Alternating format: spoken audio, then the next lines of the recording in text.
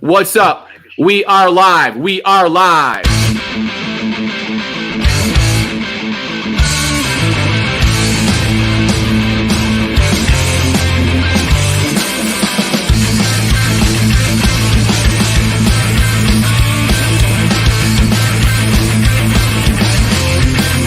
Welcome to Dragon's Crossing, a fully complete roguelike RPG brought to you by Team Punch. With amazing graphics, look at that thirst trap.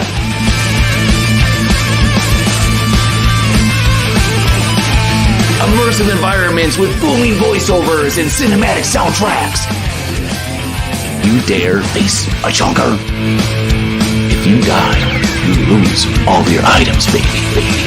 But did you know Dragon's Crossing is a cutting-edge, sustainable Web3 game built on long-term tokenomics, baby. Dragon's Crossing. Will you survive? Dragon's Crossing. Let's go. We're here. This is it. This is the mega space, the mega stream from your dreams, all right? And we got the guy, the founder of Dragon's Crossing. We're going to be bringing on tons of people from all over the Megaverse, but we're starting with Dragon's Crossing, this awesome game that's just been released. And now we got Bloater Punch. Here he is, alive looking into the man, the myth, Bloater Punch. Bloater Punch, you have this awesome background and analytics and being a novelist and part of the gaming world. And now it's the fruition is coming in this game, Dragon's Crossing, that everybody is in love with, man. It's the thirst trap of all thirst traps. How are you doing, Bloater Punch? Doing well, busy. Lots to do. Yeah, so Dragon's Crossing, we released the reaction from the community been super great. Do you have can you give us just a little bit of like a brief statement about Dragon's Crossing, the game, and kind of just like an update of what's happening right now from your perspective? So Dragon's Crossing is a playable, fully complete Web3 RPG. We made it playable at launch. We had our mint on the 27th of May. We had our game launch on the 31st of May. The mint and the launch were both very smooth from a technical perspective. The response from the community on gameplay, I would say, has exceeded my expectations. People really like it. People enjoy playing. And so right now we're in kind of a spread the word user acquisition mode. I think we did the hard part, which is we got the product right, and we're going to continue to iterate on product. But I think we got the core of the product correct.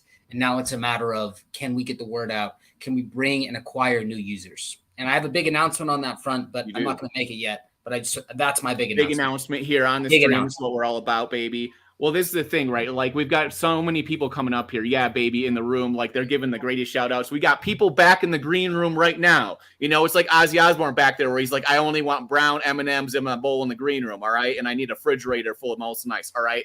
So we got Grady back there. We got Johnny. We got all the kind of people chiming in. Flu's going to come on later. All kinds of people are coming on. We got Classy Games from 3XP. So for the people out there right now that have never heard of Dragon's Crossing, like, what was your, like, elevator pitch, like, brief statement about, like, what you think about the game they would really enjoy? So what they would enjoy is a couple things. One, as you play the game, you can find meaningful NFTs that right now are selling for a lot of money, right? So there's in-game rewards you can earn. It is a seasonal competitive model. So what that means is you're competing against everyone else in the season to see if you can do a certain goal or quest the best. Right now, the quest is to get to the final boss and beat him in the least amount of quests, the most efficiently. So my pitch to them is come participate in a RPG in Web3 with rewards as you play, with a potential big reward for those who play well. It's a skill-based, decision-based, or as JB would have me say, choices matter. So, you know, you're right about that. In fact, I was talking to multiple people in the Discord, I think it was yesterday, that were announcing they're so excited because they're already profitable. They're already using the Genesis Hero and like selling like the NFTs they find. And and this is the thing, not only that, they're using that income to buy more Genesis Heroes. Like, they're literally just rolling it back in the game. Yeah. So one thing I see that's very bullish, that makes me really happy and reassures me that we made some good choices along the way, is that people who mint tend to mint after they mint, meaning they'll mint, they'll play and they'll be like, I really like this. I'm going to mint more. That's a really good indicator from a project perspective that, hey, we're onto something. Obviously, there's a lot of work to do. We need to grow the community, but that tells me we've got something unique going here. You know, you're not lying about that. The whole like Discord is full of people just thirsting for more NFTs. They'll play. That's the thing that's the genius about this game. There's a thing that's super genius. You can only have 15 quests a day, and it's the amount to get your your taste buds going. Like it's like your meals happening. You're starting to eat like your French fries, and then you eat the French fries, and then they're like, it's done now, and you're like, but where's the hamburger? And you're like, oh my God. And you go in the Discord and you're like, I need more of these NFTs. It's like crack. You're just like, I need more. I need to play more. And I'm just like, whoa, the way you designed it and everything's about balance is so great because I have 4 heroes and I'll play my 4 heroes. And at first, like the first day, it was like enough kind of where I'm like, that was so cool. And I want more NFTs. But then in the day 3, I'm just like, dude, this goes by in 2 seconds. I need more. Somebody somewhere, do you have any more for me? Like, is it under this table? Like, where is some more? And you can see the fever that's going on in the Discord because what happens most time is that as you mint, it slows down and people have less interest because they're just like, okay, we minted. That's the fun. The thing with this is the real fun is the game. That's where it's crazy because pre-mint, we're out there promoting the project and people are like, well, let's play it. And you're like, well, you can't because it's competitive. You can't have like an actual like advantage, which made my job like extremely interesting. I was like, how do I promote this game without them being able to actually like really see much? And I'm like, okay, this is what the game, and I know the game's gonna be great. And everyone's like, yeah, but we want to see it. And then it dropped, and everyone was like, their jaw dropped. In fact, let's bring on Johnny right now. Johnny, how's it going, buddy? You were on a stream with me when we dropped this game, and you told me that I think you like it exceeded your expectations. And this glowing, hugging moment where we're just like, wow, we just love this game. Yeah, Bloater, hats off to you. Like your team, you've always said from the beginning, game first. Like your reputation is like why I got into this game. I'm a sage. Your reputation, and you guys are like game first. No like yield pool, like promises of things down the road. Like hit the ground running. And as a D&D nerd, this was right. This is exactly my style of game. Like, hey, this was built for me, right? And when I started playing, I was like, okay, the rolling and the mechanics of the D&D is there. I love that. What I didn't expect is how the quests and the limited number of quests add this layer of strategy on top of your traditional like RPG, and using those to compete against other people. That added a dimension to this that fortunately I have enough heroes so I can play to my heart's delight. And it's great. Like you guys delivered, which is something that doesn't happen a lot in this space. So kudos to you. Yeah, I will say this all came about. Everything came about because me and my brother JB's over gameplay. He does a lot of work on the gameplay. We were like 10, so this is like 19. I don't know. It was like 1997 or 8. We had the dial-up routers, that thing, like that sound was, to connect to the internet. And we found this like old game. And we based this game kind of off of that. And what was so fun about that game is it limited your quests. And people don't get that. Generally speaking, there's really no fun game that limits your play, right? That's kind of a paradox in most gaming industries, right? Like you can play Elden Ring as long as you want. You can play WoW as long as you want. So there was like something to that. And I think to your point, the additional spice is the competitive piece, right? Not only am I limited, which kind of does something psychologically, but also I'm competing against other people. And my upside is I can make a lot of money in rewards by playing well. So here's the thing. I hadn't really considered the rewards. Like I honestly don't know what the winner of season 1 gets. If I get it, like cool. But can you tell the people at home what are the season 1 awards? Can we go into that for a second? The way season 1 rewards, yeah. So I made an announcement about this, and I just want to make sure we have clear communication. What happens is we originally contemplated a $40 seasonal price entry, which I'm going to stick to for season 1, which is free. But we're doing the math as if everyone paid $40 in. We said because it's free, we would have them, but that was the baseline. So what it means is for every hero registered, it's times $20. That's the half piece times 75%, which is the amount that goes back to the community.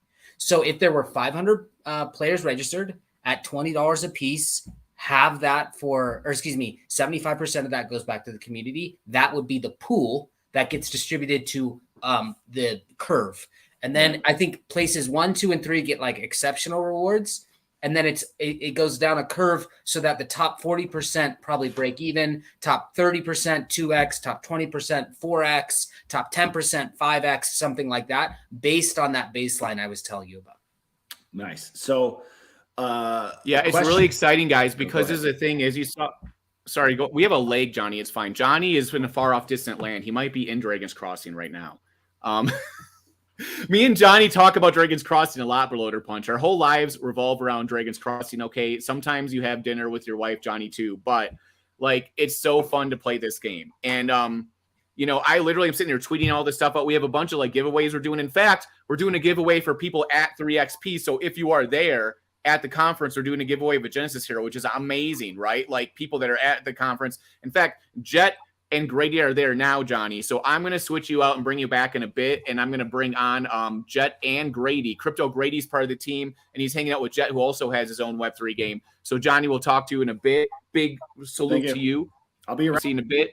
And we're going to bring in Jett and Grady. What's up, guys? You guys are in LA right now, bro. Hey, I see the foliage behind you. Can you hear me? You in this far off land of Hollywood, bro. How are you doing? Amazing. This man spoke yesterday at 3XP, the conference we're at, with Flu, with all kinds of people here. It's maddening, chaos everywhere. Brian D. Evans and Jett crushed it yesterday. We're here at the Neft office. Yeah, invited Grady to come by our office. Yeah. Pretty impressed. Pretty nice office, right? It's so nice. Flu is actually trying to find you guys right now. He's like, Jett and Grady are both in the same room together. And I was like, get off my show, Flu. I'll bring you back later when it's DJ hours, okay? And he's like, where are they? He's like in his car. He's like, I'm going to find them. It's so much fun to be at a conference. All the people you get to meet, the energy, the synergy. It's just like you're a family, right? And so now we're all here together on a stream. We've got Bloater Punch. He's in his land, and I'm here. And then you guys are at the conference. This is the first this has ever happened. Did you know that? No one's ever actually had to stream from a conference before. It's first. I love it. I love it. We got Brown Jim, Christian Peter, all kinds of awesome dudes Obviously, here. I've been hearing so much from Grady about how awesome DeFi Kingdoms and Dragon's Crossing is. So congratulations. I'm really excited. And always looking for ways to collab with great projects. So I'm sure that we'll find something work That'd be together. awesome. Yeah, Bloater Punch. Do you want to tell Jett? I don't know if you guys have talked before a little bit about Dragon's Crossing for somebody who's like a big time Web3 dude. I know you're developing your own game, Jett, but like the game is out now. You can play it, and it's really exciting to have a Web3 game that people are like really enjoying a lot. That's amazing. Let me tell you, it's addictive. Jett, I was in the bathroom downstairs finishing up my battle with one of my heroes, baby. I'm up to 13. You were in the bathroom. You're like, I got to get my Dragon's Crossing in. Oh, and it's so hard not to buy more. But I know on days when I don't have time, it's like if I get 20 heroes. So it's super addictive game, easy to play on Arbitrum. And it's so addictive and fun, simple access, launched day one, game ready to go, addictive, super successful, phenomenal devs. There's no longer a token, so we never launch with a token. Okay.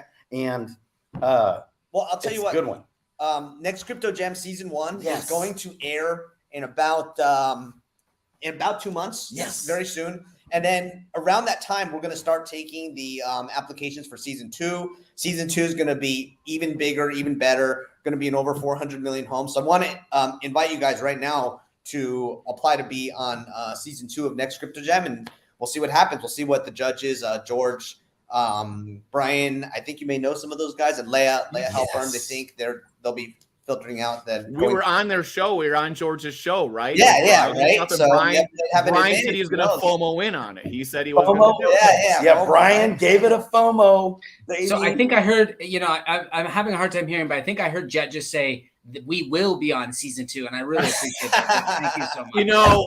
I can't promise. I have a really good speaker set up here, and I'm pretty sure he said he's like, I'm pretty much saying there's a guarantee. Okay.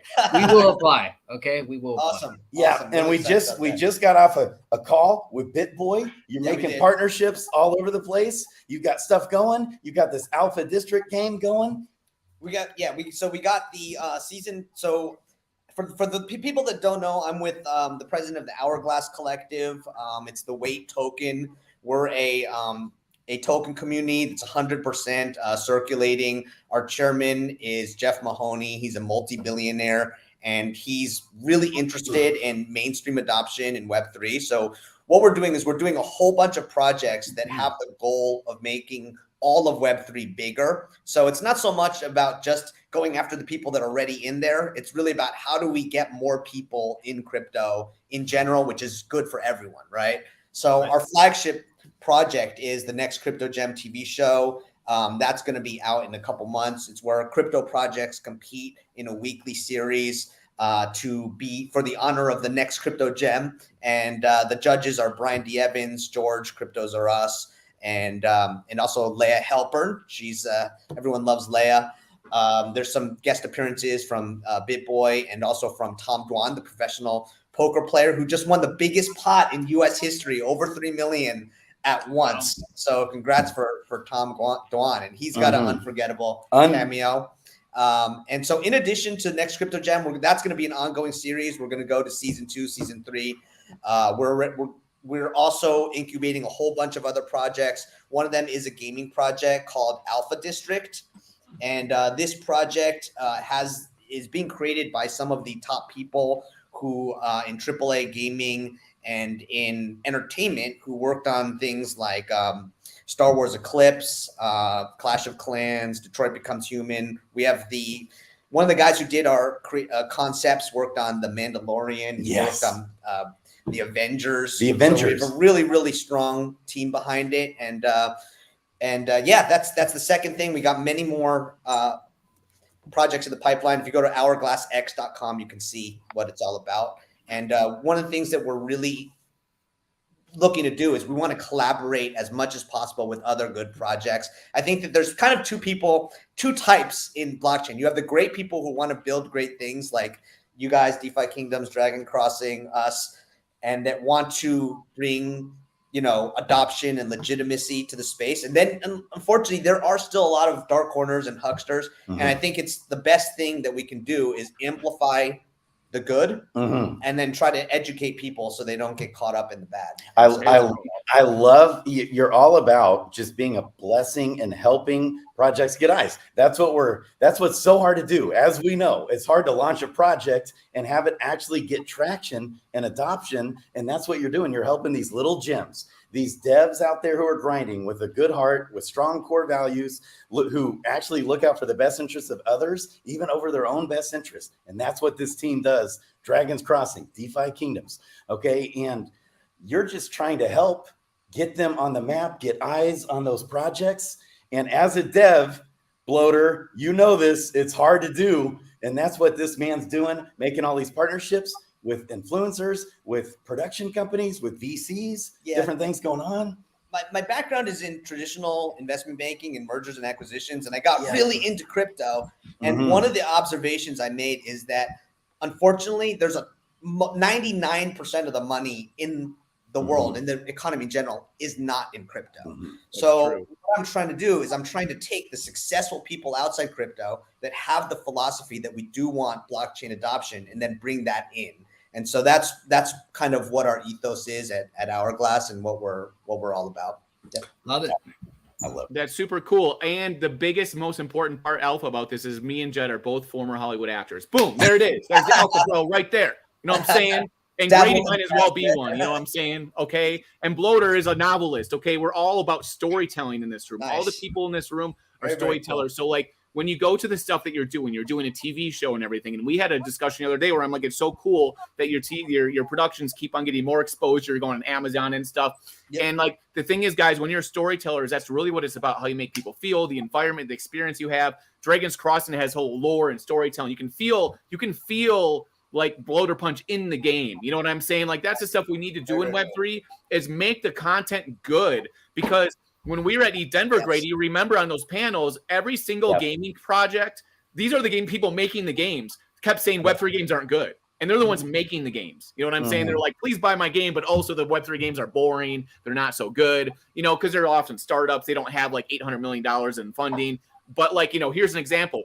As a startup, we're talking about like being an actor. You know, when I was a filmmaker actor when I was younger, I created a TV show on YouTube with my friends that became really big and famous just because we put every element in there and worked our butts off. And we have now in Web3 where you can do that. We have things like Dragon's Crossing where the team came together, worked their butt off, and used all their skills and got the funding themselves and created something that comes, you can feel it in their heart. That's an amazing game. Like, I mean, the comments are going nuts right now in this YouTube with people that are minting today. People that I met today in my Twitter space I hosted for Golden Baboons with Dana literally are coming in here and being like, I minted DCX today. Boom, I'm in the Discord. I'm doing this. It's because of the people that this is happening. You know what I mean? Anyone can come up with a great product, right? We have amazing devs on Dragon Crossing, and you guys are probably working with like really awesome technical people. But the storytelling and D, you know what, Bloater Punch? D said something to me when I did an interview with him. He said, people shouldn't just make a Web3 project. They should make a project that's really great. And then if Web3 benefits it, then use it, right? You know what I mean? Like, it's about creating a great project. And that's the thing. When you combine those together, that is what it's all about. So I'm like overboardly wanting and just over the moon, wanting to connect people to Dragon's Crossing or to any projects or person that I really like. And I told Grady on the phone, I was like, I like Jett. He's cool, dude. Because not only did we share a background in Hollywood and that stuff, but like, you're just a cool dude to talk to. And that's why we have conferences and do these things, because we want to work with people that we like and that we like being around. And no, Grady knows I'm like extremely overly honest about how I feel about people and things. Like, in fact, it's insane, right? So that's what it's all about. Do you, and I don't think you've experienced Dragon's Crossing yet, Jett, or whatever, but we can always do that later. I have like gameplay stuff I'm going to do. I don't know how much time you guys have to like hang out with us in Bloater Punch too, but I want to let you guys ask any questions you have about from each other. Jett, if you have any questions about like Dragon's Crossing or the stuff that we're doing here on the show. You know what? Everything I've seen some teases from Grady, and I'm really impressed. I think what happened is that in the kind of the FOMO of the 2021 blockchain gaming boom, what happened was that you had some situations where projects were really kind of farming first and then game second. And then the problem with that is that only works in a bull market where people try to get more and more people in the game. And then, but it's really, they're just farming and hoping that to make money off of it. Right. And they're not enjoying it. What I see with Dragon's Crossing and good games now in this that are being built in the bear is that they're great games first. Right. And then there's blockchain involvement. Then there's the taking advantage of true ownership with NFTs. And I think that I'm just so excited about this next generation that is being built, because that's what's going to be onboarding the hundreds of millions of gamers. Shadow agrees with you, Jett. He says that's true. Gaming, you know, real fun gaming. Yeah.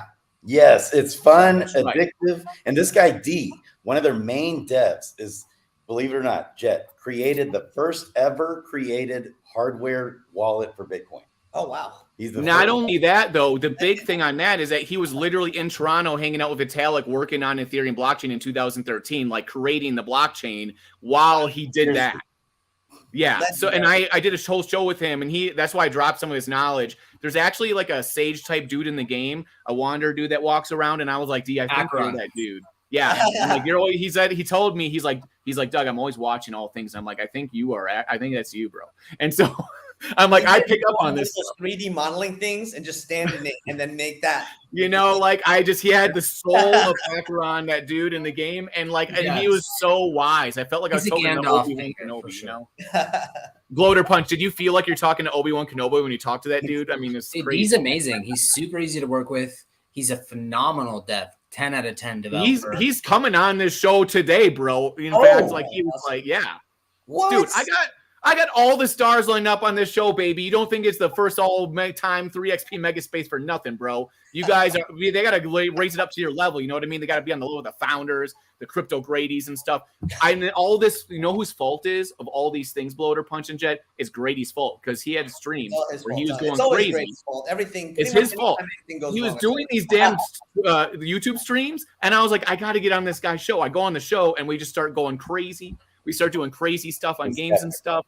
Like pits of despair and just going nuts, and I'm like, dude, this is what we need, and like yelling baby and doing all this stuff. If you watch my promo videos, Grady always pops up at random times yelling baby and stuff. You know what I'm saying? Like during our live panel. Yeah, It was that's hilarious. It was freaking hilarious. I'm so mad I wasn't there to be shouting and yelling and yawning with Grady because we had stormed the stage. It would have been like Armageddon. That's how we do it.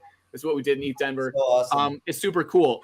So Bloater, I don't want to keep you forever. I know you guys are super, super busy, Bloater. I'll let you go back to working behind the scenes on this game. The game is super great. Do you have a message to the community? I know I have you one had announcement I want to make. alpha. Yeah, I want to make an announcement real quick. So again, I think the community's responded. I think we crushed the product side. The product feels good. Right now, we're in user acquisition mode. So here's the announcement. We're going to be pushing this announcement the entire rest of the month into season 2. So for those who don't know, Dragon's Crossing is a seasonal competitive game. You pay to enter the season. We made season 1 free, but you pay to enter the season, and then based on your performance, you receive rewards in that season. So here's my announcement. We believe anyone who plays the game will enjoy it. And we've talked about bringing best practices from Web 2. So this is the announcement, and we're going to push this hard. And that is, if anybody mints, we'll have a start date for the mint. If anybody mints, plays season 2 and is not satisfied, we will buy back their NFT and burn it and give them their money back. Okay? Whoa, great. So if you think I'm on the fence, Wow. go mint, Bro. pay us the money for the mint, participate in the season. If you don't like it, we will refund you and burn the hero. My God. Guys, this is huge. You know why? Not only because this is amazing announcement, because we're trying to figure out, should we burn? Should we do all this stuff? There's a lot of decision-making going on because, as you know, minting is difficult. All the projects I'm in, like they'll mint out like 10%, 20% and be like, that's great. And then, you know what I mean? Like 99% of projects like just mint really slow. There's only so much liquidity around with all these projects. And we're like, what are we going to do with this? Because the response, and to be honest with you, in the mint went fantastic if you compare it to other games. Like fantastic. The mint to us went slow. If you look at the landscape, it went amazing. But now what do you do with the stats and what you have in order and how you have to operate, right? So this is an amazing solution. And hey, Bloater, quick question. So it's we still have plenty of time to enter in. So I'm saying, so what I'm saying is for anyone, we'll create a start date for this where it's anyone who mints after that date. I'll probably do it like today, right? I'll just get really specific so there's no confusion. So we'll say, hey, after this date, anyone who mints starting there through the launch of season 2 and participates with that hero in season 2. And they participate and they get to the end of the season 2 and they go, you know what? I minted. I'm disappointed with this project. It wasn't what I thought. I'm like, cool. Here's your mint money back. To give us the NFT. We'll burn it. Baby. That's awesome. So there's no risk whatsoever involved. risk. You can just get your money back. It's like going to Walmart, bro, and just being like, hey, if I don't like this tire pump, boom. That's amazing. And so that's going to be at a future date. If you mint right now, here's the deal. You can enter into the season for free in season 1. There's a 3x drop rate of summoning shards, which are valuable. Okay. And so you could possibly get almost all your money back just in season 1 alone from you mint for $150. You buy a hero, you might get that $150 back just by competing in season 1 and getting those shards. And plus there's rewards for season 1. ROI. When you play season 1, if you do well, you'll get rewards. We're funding the rewards on top of the NFTs you could find. That's right. Again, we really stand by the product. We think it's fun. Everyone overwhelmingly feels it's fun. So if what I want to do is reach out to the users who go, I kind of want to play Mint's a little pricey. And I'm like, don't worry about that. If you play and you don't like it, you have a bad experience, we'll give you your money back. Boom. Dude, that's such an amazing solution. That's a testament to your problem-solving skills.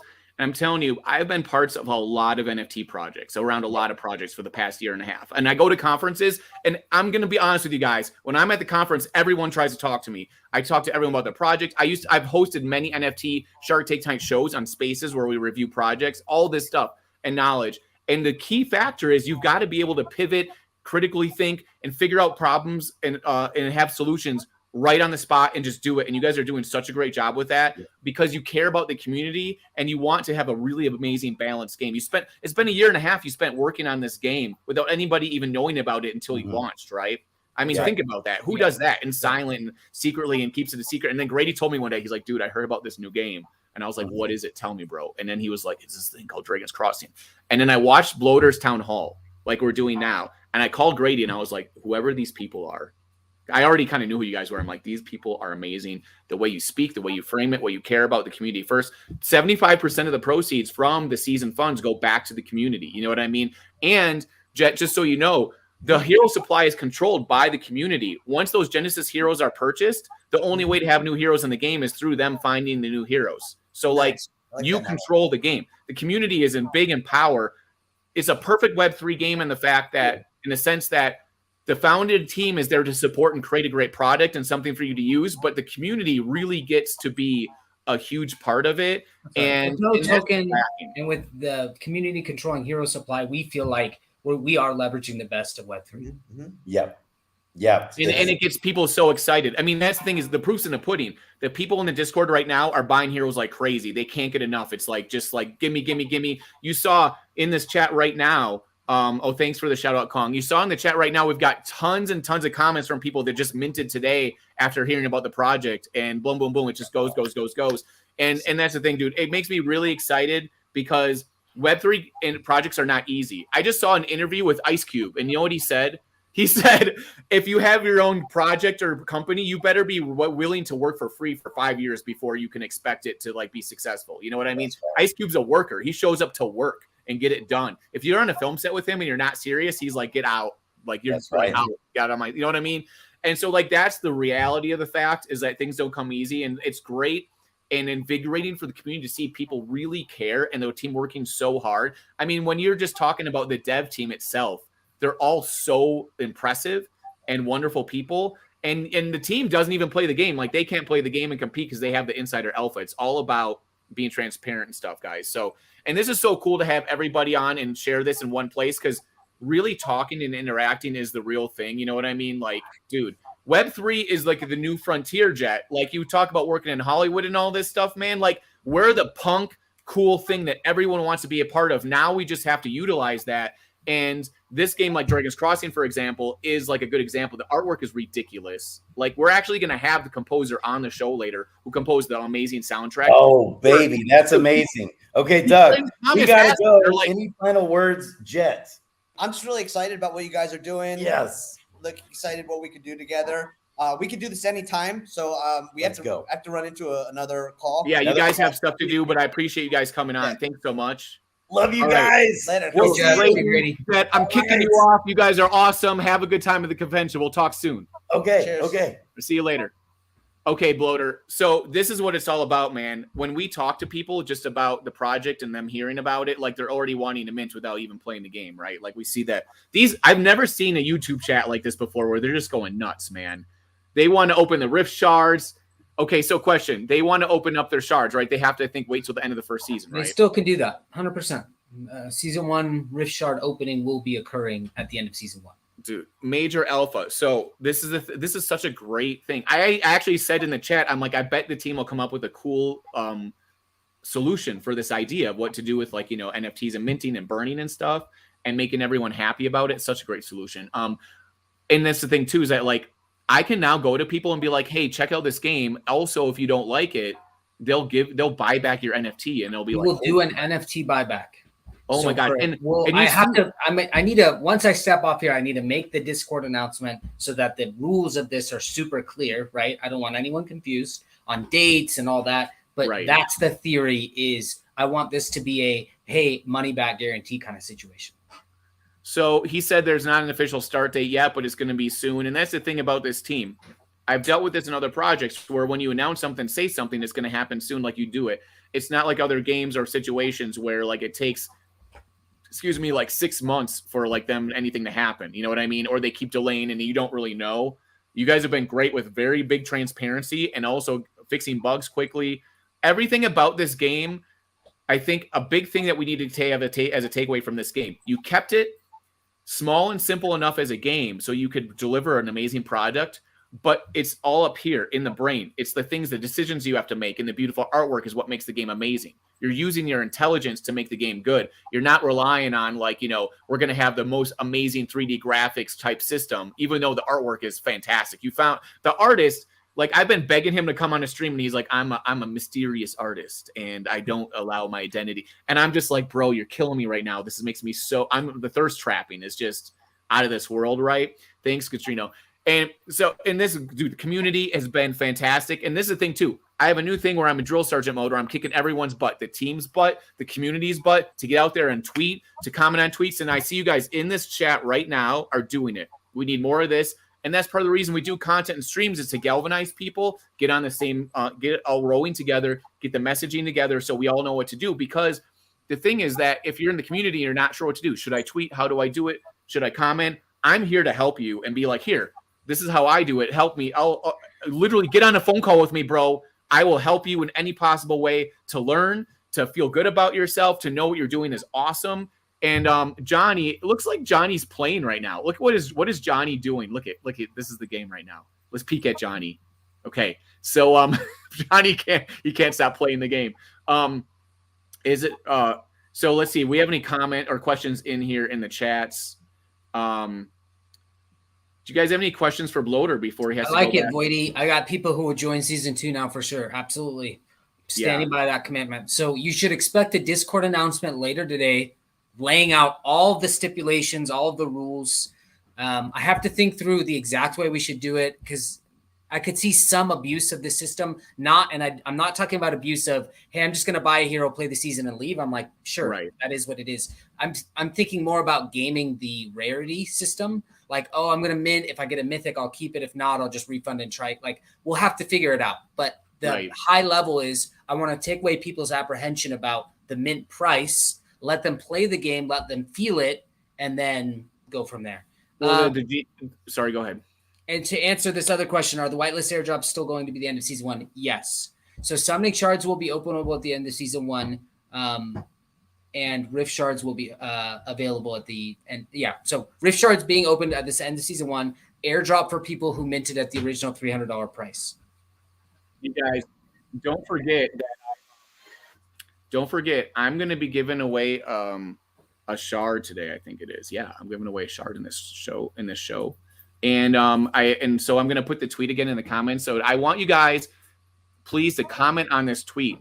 And if you tweet something about the game that's really exciting or interesting or alpha or or maybe a tip that you have, like I'm going to pick one of those to definitely win. Okay. So I want to reward engagement so that you guys can see that engagement is really awesome, because then people see it. It's just, I mean, even this thing that you're talking about, Bloater, with how you're like kind of gamifying this thing where they can mint and then burn later if they want to, is super, super genius, because you're going to get people jumping in and wanting to play the game and just taking that chance. You know what I mean? If they're on the fence.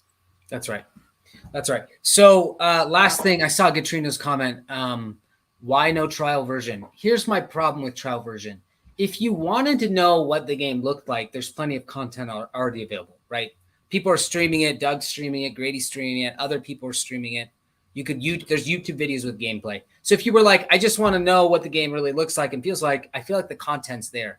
The magic of the game, I feel like, is not in your first 15 quests without actually having YOLO'd in. The magic of the game, which Hodel mentioned earlier on the stream, is you're in this season, you have limited quests. It's like a commitment. It's over a certain amount of time. So to me, I'm not sure it's a best foot forward for the project to say, hey, here's 15 quests, enjoy it, and then, you're done. To me, it just doesn't capture what's really going on. That's not really highlighting what we're going for. So, of course, I don't think it's a bad thing, but I just think there's more important things to do anyway. And so with the list of priorities we have, that's just not high on my list.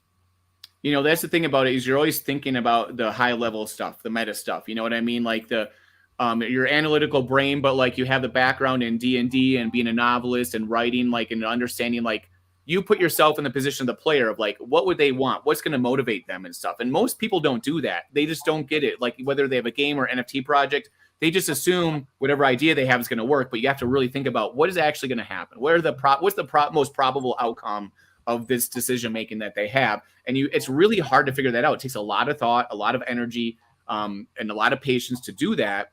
And all the risks that you have to take in it. And this is what I'm always trying to get people to do, because, it's a risk. Everything you're doing with the game is a risk. And now in the game, everything that they decide to do is a big risk. Like, do I go back and all the way back to the beginning of the game and waste quests so that I can transfer an item that's a legendary item to my warrior or something, right? Or do I fight this daily quests and risk dying or getting a good drop. Like every decision you make is got my like nervous system just like this. You know what I'm saying? Like it's to the point where you want more NFTs because then you can take more risk. You know what I mean? The more NFTs you own, the more risk you can technically take because then you have better chances, I guess, of winning, or you can learn more, or whatever, or it hurts less if a hero dies, if you have 10 versus like 1, right?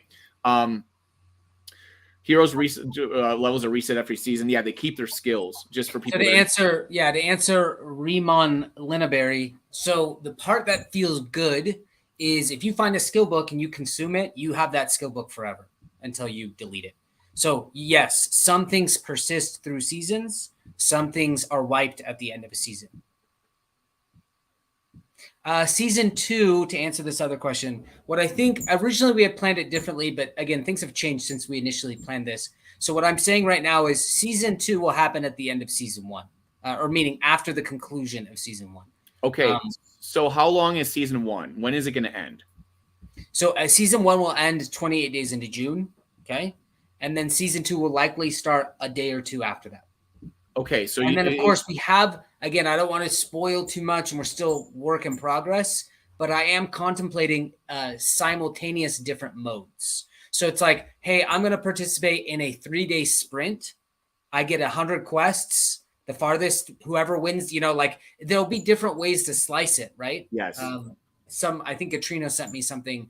Mythic Squad was talking about this. Self Charmer was talking about this. We had been thinking about it as well. So there will be ways to slice it, but I think right now the flagship product is the seasonal play, and it will likely remain a lengthy skill-based, you know, because part of the fact that it's 28 days and 15 quests a day is it allows, I believe, for more skill, right? There's less RNG because there's more opportunities to make good choices over a period of time. Yeah, we got a question from Centronox. Okay, let's go back to her question. Will season 3 start at the end of season 2? I don't know yet. Probably. Okay, because you did have them kind of overlapping before, but now I think the flagship season will probably, again, I don't know yet, but I think at least for season 2, yes. Probably for season 3, it will not overlap. However, I am thinking about different modes to impose on that schedule. So let's say you're in the middle of season 2, but maybe you could join a quick season for like 3 days. Hey, do you see this? We're top 10 in Arbitrum and volume, bro. You know what I'm saying? Like, there's a lot of ways to look at this as we're doing extremely, extremely well. You know, it all depends on perspective, right? I was telling the story in the spaces earlier how there was a big news report that, like, you know, they gave a standing ovation to the new Indiana Jones movie, right? And so Harrison Ford got like this 5-minute standing ovation at Cannes Film Festival. And then if you look in the comments, they're like, well, like movies usually get 10 minutes. You know what I'm saying? Like, my point is, it all depends on your perspective. You know what I'm saying? Like, everybody wants to mint out and just mint out in like 2 seconds, but that happens to 1 out of 1,000 projects, right? And usually it's because of false hype. It's usually some pump and dump thing. We're about longevity here. And about, it's like climbing that mountain, bro. And you know that dude's going to make it to the top. There's no question. Like the game is like amazing. You've seen it. And then you just keep going and going. Ready for season 2 of my 6 heroes. Yeah, people want perpetual gameplay PvP. Johnny and I have been talking about that. I'm going to bring Johnny back on here. Johnny, what are the I got to drop. I will say, you go. Let me just give one last thought here, but then I got to drop. I'm kicking Johnny. So, well, no, and Johnny can be, you know, up to you. But what I'm saying is, we have a list of things we could do, right? Mm-hmm. And what I think it's hard to like empathize with the project, which is like if you put yourself in my head for a second, there's like 40 things we could do, and they all sound kind of cool, right? There's a lot of things we could do, but we have really limited resources, and we have to use those resources really carefully. Right. So I don't want to be frivolous and be like, oh yeah, that sounds cool. Let's do this, have OCD. And then all of a sudden those things aren't really doing what we need to do, which is add more users and get users playing. So those are questions we have to ask and continue to come back to and be very judicious with the way we deploy our resources. So yeah, I want to have a PvP mode, 100%. I want to have all these features, but it's like, you gotta pick and choose. It's a priority, right? Well, if we had a 100-man dev team, you can bet we would have some sick features. We would do everything. Now, I have amazing ideas that will hit later this month, like either at the end of season 1 or beginning of season 2. So there is going to be fresh content. There is going to be changes. We are working super hard to make that happen, but just keep in mind, it can't all happen. And then if you look at, here's the other thing.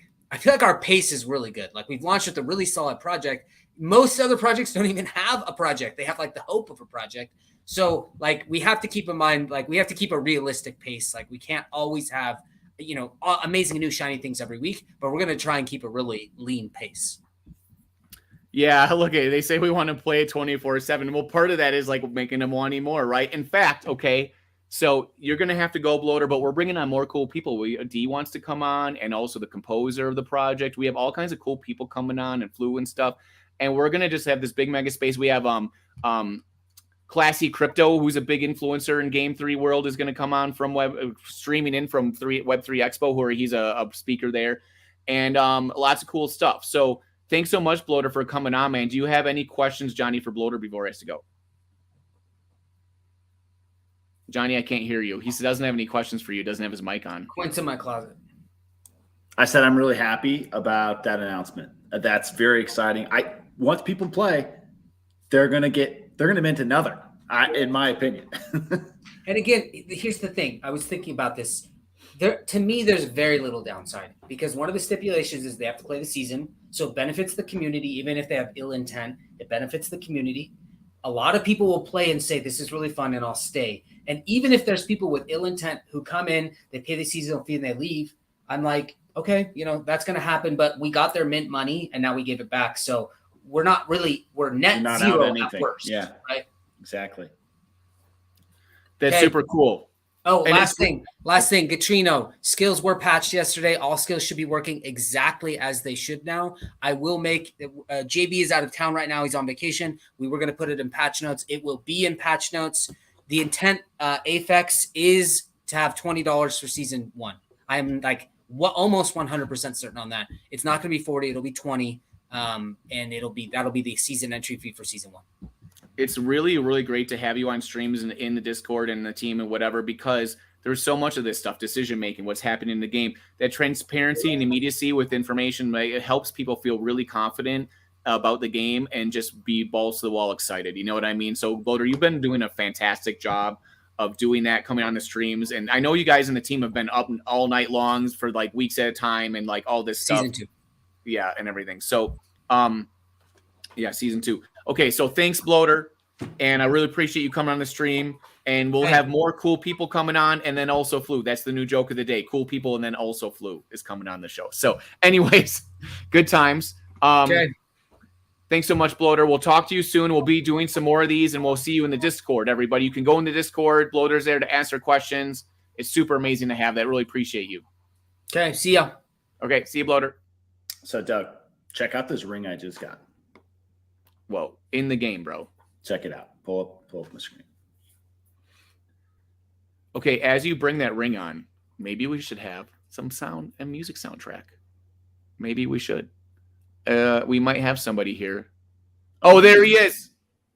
The one and only, baby. The booming soundtracks. You know what I'm saying? From day one, I was like, check out the booming soundtracks. So, Jahbari, is that how we pronounce your name? I do not hear Jahbari. Wait, can you hear me? Okay, right. So that's our pronunciation. Can you tell us a little bit about yourself and how you came to be on this team working in producing the soundtrack for the game? Sure. Can you hear me now? Yep. I can hear you. All right, cool. So I'm essentially a self-taught composer. I've been doing this since I was like 11 years old. I'm 23 now. And basically I was just, it's a funny story, actually. I was at Six Flags. I was on the way out of the park, and I was just in this server where people are looking for composers for their game. Bloater sends a message, and I immediately message him back. And we just get started talking about his project. He tells me about Dragon's Crossing, everything he needs for it. And from there, it was mostly just smooth sailing. We were just on the same wavelength pretty much the entire time. When he said he wanted this, I would give him this. When he said he wanted that, I would give him that. So it was a really smooth process. I was having a great time working on this project. That's really awesome. So the soundtrack's amazing, right? And how did you have? What's the decision making for how you compose the music for the game? Like, was there input you got from Bloater? Like, because the soundtracks is like so perfect. It's on my computer a lot, and it's just playing in the background. And sometimes I just leave it on all day, man. It's crazy. I'm glad you enjoy it. So basically, he would come to me and he would say, okay, so we have this area, the mysterious forest or the foul wasteland, things like that. And he would send me concept art and basically tell me the general concept of what the area is like. So I write music. The reason I hope that my soundtrack works for you all is because I write what I feel. So I have to be in the environment mentally and understand what it's about and what it feels like to be there. And then I can write something to it. So he'll show me concept art. He'll tell me what it's like. He'll tell me what the enemies are like, what's going on there. And from there, I'll just write the music. It's that simple for me. Yeah. That's so amazing.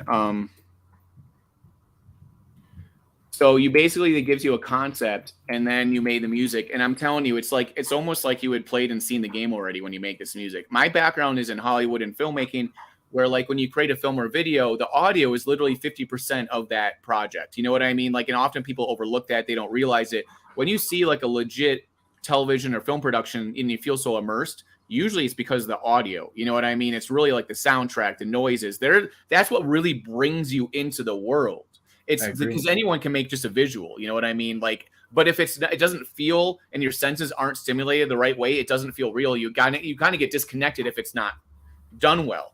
And with this game, it's almost like Pavlovian. When you pop open your browser and the game starts and you hear the music, you're just like jolted. And it's like, Johnny, I don't know if you back me up on this, but you're like, your brain's turned on in fight or flight. You're like, bro, I need to be aware and ready because at any moment a chonker could come along and just destroy me. You know what I'm saying? Like any move I make, when this soundtrack turns on, every single decision I make is a big decision. Do I go down this path? Do I go down that path? Do I fight the daily monster? Do I fight the boss? And what weapons do I use? And do I send a weapon and use quest for that? And when do I heal? You know what I mean? Like every decision you make has death on the line. It's like Princess Bride, right? Like you feel like you're with the Sicilian at all times. Like don't mess with the Sicilian when death's on the line. It's crazy. I get the music is fantastic. Like as good as the art is, there's no mismatch to the music. So well done. When I'm in the odorous bog, and I'm like getting down to like, I'm in the 20 hit points. Am I going to flee or and that music's like, boom, I'm like, oh shit, man. Mm-hmm. It really amps it up. I mean, especially when you're just dealing with images, right? You're not in a video game where you're kind of jumping around with like different, 3D immersive controller base. The music drives the theme and it supplements the art and like creates the emotion of a text-based game. So great job. Thank you. Right. So I realized that it wouldn't be a traditional game world, right? You wouldn't have a lot of the extra things like you were saying. And essentially it was, how do I bring these images or take these images and turn them into a world? And I think I did a good job. I hope I did a good job. I'm glad you all enjoyed it. You for real did, because you saw the response. Before I even mentioned it, just when we were just chatting around with our feet up sipping tea, people were in the chat being like, hey, bro, you guys need to talk about the soundtrack. And I was like, funny you mentioned that, sir. As I sip my tea, funny you mentioned that, sir. Well, this composer just happens to be coming on here in a minute, bro. And now everyone's jacked up. They are jacked up. Socials. I believe I put it in the description. Let me double check. There it is. If you look in the description, I have a link, I believe, to your website and your Twitter, bro. I'm a professional. I don't know if anybody's noticed this, but look in the description and you're going to see some links, bro, to the people that are on this show already pre-composed. You know what I'm saying? I stayed up all night writing little links in there to the description. Okay. So, Jahbari, we've been chatting about all fun stuff, talking about music that we're into, and it seems that you're into like a lot of different kinds of music. Voidy thought I was slacking. You will not catch me slacking up, all right? I am in the DMs with people like Jahbari and other people on the team that, like, when the community says, Doug, bro, this is so amazing, and then I play it, and I'm like, you're right. And I'm in the DMs being like, bro, this is so amazing. Like, you got to come on the show. You got to share it. So if anybody out there has a Web3 project or you stream, or you do whatever, like, can people contact you and have you like create stuff for them, or like share your music with them, stuff like that? I mean, it seems like you're kind of a freelance available for hire. Absolutely. I mean, I'm open to working with any sort of clients. I've had a great time working on this project, and really, honestly, as long as you have something interesting and inspiring, something that I can attach music to, a world that I can build for you through your ears, then sure, just reach out to me. There's I see he put my website out there. I do all sorts of stuff. Orchestral is just one of them.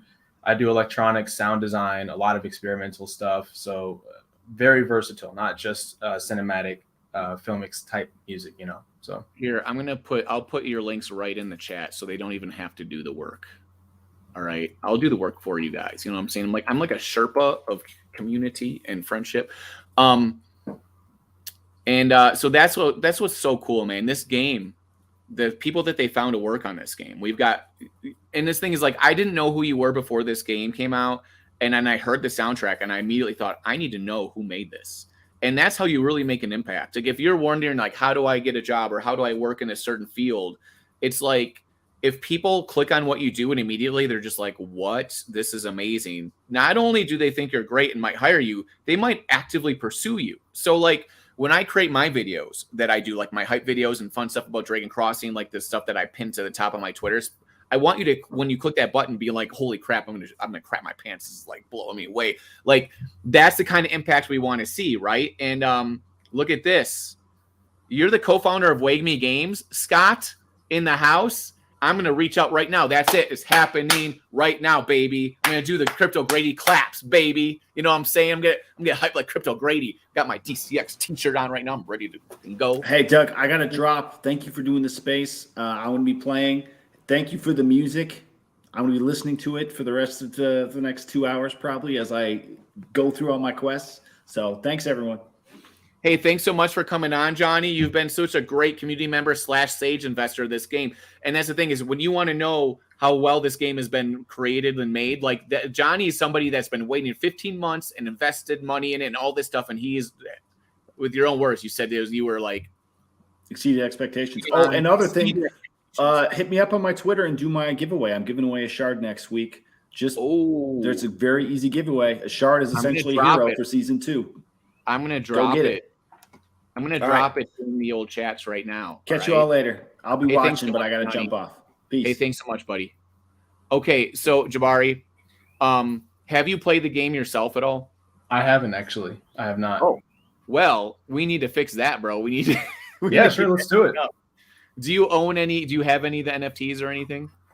I don't. I'm gonna be honest with you. I'm pretty much brand new to the crypto space. I don't own anything. Right. I haven't purchased any NFTs. Nothing. So that's really cool. Actually, this is really fantastic. I love this. Often people are like, Doug, I don't know if I want to come on the show. I'm like I'm new to Web3 or new to gaming or whatever. But that's the best, because not only do you get to come in and have a cool experience, but like I learned so much from people and their fresh perspective, because when you're in something so much, it's hard to have a good perspective, right?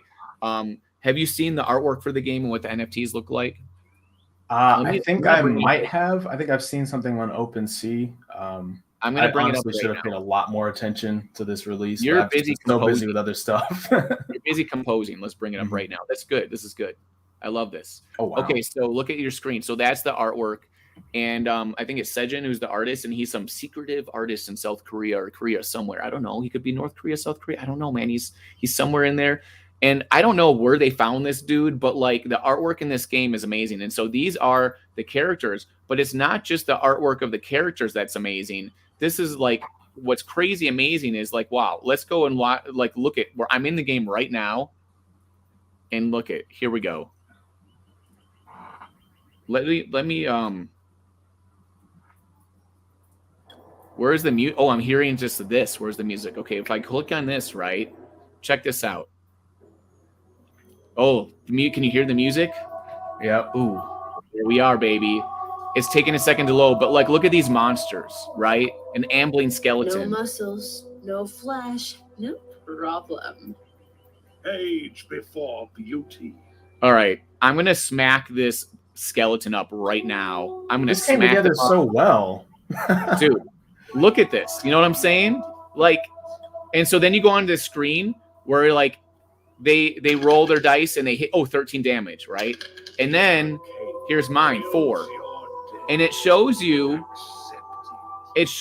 exactly what happened. Like, you know, like your hit is 10 plus that they had bonus damage, and then my armor can mitigate and I can have status effects and all that stuff. So there's all these decisions of like, you know, what armor to wear and stuff. Right here you see I've got like rare boots, and I've got a really cool hat and all these things, and my wand. You get offhand weapons, all the different weapons you can get. You know, here's some legendary boots for your feet, rings. So it's kind of built like D&D Diablo style, and you can find all this stuff as you go as drops, but you can also find the shards. So if you look at my wallet, that's a summoning shard right there. Okay. So once season 1 ends, you can use that to summon a new hero, right? So if you look at my hero screen, right?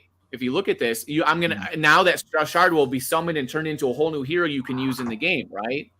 And I can flip back and forth, and you can actually just sit there and let it sit and come back and play it later if you're distracted or have something going on.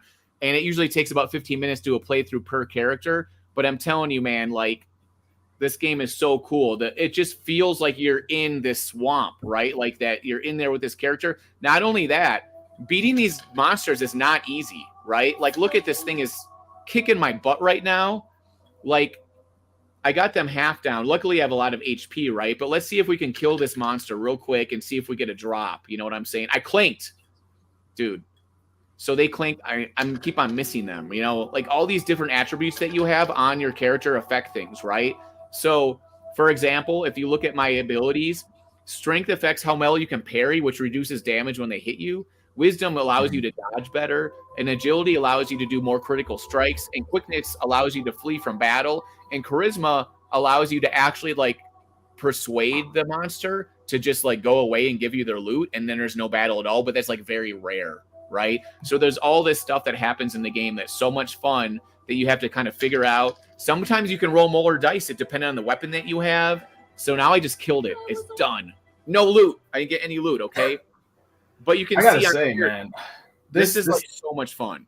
Yeah, it really came together. Like it just all gels together so nicely. The music, I can see how it adds a nice atmosphere. I'm just sitting here admiring the UI design. It's so cohesive, and the art design is just so good. Whoever did the art is just great job. The UI design, everything is so great. You know, like the developers on this game, everybody that's involved in the team of creating this game, I've talked to almost all of them, and super impressive, right? Like I just sent a message to D and some other people wanting to come on the show. He's the backend dev that like helped build like, you know, Ethereum blockchain and stuff. Just, it's amazing to hear the stories of the people involved in the game, because the proof's in the pudding. Everyone's already blown away by the game. Okay. So, and from the artwork to the soundtrack to how the game is balanced and works, because this is the thing, Jahbari, when I talk to people about this game and they're like, well, what kind of game is it? And I'm like, well, it's this like kind of 2D, sort of like a card game, but you go on these adventures and do stuff. And they're like, that sounds pretty boring. I don't know if I'll like it.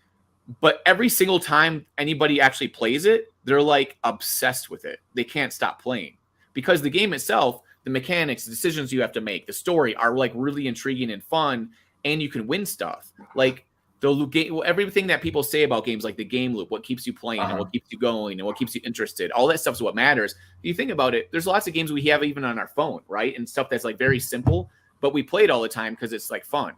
It doesn't need to be like Call of Duty level, or like, you know, some crazy insane game that cost them $800 million to build, right? D&D arcade version actually is a really good description, right? And I've never really played D&D before, but a lot of my friends in filmmaking have been D&D players, which decades ago, people just thought, oh, they're just nerds and whatever. But now you see in Hollywood, D&D is becoming huge. If you just Google it on YouTube, there's tons of like celebrities that instead of playing poker night, they do like D&D night and stuff, like super famous people, and including the people that made all these TV shows like Game of Thrones and stuff. But I'm telling you, like Jack Black and supermodels and stuff, like any kind of person you can imagine in Hollywood's playing D&D games. And they get to create characters and have fun, just like we're doing, and make voices. So you can imagine very creative people like really like it. And the show that I created with my friends Chad Vader back a couple decades ago that became huge on YouTube was all guys that grew up playing D&D and being creative and creating creatures and having fun and doing all that stuff, storytelling, right? And now they're just YouTube celebs. They just do tons of YouTube games and shows and stuff and have a lot of fun in that genre. And that was a huge thing. I mean, we were on the phone doing productions with like George Lucas and stuff. That's the level we became with that game. Yeah, I think we talked about that. Yeah. Fun, right. And so for someone like yourself and someone like me who are like freelancers and we do all this fun stuff, you've got to create a good product to attract people. Now you have it here, and the people in the audience, man. Yes, hit the daily. Andrew just won the daily beast. So there's a daily monster you can fight that gives you better drops and better loot and stuff. It's great in the community, in the Discord and stuff. So I invite you to check out the game more, and we'll talk about it on the back channels too. We got to get you hooked up with like a hero, and so you can play the game and check it out and have some fun, you know, and do all the things. And we have all kinds of cool stuff happening with this game. You know what I'm saying? Do we have any comments for Jahbari in the audience here? Show them the monster art. It's amazing. Yeah, so we just looked at that. And that was just one example of a monster in the game, right? There's tons of them. And in fact, there's different kinds of creatures. So that skeleton, depending on what mood it's in or how good it is, like what level it is, they have different arts for those. Like it's just really cool, the immersiveness of the game where it feels like you're actually out there adventuring. So we already have somebody that's from Game Studio that wants to hit you up, right? That's WebThree Games, right? Super cool. Thanks. Yeah, I saw that. I'm gonna have to. I got to open up Twitter and follow him back really quick, but I'll do that probably after the stream. Yeah, so I see him. Yeah, that's awesome. I'm going to go actually in the Discord right now, and I'm going to probably bring on one of these people. I'm going to bring on people like one at a time. Maybe Katrino, do you want to come on next? As we have more people coming in for interviews and stuff and everything as we talk and stuff like that. But let me just get this set up. A lot of it's on the back end of organizing this stuff. Right now, a lot of our friends are at 3XP, the gaming conference in California. I was going to go, but then ended up not being able to go last second. And so there's all these people out there making games for Web3 that need people like yourself, Jahbari. So like, and I'm trying to get those people from 3XP to come in here, check out our Discord, hang out with us. I got a couple of people like, Flu's going to come on. He's there right now, Classy Games and stuff. In fact, let me ping him right now. And see if he wants to come on. I know Flu was trying to go meet up with people at the conference and everything. I'm going to send him the link to get back in here.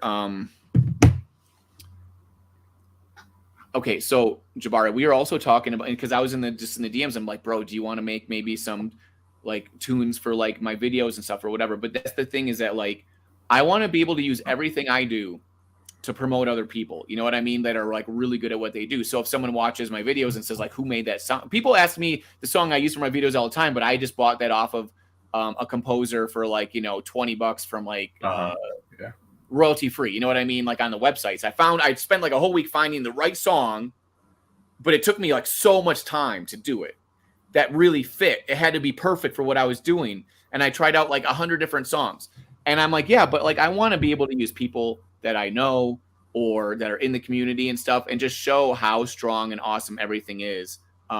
Simple game mechanics, just big praise for how he nailed the soundtrack and created an amazing immersive immersion. Looking forward to hearing his future work. So now you have people that want to follow your Twitter, all that stuff, and see what you're doing, because this is a thing that I keep on harping on. Making a soundtrack for a game's not easy. It has to fit well. It has to flow. Dude, the soundtrack just sucks you in more. And I'm a filmmaker, man. I pay attention to this stuff so much. I play a lot of games, and usually the soundtracks and everything's just like, okay. It's almost like it's there and it's nice, but you kind of more like put up with it. And it's just it's a pet peeve of mine. Yeah. I wanted to make sure that it was active, but not distracting, so like you remember it, but you're not, so distracted you can't focus on anything else. Let's bring on Diamond Hands. Where is Diamond Hands at? Hold on. Let me get Diamond Hands on. And fun fact, each one of those songs was made in about a week, maybe a week. Oh, really? It took that long? Yeah. How many hours do you have to put into just one of those songs? I would say probably 20 to 40. For a more detailed situation or some of my more current stuff that I've done after Dragon's Crossing, I can be up to 40, 100, even spent a couple hundred on one song. It takes a lot of time, Yeah, that's the thing. Like, It is. Like, I'm not a musician. I don't make music, but a lot of my friends are, and I hang out with like musicians, DJs, all kinds of artists. And because I just love music so much. Like, when I'm not here, like doing this stuff with you guys, like physically, I'm literally out there at shows. We were talking about this in the DMs, right, Jahbari? Like shows, raves, DJ music, or rock shows. I mean, I love all the genres. It just happens right now. I just am around so many amazing DJs, and usually in people that are producing content like yourself that are making music. I'm a huge fan of Mark Rebele, who like does all the live streaming and looping stuff, great, and gets people jacked up, and he's out there. He's like a superstar now, and he started just doing this stuff, little streams and working in coffee shops or like, DJing like small venues, like a bar. And now he's huge, mostly because of YouTube and the response he gets from being himself. So there's all this opportunity, so in the future, we might have a setup, possibly like a cool idea might be to have like a stream. And then you could be playing music and doing stuff. I mean, or whatever, whatever stuff makes sense is fun, right? Stuff like that. And just to like have a vibe and have some fun. In fact, Flu, who's coming on later, he has his project is called Sound that he has. He's an investor in this project, Dragon's Crossing, but also his project he created with his buddies, Sound is something that takes musicians and gives them a platform and all this stuff and like all these things to like, help have a system that's Web3-ish. So there's a lot of that going on in Web3 too. Whatever kind of musician you are and whatever kind of music you produce, stuff like that, right? So it's cool to be in these circles and meet people and be part of all these communities because there's so much crossover and connections that are being made. It's crazy, man. I showed up to a conference a year and a half ago, like ETH last year, and I met Flu and all these people, and I met all these Web3 people. There's like 20,000 people at this conference, and it just blew me away. I'm like, every time I just turn around, there was like a CEO or a millionaire investor or a billionaire or some really interesting like Web3 developer that I was talking to. Like, it was just blew my mind. I was like, whoa, because I've worked in Silicon Valley and Hollywood and all these places, and they were like cool, I guess, but this was way cooler. So there's all this opportunity, and I'm so glad that it worked out for you. Here, let's bring on the man, the myth, the legend, Diamond Hands, bro. What's up, Hey Diamond guys, Hands? how are you guys doing? So if you guys don't know, Diamond Hands is an awesome gamer. He's like a big time gamer in like Undead blocks and various games. Like, he's one of the top ones, and he's super cool. We were hanging out, Eat Denver. So Diamond Hands, I know you probably haven't had a bunch of time to listen to the soundtrack, but let's just talk about music soundtrack and games for a minute. Like, I know it's a big deal. Can you give us some insight on how you think about that? I was actually watching the stream a little bit, and I kind of agree with what you were saying, that music is really what drops you into that actual atmosphere of the game. And in the moment when you're playing a game, it all kind of goes around not only the graphics, but like how much suspense the music is building or how engaging the music is with every movement and stuff like that. And I would like to say that I really like the producer of the soundtrack, because he says that he creates what he feels. And when you do that, you put more soul into music, which I feel nowadays is missing in the whole industry. But props to both of you. That's my view on it. Dude, you know what? We just got a comment from FX. They said they were playing Diablo, but they were hearing Dragon's Crossing in the background, and they thought it was the soundtrack to Diablo 4. So wow. So that's how good it is. Bro, he got confused. He was like, wait a second. Wait, what? It's not Diablo soundtrack? So a AAA game that they probably spent like $500 million on, like the soundtrack to Dragon's Crossing is literally like exactly equal in quality, at least to that, right? That's awesome. Really cool. I bet you the producers of Diablo make music by the way they feel as well. That's probably why, man, because that's the music that stands out. It's the thing is that, like, I'm friends with a lot of musicians and ones that do soundtracks for films, and you have to be so talented to do it. Like, dude, if you set me in front of some audio equipment and like try to make a soundtrack, I'm like, bro, I'm gonna play air guitar. It's just so much to it. Like, and I'm a filmmaker, and filmmaking is very difficult in video where you have to put all this stuff together. But like, if I had to sit down and really make a high fidelity audio song, like I said. When I found the soundtrack for my crazy hype videos, that like super power rock one, sir. I went through thousands of songs. All of them are good songs. You know what I mean? But when you add it to the video and you add like the atmosphere and what you need to do with it, right. None of them worked. It just didn't work.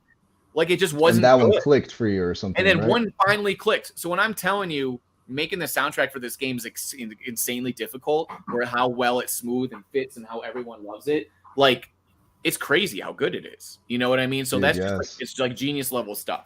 You know what And I'm saying? that's also part of the brilliance of Bloater Punch as a producer and I guess a project lead. I have not seen a second of gameplay before this project came out, and yet he was still able to direct me clearly on what he wanted.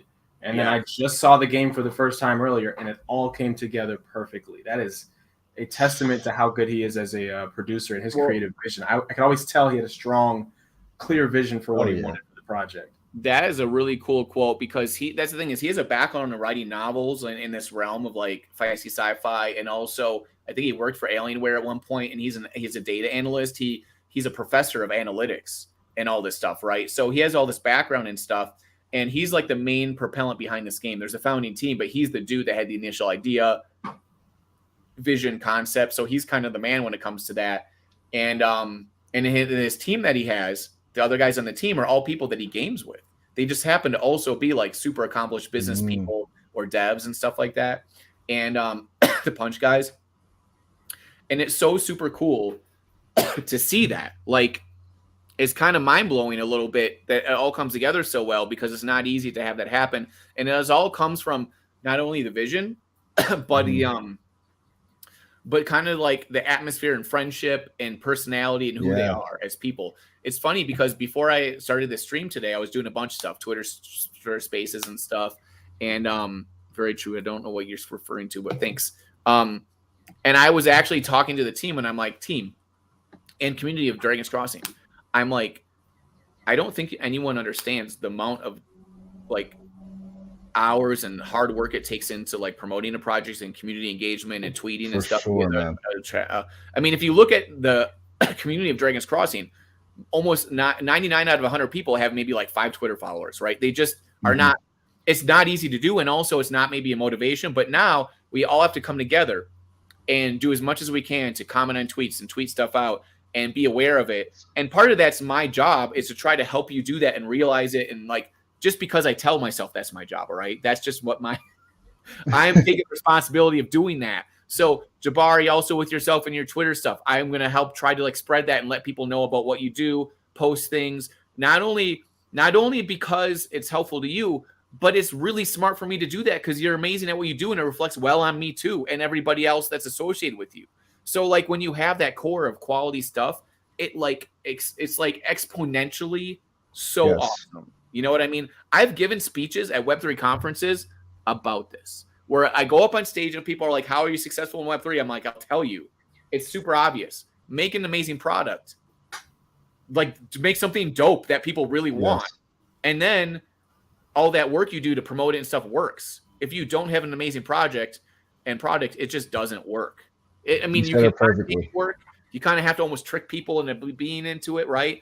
So Diamond Hands, you play a lot of like Undead blocks and stuff, right? And like, yes, sir. I actually asked Kyle to come on the show, but he's like on vacation right now. And good for him, man. He's the hardest working man in Web3, bro. So tell us a little bit about yourself too, like Diamond Hands. You do some like gamer stuff, some influencer stuff. We were together hanging out at Eat Denver, right? Yeah, man, that was a great time, man. Honestly, I got a couple videos of our interview. We still got to put up. Let me know when you want to drop them. We can drop them at the same time, but you pretty much said it. I don't like using the word influencer. I like to use like personality, you know, just a guy in the space trying to spread the love, but also have a good time gaming.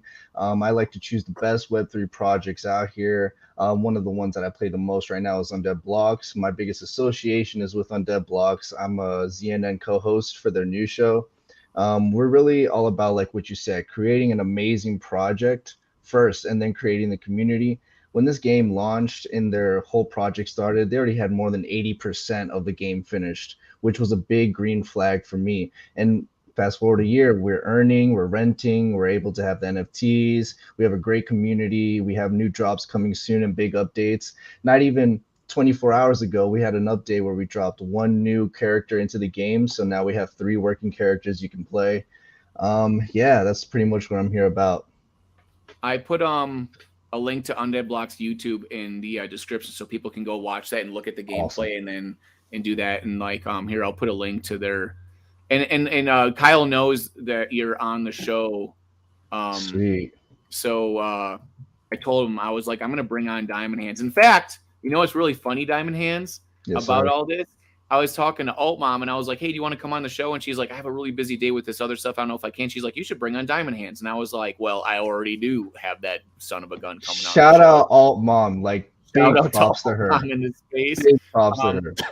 Jahbari, you're going to realize that we know all the crazy, fun people in Web3. So we're in Twitter spaces all the time. In fact, when we do Twitter spaces in the future, Jahbari, like, feel free to jump into any one I'm in, especially if I'm hosting, and jump up and talk about what you do with your music and soundtrack stuff. Because we have an influx of musicians in Web3 that are like rappers and make like songs like that. But we don't have like so much people making like soundtrack stuff as like their first calling card like this in the game.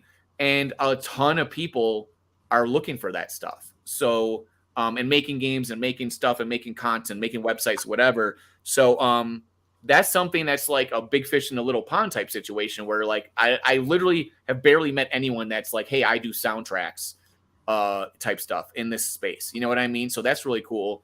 And also it's easy to be known for that you can be the soundtrack dude, or, you know, and you do a lot of stuff, but it's a nice to have a calling card, right? Of like, people know you by that one thing. I do like 20 things and people are like, what do you do? And I'm like, which one should I tell you? But you got to be known for something, right? Me and Diamond Hands are known for having cool shades. All right. That's our thing. We're the only two people in Web3 that no one else does. We're not kidding you. Anybody else is welcome to join in on that. Do you guys have any more questions for Jahbari? Do you have any cool projects coming up, Jahbari, you want to talk about, or anything that you're kind of working on? I know we said where you're trying to explore new, different kind of music. So I recently started with EDM and things like that. I'm working on a second album.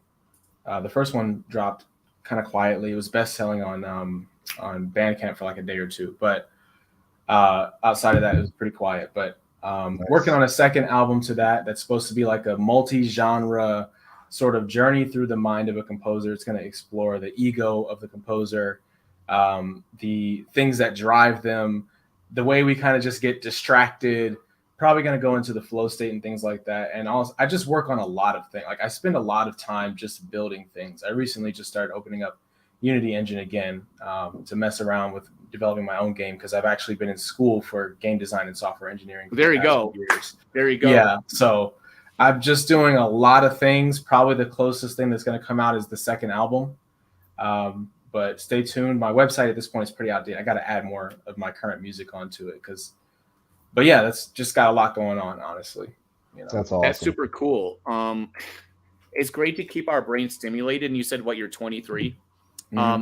Regardless of whatever age you are, no matter how old you are, like I'm over 40 years old right now. And this is the thing, people go like, huh? They're like, they don't believe it. But this is a thing. I am always stimulating my brain, doing new creative things, trying to push myself, trying to do something different, and put myself in situations where I got to figure it out. I'm always around music and creative stuff. So like my brain and how I think and the fun that I'm having is literally like I'm having more fun now than when I was like, 21 or something, right? Like, because all the stuff I get to do. When I was 21, I was in college at University of Wisconsin, and then eventually when I was 22 is when we created Chad Vader. And like that blew up like crazy, and then all of a sudden my whole life changed. You know what I mean? I was in school for filmmaking, and everyone in the classes was all like, "I want to be a film professor," and let's talk these deep intellectual conversations about film. And I'm like, that's cool to do, but I don't want to base my life on that. I want to be out making stuff and creating films and stimulating my stuff. And then I moved to Hollywood, and when I showed up, I was so bored because I was like, bro, my friends and I already made a hit YouTube show that's amazing. And all the stuff I worked on in Hollywood ended up being like reality TV most of the time, and like most production stuff you don't even see. It's like B-level movies and stuff. It's independent films. And anyways, I was bored. I'm like, I'm leaving LA after like a while. I was there for years. I'm gonna go just do my own things and travel the world and make do my own stuff. It was kind of like I became sort of a social media influencer almost before they were a thing. But in my own way of like producing videos for people and creating content and whatever, right? And now we live in a day and age where, like, if you see someone like Diamond Hands, you're like, dude, how can I be as cool as him? Well, guess what? You might be able to one day if you try. And he was running around East Denver interviewing people, right? And I would just run up to Diamond Hands and be like, let's do a video right now. Press record. And he's like, what are we doing? I'm like, I don't know. And we would just do stuff.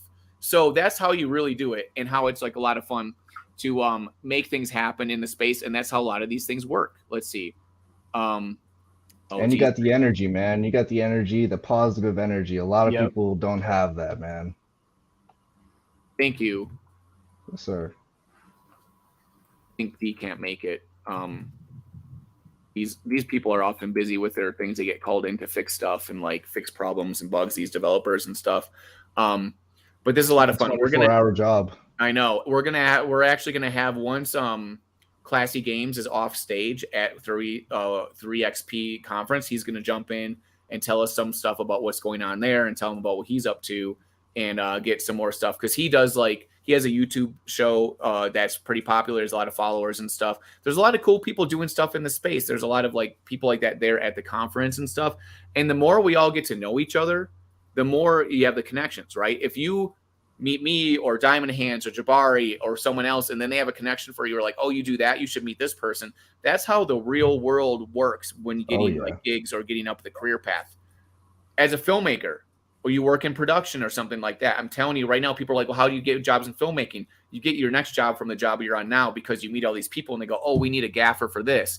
And next thing you know, you have lots of connections. So, living in Denver right now, I live in Denver, Colorado, but friends I make here in the film business, they produce films with like Nicolas Cage and all this stuff, right? Like wherever you are and whatever you're doing, just kick butt and get involved. And whenever you see an opening for something that you really might want to do, just go and do it. Like Ice Cube said, I'm bringing up him all day long because today on internet, he came out with a video and said, look, if you're trying to make a project or a company, expect to work for pennies or no money for the first 5 years, right? Meaning like when you're trying to create something, because it's going to take a while he's like, you got to put in the work. He's telling everybody, work hard. You know what I mean? Like there's legendary stories of Ice Cube on set where he gets pissed at people because they're goofing around so much. He's like, this is serious business. You got to concentrate and do work and get our work done. On film sets are notorious for people just messing around and losing concentration and because you're waiting around all day for stuff and everything. But he's like, I'm here to do a job and do it really well. And like, he's a very serious dude at his music, everything he does.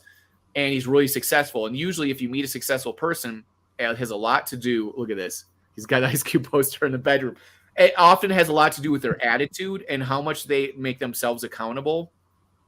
It's really hard in a space like Web3 guys, where like you have a lot of influencers and people making projects to know if somebody's really accountable or they're really somebody that's going to do what they say they're going to do. So like, for example, Dragon's Crossing, we just had Bloater Punch come on and he's made this announcement that for season 2, if you buy an NFT and play season 2 and you don't like it at the end of the season, they'll refund your money. You know what I mean? Like that's crazy. That's like insane talk. You know what I'm saying? Like he believes so much in his project that like basically it's basically like if Elder Scrolls or Call of Duty said, hey, if you don't like the game after playing it for 2 weeks, we'll just give you your money back. Which commitment. If you read the reviews of games, half the people buy a game and they hate it, right? They go, oh, it's the worst. Last year's was better. I wish I could get a refund.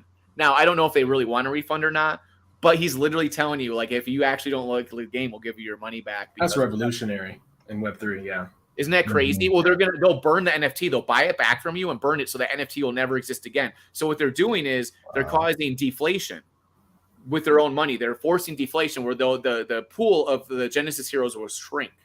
Right? They're creating deflation by guaranteeing your happiness. It's insane. Isn't that a great idea? Because we were trying to think about the mint didn't mint out. Insane. Most projects don't mint out fully, right? So it didn't mint out, and they're like, well, what do we do with the extras that don't mint out? Because at a certain point, you want to get rid of them because the people that own it, you want to make sure their value is contained and like it actually stays there. It's kind of like, if you own so much gold, like I have like a stack of gold, but if you keep on having gold out there that's not used, but if you destroy that gold, your gold's now worth more. You know what I'm saying? Also, it's a collectible item. If there's like less of the exact replica of that collectible, it would become more rare. Like if you were a super genius and you owned like half of the gold in the world, and you somehow figure out a way to get rid of the rest of the gold, your gold would be worth like insane amounts of money, right?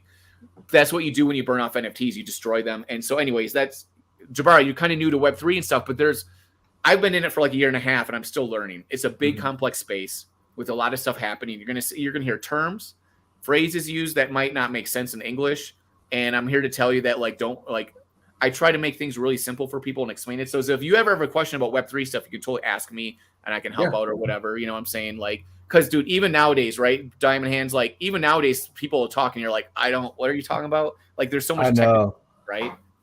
You don't realize it when you're in it, but I remember when I first came into the space, there was a lot. I just got up to speed really fast and a lot of lingo, kind of like the tech world. It's the same Yes. thing. A lot of tech speak. And I'm like, I like being the noob dude that doesn't know all the tech speak. Now I'm learning fast, yeah. but like, I don't care. I'm like, if I don't The know it, that's journey. fine. I'll learn it. Tell me what it is. But a lot of people in tech world will like look down on you if you don't know something. They think it's kind of like weird bully mentality. But the thing is like, dude, Yeah. we need more people in the Web3 space, Jahbari. Like, you know what I mean? We need more people like yourself, especially creatives coming in. Because I got into Web3 for like kind of the same reasons you did, Jahbari. Someone's like hiring you to do a project or whatever. I got into Web3 because I love the art and people started hiring me to do content for them and videos. And I was like, this is fun and cool. I love doing it, right? But then Web3 is so technical and people are like asking me, Doug, what about blah, blah, blah, blah? And I'm like, I don't even know what you're talking about, but like, I'll learn it. So it's a lot of fun. Top-notch soundtrack, super amazing. And you know, I hope that they expand this game more. We're talking about all kinds of new parts of Dragon's Crossing because right now it's just the seasonal competitive play, and everyone's like begging, like, can we do PvP and can we do like the type of maybe a part of the game where you can like have your heroes just go forever? Because right now the seasons they refresh and go back to the original stats every season, so it's like it's basically like every season, every couple like 3 or 4 weeks. Everyone gets to start over. So like if you didn't win, everyone starts from like base level. You know what I mean? The people that had won the previous one and have the best character don't get to have that advantage in the next season. But we want to have a version where that does count because you want that to count for something, right? So it's a lot of fun. It's great. In fact, as we sit here, you know what? Maybe what I should do is bring up the game in just a second time and we can check it out and like hear your soundtrack a little bit more. So Yes, let's hear it. It's fun. Let's hear the soundtrack.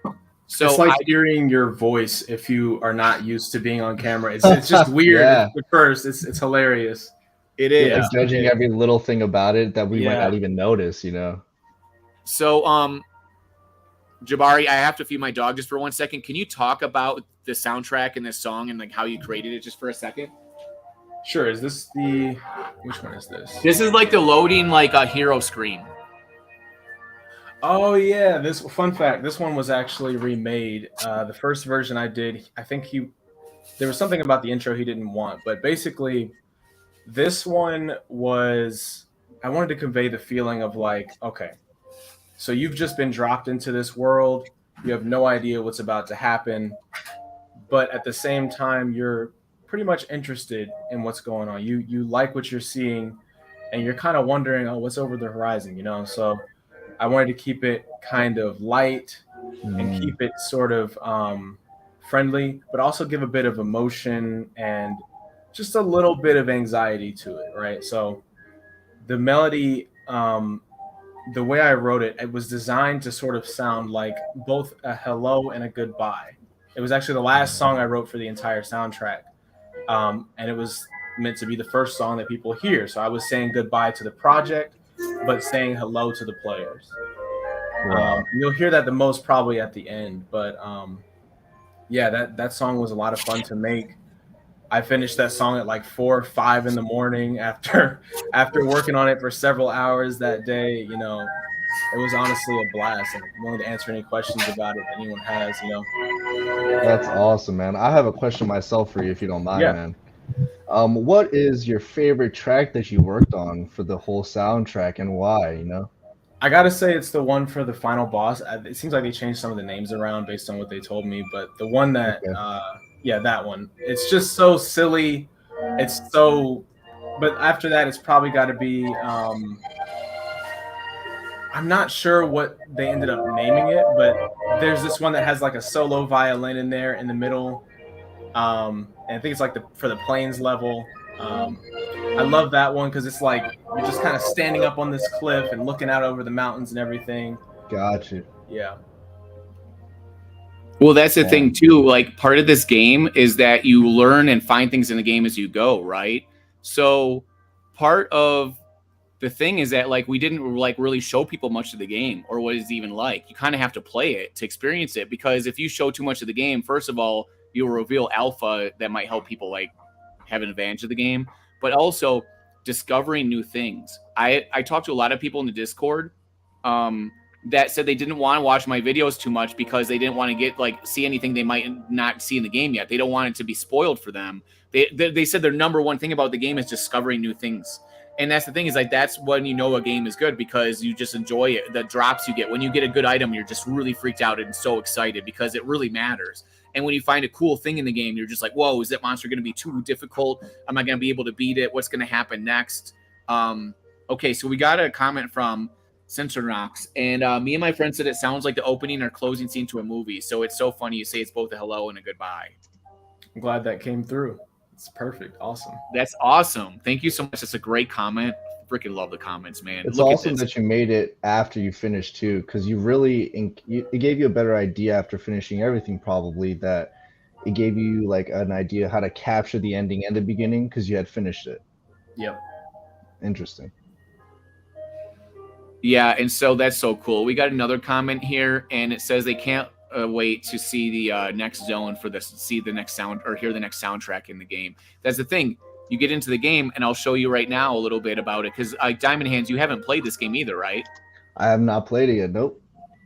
All right, so let's go back in, and you can see the back of my card here. I have the stats, the base stats of my player, and if I bring it up, you can see all the stats. You can see like my mitigation amount for like the proc chance for like the armor. So like your armor might not matter at all. They might hit you somewhere where the armor doesn't protect you. But if the armor does protect you, you have like 9 for that, right? You have a dodge chance.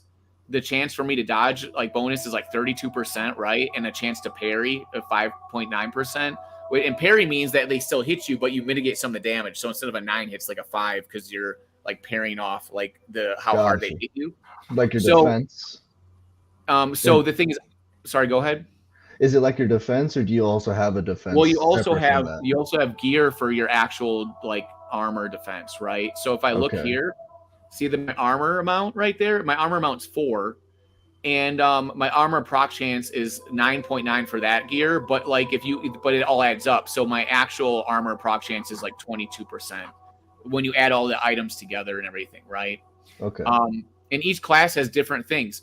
I'm a wizard, a mage. So like wisdom is my main trait. So what happens is wisdom is what affects your ability to dodge. So if you're very wise and aware, you can dodge their attack, right? But it also, because it's the main trait of the mage, affects your damage. So when you add more wisdom, it will up the damage that you hit them with, right? And so for example, if I look at my warrior, and the warrior here, you'll see that he has really high strength. Strength is his main trait, and that does parry. So he's really good at parrying to like reduce their damage. And that also, since it's a main trait, that adds to his like total amount of hit power that he has. So if I even jump in with this dude, and you can see he's about to level up. That little thing says I can level up with him. And you know what? Maybe let's go take him to level up right now. He's got 37 strength. This dude's so strong for his level. Jeez. He's crazy strong, right? So he hits from 9 to 14. In fact, so right now I'm in the mysterious forest, okay? And you can go into the bog to fight creatures. You can go into an ancient battlefield and you get the daily quest, which is like a really strong monster. He's like the daily boss to fight. And then I have the herbalist who you can go in here and you can heal. So, but the thing is that in this game, everything costs quests. So if I go to here and say I want to heal, it's going to cost me 1 quest to do that, or 2 quests to fully heal 200%. So, and then you see here, there's 2 tiles that have not popped up yet. One of them is a tile to go into the next area, and one of them is the Adventure Guild, where you can go in and you can like boost your skills up and you can level up yourself and stuff like that. So, but they haven't popped up yet. As I go through and play and fight the beasts and the monsters, you'll discover these tiles and they'll eventually pop up. So it's kind of like if you were in a game and you're walking around and you kind of find this stuff, if that makes sense, right? Gotcha. Just automatically pop up. So now what I'm going to do, though, because I have to level up my character, I have to go all the way back to this woodlands where you can see there's more of this stuff. And I have to go back again all the way to the prairie, right? They kept the name. Okay, so Wild Prairie was my other favorite track. I wasn't sure if they kept the name. Yeah. Here, let's go in here now. So you'll be able to hear this. Yeah. Yeah. Yep. This is the one I've heard a lot. You know, it's really hard to make these soundtracks without sounding cheesy. And that's what I've been looking for. Right. And none of them sound cheesy, which is great. It reminds me of Lord of the Rings or RuneScape, but better than RuneScape, to be honest. More like Lord of the Rings. Yeah, it feels like you're in a film. It feels really like. You know who you know who he should hit up? Altera. Yeah. I mean, I work with Altera on their team, but yeah, totally. I'll hook you up with Michael for that for sure. They're about like that RPG style kind of thing too. So I feel like, I don't know, it'd be a good really fit. Just a thought. That totally would be. Okay, so now I'm back at the main area base camp, your town of Eidos. You're in Eidos, the town, right? So this is where you start off when you get a new character. And if you don't have any equipment, because this is the thing, is if you die in this game, you lose all of your equipment except for one item. So you can keep like your sword, right? Oh, I've cleaned them out. Maybe they just have to load. There it is. So you can spend a quest on an item if you die, so you can get some stuff back. You know what I mean? I've died once. Oh, okay. But the thing is, you're using up quests to buy this stuff. Anything you do in the game uses these quests. If you can see at the bottom of the screen. Sorry, my internet's slow today for some reason for it to load. But you see at the bottom of the screen, I have 13 quests out of 15 because I had to use quests to travel all the zones to get back here. Everything I do takes up a quest that I could have used to fight a monster and get XP and find drops and stuff, right? And the way that you win this game is the person that gets to beat the final boss in the game with the least amount of quests. So every time you use a quest, that's working against you towards like winning the game. So it's all the decision making. You have to make the most efficient, best decision making, right? So now I'm going to go into the Adventure Guild so that we can upgrade my warrior, because now if you look at him, he's at 9 of 9 experience points. Every time you fight a monster, you get 1 XP, no matter how hard they are. And so I'm going to go in here and level up now. My local Wi-Fi internet's slow today for some reason. Okay, so now that I'm going to level up, it lets me roll for extra hit points. So now I have 5 extra hit points. And I have 3. Oh, that sucks. I only get 3 points to level him up. So I'm going to put 2 in strength. And I'm going to put 1 in agility. So that's evened out. All right. The other thing to notice here is I get an extra skill point. So as I hit submit for that and I level him up, and he's like got super crazy, amazing strength now.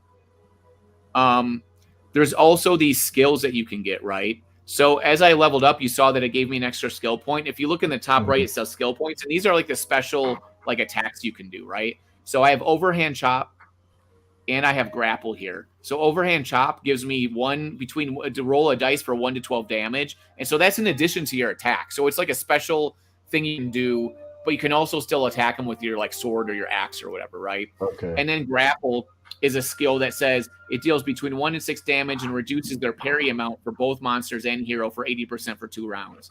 So there's all these kind of like spells and skills you can do to affect the battle. And I only have the 2 basic ones on him. I haven't found any other skill books for him yet, but you can have up to, I think, 6 skills loaded and learned for each hero. But there's lots of them you can find, and you can buy them on OpenSea. So if you look right here, I'm actually showing you, here's Force Shield, Mental Knit, Magic Missile.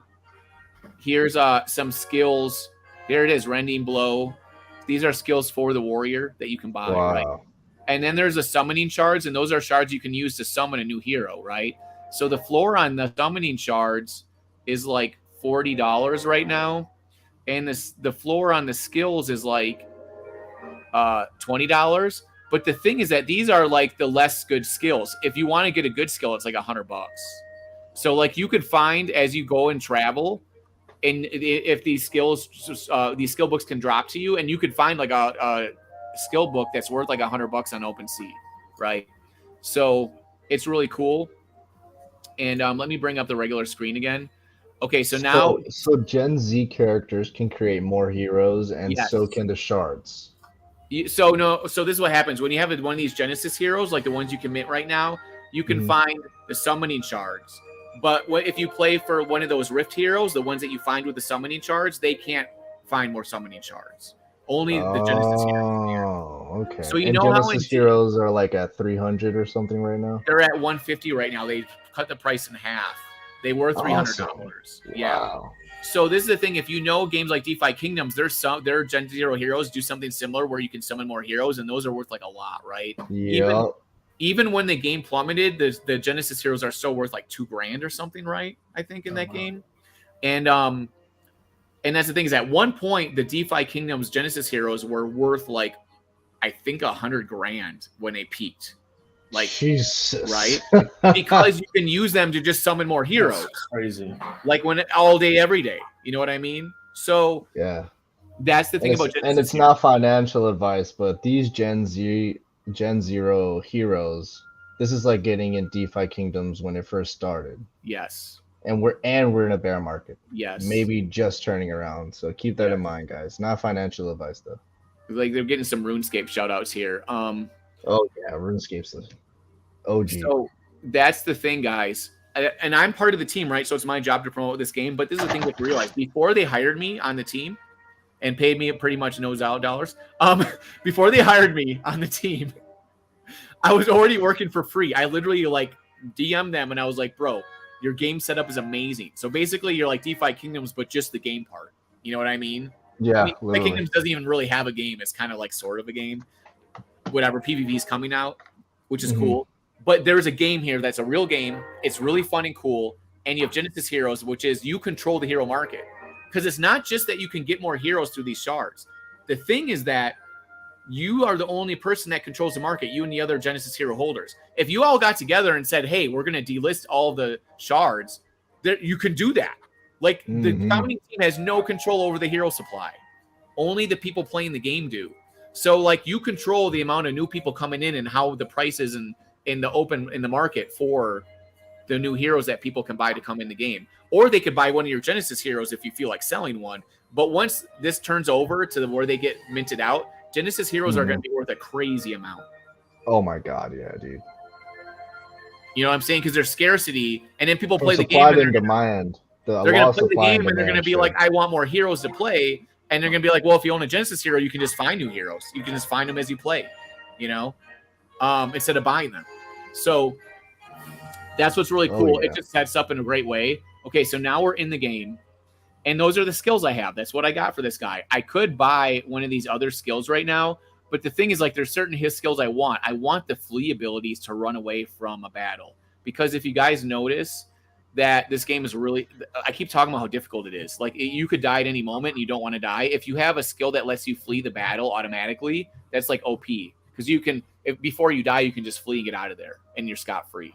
Yeah, I remember you saying that you had good in your last live, that you hadn't died yet because you're really good at fleeing because your character had the good points. Yeah, I had. They have quickness built in, so that if you have high quickness, it gives you a better ability to flee. If you try to flee and it doesn't work, they'll just hit you. The monster will just hit you in the back. So, man. And so every time you try to flee again after that, it's another chance to flee, but it's still a chance. You have to roll a dice and see if you can get away. So that's the thing about this game, is that what amount of risk do you want to put into it? Because you could risk it and be risky and be like, hey, I'm going to fight this monster even though I could die. Or you could try to, like, not be risky. But if you're not risky, you use more quests to heal. So it's all a balance. And so I'm going to get out of this screen right now and go back to where the fun part is. Okay, so now our guy's leveled up. He's got a crazy amount of strength. And we're going to go back to all the way here to zone 3. This is basically level 3. And we're going to, oh, you know what? I should have fought the daily boss. Do it on the stream. Do it on the stream. Look at this. Look at this, bro. Destiny is fickle. It set you up to be at the end of my blades. So this dark elf is kind of quiet, and he's mysterious and evil and stuff. He's impotent, which means his crit chance is reduced by 30%. So 30% less chance of critical hit. If I look at him, see he has better charisma and quickness than me. So if I try to flee, it's going to be tough. But I still could maybe do it. It might take me like 3 or 4 tries, right? And then I hit this, I can use skills. I could use one of these skills if I wanted to, whenever. And then once out of 5 times, the persuade is going to come up. I don't know the exact percentages, but that's just a guess. And then if you hit persuade, it'll roll dice to try to persuade him. And if it works, what happens is you'll get the loot, and he'll just leave, and you'll get the experience points. So it's basically like you just won for free. But it's really hard to find that pop up. And if you hit persuade and it doesn't work, he can hit you. So... Got you. So real quick with the persuade, What skill affects that? Is that charm, the charisma? okay? So That's pretty cool. So charm and charisma are listed right there because they're combined. They're connected to persuade and flee, right? Charisma is for Okay. persuade and quickness is for flee. So you can see that, but you can always pop up these skills here and look and see it what you got going on here. So my damage is okay. It's not super great. My weapon kind of sucks. I need a better weapon, you know.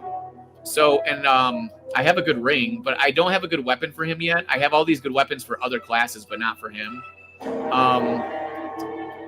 And you can see I'm using a rare chest piece instead of a legend or instead of a mythic one because it's better. It's giving me 6 strength. I'm gonna turn down the soundtrack just a little bit. Yeah, that part's kind of crazy. Sorry about that. No, it's not you. It's just that I have it pumped up really loud. Okay. So you guys can hear it. All right, let's attack this guy because you can change the volume settings in this. Okay, so I missed. And you can switch it to auto roll for you if you don't want it to roll, but I like it to roll because it's more dramatic. Yeah. Hold on. I'm using up all my That will definitely leave a mark. Okay, so I'm kicking butt right now. I hit him or her for 15. Let's do this. I will never stop. All right, so the clank, that means that they mitigated some of my hit. Yeah, see, their armor mitigated 4 of my hit, and my armor didn't get to do anything. So if I want to use a skill, I can use one. Here, let's use one right now just for fun. So I'm going to use overhand chop. Overhand chop. So I hit him for 7, but I can still attack, right? Nice. Okay. In the same turn? Yeah. Okay. That's what makes it like a special ability. And can you reuse that first skill, or do you have to have a cooldown or wait until the next battle? You can only use that skill once per attack. Okay. And I just killed him with a critical hit. So I hit him for 21. Beneath my blade. Nice. You just won. I won. says So that- now I'm going to see my loot pop up. Nice. I got something. Let's see. I got a rigid metal cuirass. It's for the chest. And you can see it combines it. It compares it to what I have on right now. And see, it only has 2 strength instead of 4. So I'm going to keep the one I have on right now because strength is my main stat. That's what I care about. So I'd rather have strength than this little uptick in armor proc rate. So I'm still going to take it.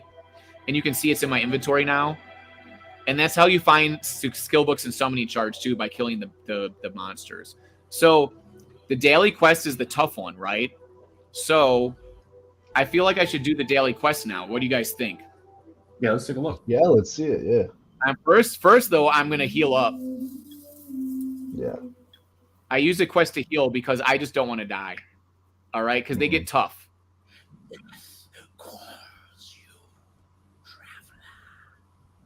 Destiny is fickle.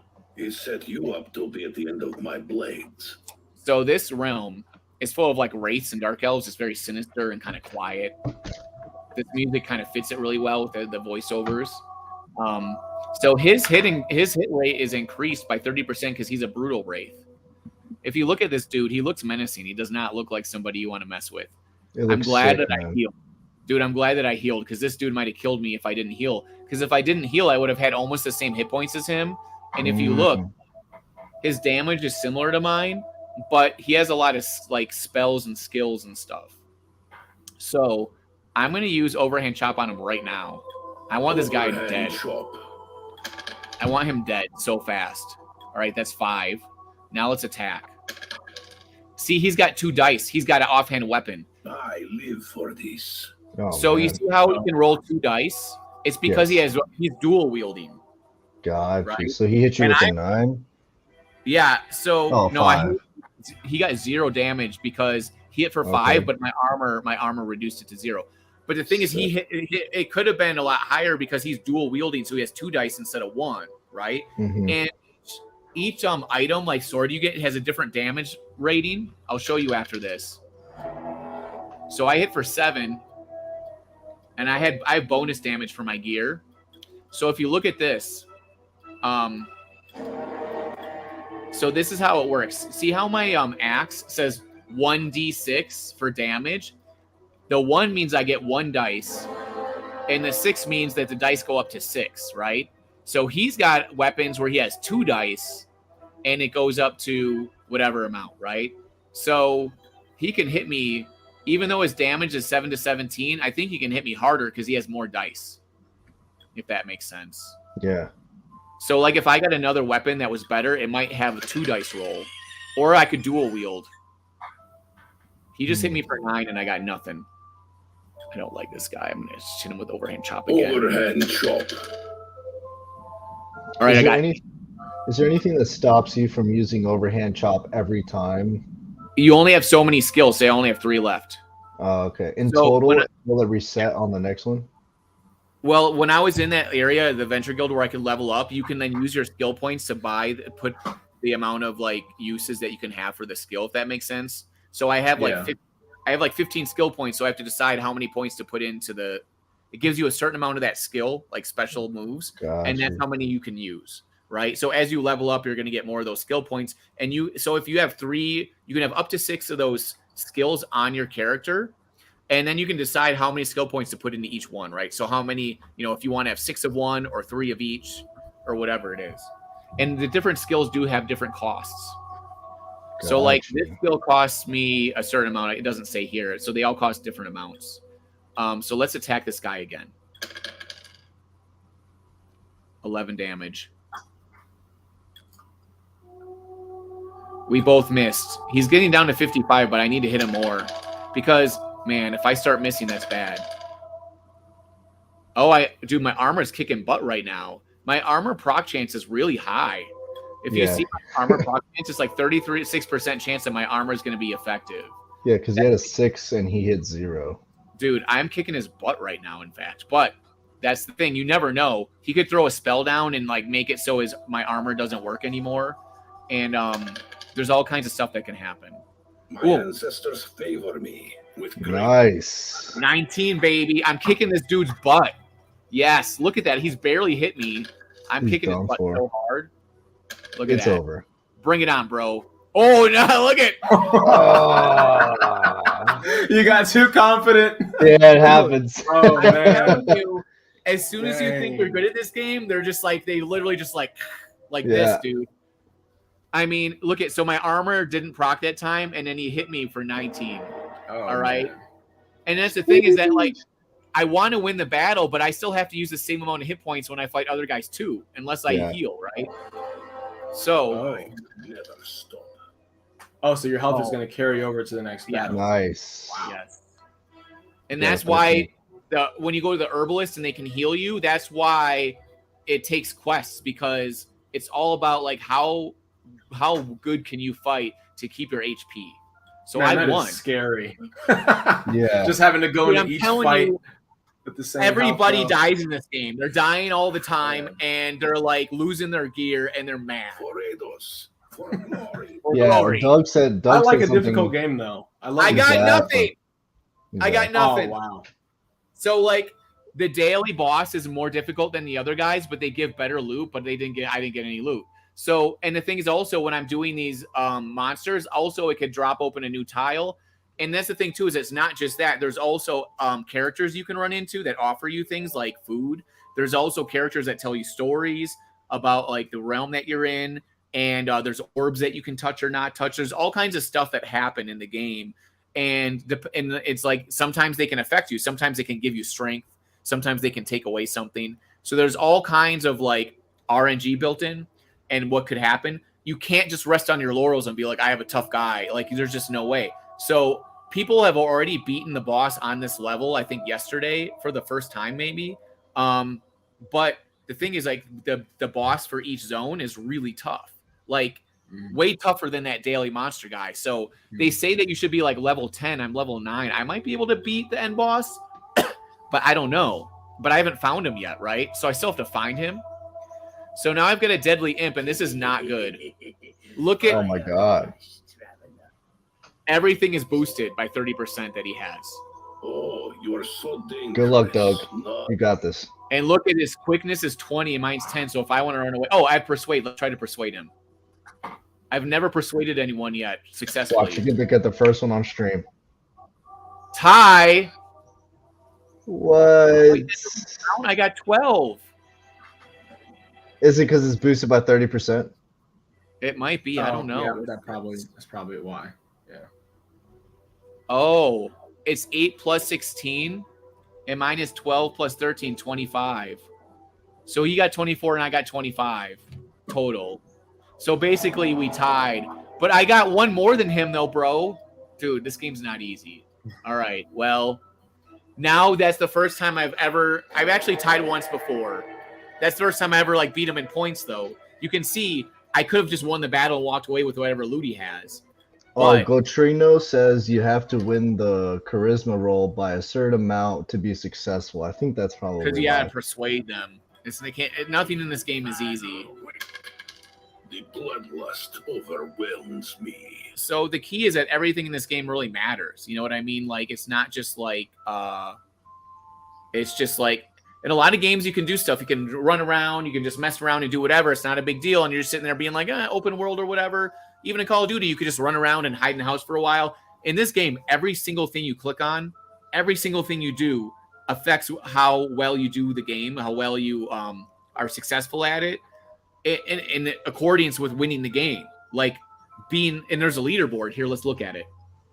So the leaderboard is here. I'm right now ranked 327. That's a good number, dude. I'm not high ranked. And so the ranking depends on how far in the game you've gone. And then how many quests it took you to get there, right? So you said it's 372. Yeah, there's I say that's a good number because I'm all about 369, and 7 plus 2 is 9, and then you got 3 in there. Well, you can see that there's like 741 at least heroes, if not more. So I'm like in the upper half. But the thing is also this warrior guy, I died with him before and he had no clothes, so I had to use a lot of quests to like get all my items back, and you know what I mean? He was kind of like fell behind a little bit. He's the only one I've had die. So no one has discovered the last zone yet? Not the last one. I think I don't know if there's 5 zones, but people have gone to zone 4. Okay. So you all might have not heard another really good song in this game yet. Oh, they saved it for the last. There you go. Possible. Yeah. Alpha. So Treacherous Peaks is the area after this area, because right now I'm in like the Mysterious Forest or whatever. But foul. I'm in the it says right here. I'm in the Foul Wastes Forest. This area was given to elves, and they used their elven magic, and everything turned evil. So it's not good. You know what I'm saying? The elves messed up. They messed up. So that's why you got dark elves and stuff, and I love dark elves. You will find it difficult to hit me. All right, bro. I'm kicking your butt. Can I 2-hit his guy? Can I 2-hit him? All right, let's get a birdie. Let's 2-hit him. I think I did it. Yes. Bing bong. All right, I didn't get any loot. But as you see, though, my XP is going up, and leveling up is important because then I can go to the next, fight the boss, do the next level. All right, let's kick I some. remember you were talking about how if you stayed in one place too long, you might not get loot for the following places. Is that what's going on? So set you up to be at the end of my blades. That's how you roll, Brady. So the thing is that when you're in an area, if you become too high powered, you won't get any XP or drops. So if I went back to area 1 and I fought animals, beasts, it would not be nothing would happen. I wouldn't get any drops. I wouldn't get any experience points because it would be too easy for me. It'd be like automatic wins. If anything happens in this game where it's too easy, it doesn't do anything for you. And is that why you didn't get the loot for those last fights, or does that happen sometimes? No. The loot is just RNG. Sometimes you don't get loot. Okay. Everything is scarce in this game, so that when you actually get something good, you're like really excited. Gotcha. I'm kicking this dude's butt. I might be able to beat the final boss on this zone. Get his ass. I did. I live for this. Dude, well, no loot again. When people started finding and fighting the final boss, the Discord went crazy. Everyone was like, I just fought the final boss and thought I'd be fine, and he killed me, and I tried to run, and I just died. They're like, I saw how strong he was, and I tried to run, and he was just like, you're dead. He's just like, man. No, and that's the one time you died. No, the time I died was similar to that, but I fought a really strong dude, and I just missed like every time. I just never hit him. Damn. You know, it was just bad RNG, but also my character wasn't super strong. So, look at this guy. You don't get EX per years. Yeah. It says you can get drops regardless of level difference, but I was told by Bloater Punch that at a certain level you don't get drops, but whatever. I heard Boulder say that on your stream yesterday. Yeah. So the thing is, though, like, why would you want to do it, though? Like, you know what I mean? The only reason, because, like, I guess if you died and you want to go back there and try to fight to get some equipment real quick so that you're not naked, you know? Mhm. All right. Oh, I found the boss. Oh, No. I found the boss. I found an orb. All right. Should we touch the orb? Should we sit in front of the orb and look at it? Or should we run away? Dude, touch it. Touch the orb. Poke We're going it to with a touch the orb. stick. Nothing happened, bro. So No. I figured this out with the orb. The orb, it's really hard to get the reward from it, but apparently the reward from the orb is like really good. Mm. I think that it might give you more quests. Oh, and that's important because you pay with It's like everything. it's like the best thing you can get, you know? Yeah. It's like getting free money. All right. So I feel like I need to level up one more before the final boss, but I don't know. This is what we'll do. We'll fight again. Oh, I found the adventuring guild. Now we got all the things. Oh, I found the gambler. A hooded individual with intermediate heritage approaches you, indeterminate heritage, and offers you the opportunity for some high-risk reward. High-risk, high-reward games of chance. You can't place their accent, but you definitely recognize their lust for gain. So this is some gambler that wants you to throw the dice down. Roll a 6-sided dice. 3 or lower, you'll get a nice reward. 4 or higher, and you'll take something from you. Or I can walk away and do nothing. What do you think I should do? If one of them is to gamble. We're gambling. yeah. I want to see what happens. Let's see. All right, let's get a 1, 2. Yes, we won. Whew. Yes. Good. Let's see what we got. Let's see what we got. Yes, I got 1 strength and 1 wisdom. Permanent stat boost. That's nice. Yeah, you got a stat boost. It's a permanent stat boost. Wow. So now, dude, I have 40 strength, bro.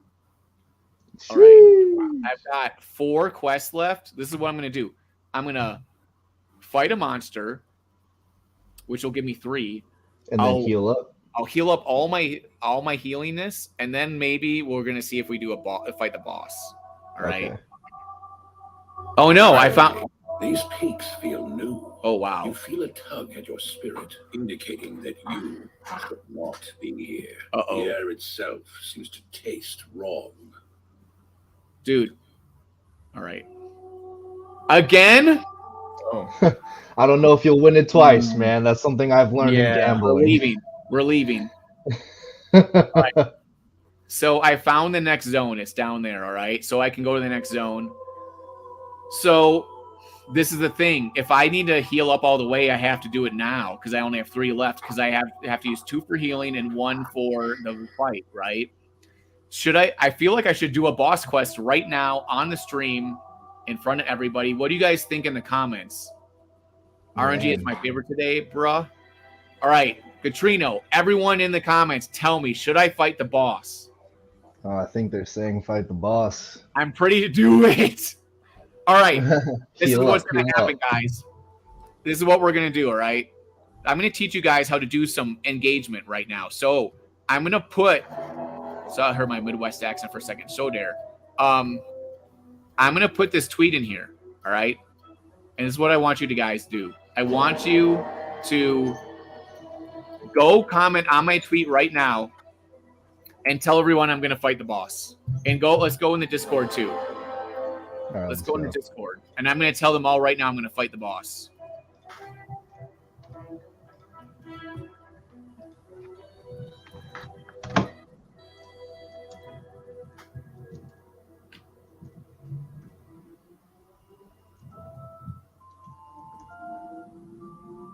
All right, hold on. Let me do another link too. so that these people can get in here. If I'm going to fight the boss, we got to tell everyone in case they want to see it. Some people might not want to see it because they want to not know what the boss looks like and stuff, right? So this is a spoiler. Anybody that doesn't want to see the boss can run away. There's no point in fighting the boss now. I recommend level 12. Oh, shoot. Because you can advance directly after that next one with a nice weapon upgrade. Don't fight the boss, just camp. All right. Well, it looks like they are voting not to fight the boss. Hey, maybe they know what's up. Maybe they're looking out for you. He says, I have no balls. Do it for the vine. Bro, he said I need to be level 12 to fight the boss. I kill him on level 9. Oh, wait. Anyone who says do it for the vine, don't listen to them. No. Don't fight the boss, just camp. All right. Well, there's the thing is, if I die, I lose all my gear. You know what I'm saying? Yeah. All right. Okay, I lied. I'm not fighting the boss. We'll save that till tomorrow. All right. Let's go back here. Hey, Doug. I gotta go, brother. I got something I gotta do IRL, but this was amazing. Seriously, man. And this is a lot of fun. Okay. I don't have Flea yet. May I get the name of the producer again? What is your name again, sir? Oh, my name is Jahbari. Jahbari, it was a pleasure, man. And if you make music, custom music, I make music as well, and I stream, I could use your talents, brother. I'll hit you up, all right? Yeah, sure. Hit me up on Twitter or on Discord. I'm easier to reach on Discord. I'm in the server as well. So awesome, man. But yeah, I got to run too. I got some stuff I got to handle. Okay. But thank you so much for having me on, man. This was awesome. I appreciate you guys coming on. We're going to jump on and bring someone else from the community. So, we're going to keep it going. But Jahbari, thanks so much. I'll kick you guys down now. Diamond Hands. You guys can go in the description right now and click on their stuff. Follow them on Twitter and subscribe to their YouTube, okay? If they have a YouTube down there or the stuff that they have in their links for it. So go and do that because that's what good community members do. We follow each other, right? FOMO or pass. Hey, Gatrino wants to know if you're going to FOMO or pass on this game. Are you going to FOMO into the game? Oh, man, I'm FOMOing in. Oh, man. That's the quote. Oh, man. You can get that on stream and everything. I'm probably going to FOMO in. But peace and love, guys. I'll catch you later, all right? Hey, thanks, buddy. I'll talk to you soon. Peace. All right, they're out of here. All right, let's turn down the music a little bit. This music's awesome, but let's turn it down just a hair. I love this music. I feel like I'm in a movie. All right, let me get back into my messages. All right, so we have a few people that are still going to come on the show, like they're going to come from the event and stuff. And we'll see if Flu wants to come on. Wait for you to share your gaming brain. All right, so we'll get those on. So let me go in a thing and see who wants to come in who wants to join now. Did I put the link in here? Let me add the link so people can join that are in the old Discord. Right, there's the link, guys, so you can jump in and do some commentary as I fight. As I fight as a coward, I'm afraid to fight the boss. Let's bring my camera up just a hair. There we go. The old Sony. All right. Let's go. All right, I just went in we have a little bit of a chat for this stream. I put the link in there so you can jump on. There's a lot of questions even in the Discord I can see right now. Do you guys have any questions in the comments? Do you have any questions about the game? I know a lot of these people are the hardcore players and stuff. But Johnny got sweet loot. How we looked at his loot. That's fun. I can see the Discord right now. People are asking questions like, do you need the same hero class to stash? No. If you have a warrior like mine, you can find a ranger sword, and you can't use that for your warrior. You have to use it for ranger. So if you own a ranger, you can go into your stash in the game, and then what you can do is you can send that to your other character. You can send the ranger sword to the ranger.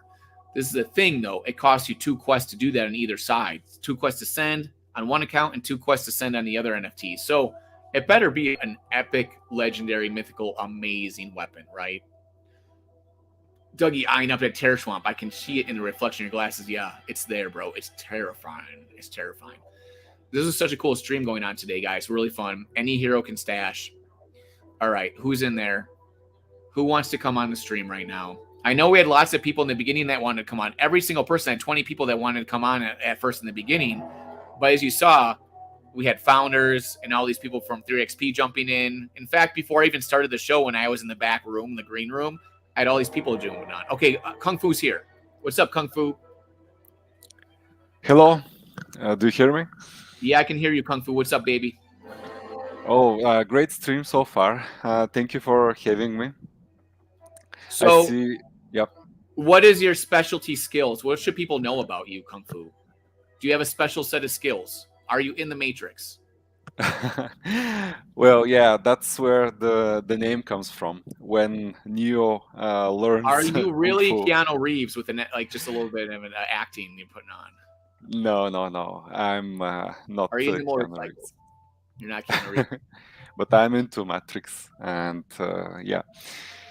Well, I'm also into gaming a lot, but as I discovered blockchain and Web3, I have given up the conventional gaming in general. I used to do a lot of World of Warcraft, Dota, League of Legends, many games.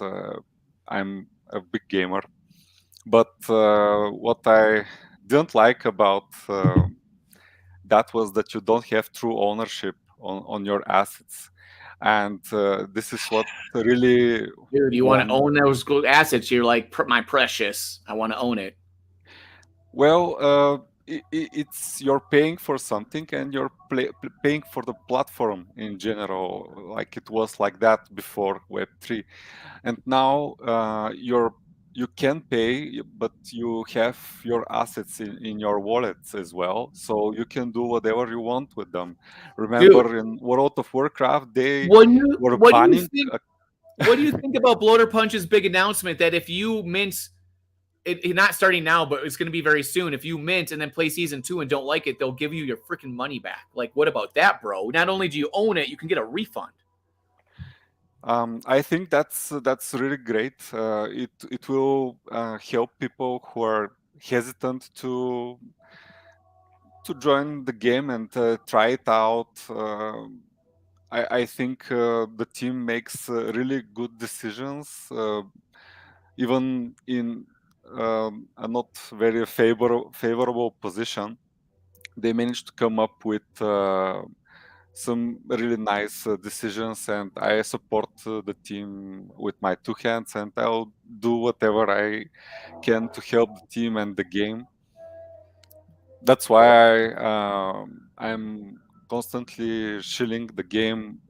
Basically, all my friends who joined, Right. It doesn't matter if they were gamers or just into crypto but not gaming, they all kind of got addicted to the game. One of them minted like 10 heroes and admits that they have like minting addiction. So yeah, it's Dude, I'm I get addicted to only this game, positive feedbacks. Dude, this game's so addicting. Like, the only thing about the game I can complain about, there's one complaint. I wish we had more different variety of classes, which they'll probably add to the game. You know what I mean? Like, I wish we had more things and more characters and more. I just want more of it. I just want more of this game. Yes, and to your point about the decision of the team to this big announcement today that we had, I think the team really deserves some support. They deserve more in terms of player base, because this is a really nice game. I haven't been pumped so much for a game for a really long time. Maybe in the beginning of DFK, because I'm in DFK from, let's say, from 1 month after the start, and it was crazy. You're pretty OG then, right? It Like, was it's crazy pretty- then, but I haven't felt that until Dragon's Crossing. We need to get some launched. quotes from you, right? That's the thing, is I thought that, like, you know, I heard a lot of people in DFK community go like, man, I really wish I was there to mint, like, you know, heroes in the beginning, the Gen Zero heroes. And a lot of those people were not sure if they wanted to join Dragon's Crossing. And I was like, bro, do you realize this is literally like a similar opportunity to have Gen Zero heroes? Like, how are you not like just jumping in like crazy? You know what I mean? So that's super cool to hear. I know we got Sentius Knox in the green room. We'll get to you in just a moment. Okay. So just chill there for a bit. So I know Kung Fu. That's really cool. In fact, we see in the comments Raymond Linnaberry, who just minted today. He already went through his 15 quests, he or she, and it has a minting addiction. Yeah, and it says the fact that he has to stop playing now will probably keep him out of trouble with his wife, because otherwise he'd be up all in this plane. That's the truth, bro. LOL. Cash money bakes. Well, to be honest, in order to participate to mint as well, I also needed to consult with my wife. So yeah, and we put like a limit. So that's why I'm not minting more, at least for now.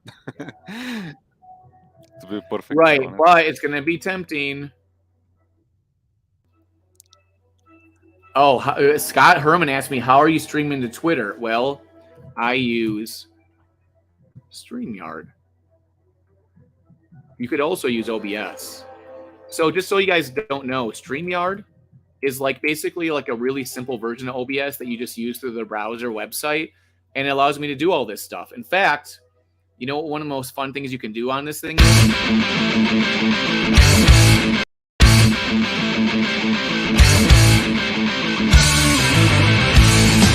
Welcome to Dragon's Crossing.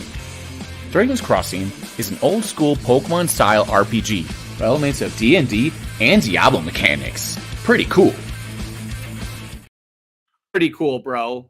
Like all kinds of cool stuff you can do on this, right? Yeah. I can even bring in more people in the room. I'm gonna make Sensuous Nox wait a while just so he can like have like be really FOMOing out. A lot of fun.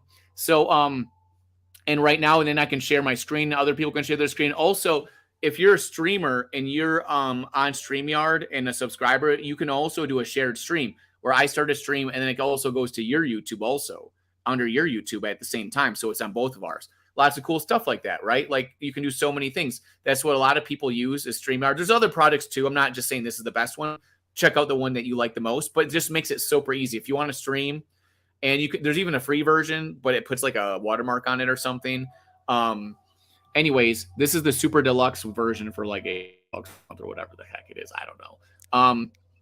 LOL. I did too. Got to consult the wife. Yeah. So what were we talking about now? Okay. So about streaming. So I was this game. thinking about streaming, and I tried to stream in Discord and to record the video to upload it in YouTube later. But I pre-record my gameplay videos now and share them on my YouTube channel, because most of the player base are from the United States and I am based in Europe, so I can do my gameplay, record it, and for where are you in people Europe? What country are you in? I'm from Bulgaria. It's yeah. Europe. You see how I set you up for that? See, yeah, I know. We talk that you know a lot of people, cool people. Okay, look, I'm looking at the camera right now. Okay, Febzi, my buddy from college. I haven't seen you in like 20 years. I don't know where you went. Did you go in the military for Bulgaria? Like, where'd you go? He went to Chapman University in California. If you're out there and you exist, get at me, bro. Okay, so I have a bunch of buddies from Bulgaria, but I haven't seen them since college. I don't know where they went. And they're like really good filmmakers. You know what I mean? So anyways, I made a lot of Bulgarian friends. I had a Bulgarian girlfriend for like 2 weeks. That was fun. Whoa. Okay, Kung Fu. Yeah, I know. That's I like Bulgarians a lot. I like them. They're fun and they're cool. I like your accent. It sounds like you're Dracula sometimes, and that's really fucking dope. In fact, you should do voiceover work. Okay. So, for some of the monsters in the expansions, probably. Now, and guess what? Now, Kung Fu, we have am I pronouncing this right? Sensuous Nox. Welcome to the show. Oh, then maybe they're not there. Is Sensuous Nox there? Are you there? Maybe he's muted. Are you muted? We can't hear you. You have to unmute yourself. I had too many windows open, man. I couldn't find where I put you. I'm sorry. You told me you were going to make me wait for a minute. So I did say that. And my whole point, man, like, look, this is my message to the community. I'm here to mess with everyone and have fun and do it do it in a very positive, light way of just fun. Like all my jokes are meant to just be like supportive and show you that I'm paying attention to what you're doing. Right. And so now we have you guys coming on a stream. This is the first time I've had you guys on a stream. and having the community on like this is really, really important and cool. So like you saw what happened though. First, I brought in like the founder, then I brought in some other founder people, and then I brought in, you know, like the composer and stuff, people from the game, so they can tell their experiences and stuff and everything while you guys are making comments. And then we bring in people from the community to come on and then and talk about like your experiences and stuff too, because we need the hook in the beginning because everyone wants to hear the founder talk, right? And go like, oh yeah, what's the alpha? And then we can go and like kind of just have fun. That's kind of how I feel like the format is. Do you guys like that format? I've been digging it personally. I've been here since the beginning watching Bloater and because you could be like, I want to go first. Put me on first. That's what I would say. I deserve to be first, but then I would be like, no, maybe, no, maybe I'll think about it, but no. No, I like how it went. Now you have 2 out of the 3 sentinels of the Dragon's Crossing community. That's right, the sentinels. Well, that's the thing is I'm just making jokes about this. I set it up in a way on purpose because the founders and stuff, everyone wants to hear from them. But I know that below the surface, we all have this thing where like we want to be seen, we want to be heard, we want to be on the show, we want to have fun, we want to feel good about ourselves, we want people to like us. And that's how I feel. I'm like, put me on the show first, bro. I'm ready to throw down. Let's go. That's how I feel on the inside. And part of it too is that like I worked in Hollywood my whole life, whereas I'm behind the camera making other people look good, making other people feel good, and I'm always behind the camera being like sort of like I'm into it and stuff, but like being on camera was kind of scary. But then if you flip it around and you just have fun, then it's kind of like exciting and addictive. You know what I mean? It's a lot of fun. So I want other people to feel comfortable. We saw Diamond Hands, who started becoming a streamer, like influencer type person with Undead Blocks and other games. And he's like a really good video game player, and he's super jacked about this game. So the things I've seen many people through my 20 plus years of filmmaking come in as new to whatever it is, or you have experience, whatever. But I want everyone to feel like their voice is heard and to feel just really good. You know what I mean? Like that's what we want people to feel like in the community. So this game now in this community, that's so awesome. Let me in. Katrina wants to come in. All right. Hey, Gat, can you hear me? Let's go. Can you hear me? I'm sorry, Gat. I didn't let you in at first because I wanted you to sort of sit in the dungeon for a while. Can you hear me? I can hear you. Perfect. What are you doing right now? Are you driving around on a moped? No, I'm home. You're at home. Okay, I just heard some noise out there. So we have 3 community members all at the same time in this room. I wonder if there's a different way to like organize this. Okay, see us here, see us here.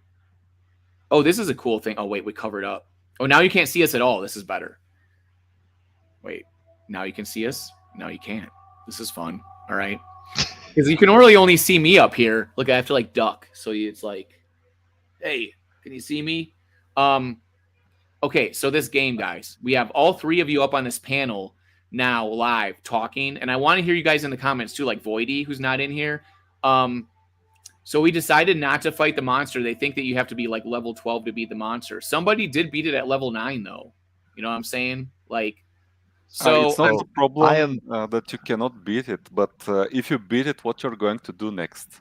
Are you going to travel to the next zone? Because this is what the boss unlocks. You can travel to terror swamps, and if you travel there before level 12, it would be a very quick return back, in my opinion. Wait, so you're saying that but I unlocked Treacherous Peaks. Isn't Treacherous Peaks the next Oh, one? yeah. The Terror Swamps is the boss, and Treacherous Peaks is the next zone. Yeah. Yeah, you can't go there until you beat the boss.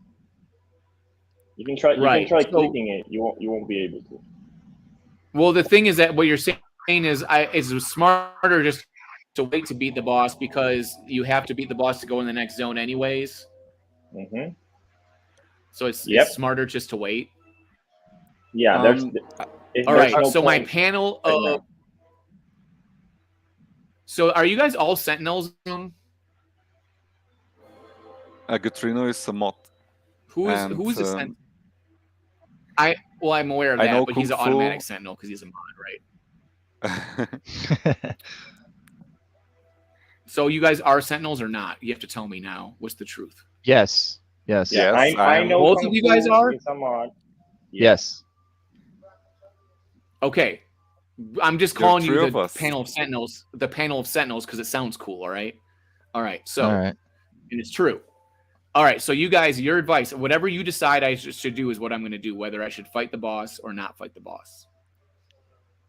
What I is the think it's vote? nice You to get find one the vote. boss to fight the boss when your full skills uses up and full HP bar, usually in the beginning of your daily gameplay. And I don't So have this flee, is so it doesn't matter. You will kill it if you're level 10 or higher. If you don't get some really bad roll like a monster, like a boss with 150 health points with 20 max damage, right. you'll be able to kill it. But he will drop you a weapon for your class, which is with required level 12. So you cannot equip it before level 12. And Right. in my Oh, so opinion, I can't even use it. yeah, you Nope. cannot use it. And in the next zone, if you're not at least level 12, you'll be having really hard time. And for example, if you travel to the next zone at level 10, you beat the boss and you travel to the next zone at level 10, even if you manage to let's say fight and kill 2 monsters, you will need to spend quests to go back to the 3rd zone to heal up, and then again a quest to go back to the 4th zone to fight maximum 2 monsters if you don't have flee, and go back. So this will be very inefficient use of quests, which you can Right. The only thing spend we in care the 3rd about is zone. yeah. The only thing we care about is how many quests it takes to get to the end game. So if it's stupid to use quests on the final boss now, then it's stupid. Like it's not even there's because I would do it, but like if it's not smart. Plus, this is the other thing. There's a lot of people out there that haven't seen the final boss, and I don't know if I want to ruin it for them watching. I want them to be able to be shocked and awed by it, right? But we can do a final boss battle like maybe tomorrow or the next day or something as we level up and whatever, you know what I mean? Or whatever that looks like. All right, so let's go back. My computer, I don't know why my internet's so slow today. The one day out of all days of streaming in my whole life, my internet's slow is today, all right? I apologize for that. So let's go back and play with Vid Mead, the guy that likes mead. He likes to drink a little bit. He likes to drink. I just a little bit of a refresh to it. Oh, wait, no, I need my warrior. My bad. Not Bidmead, my warrior. It might be because of the stream and I have so many people up here. I don't know. But here we go. Let's go back to the warrior now.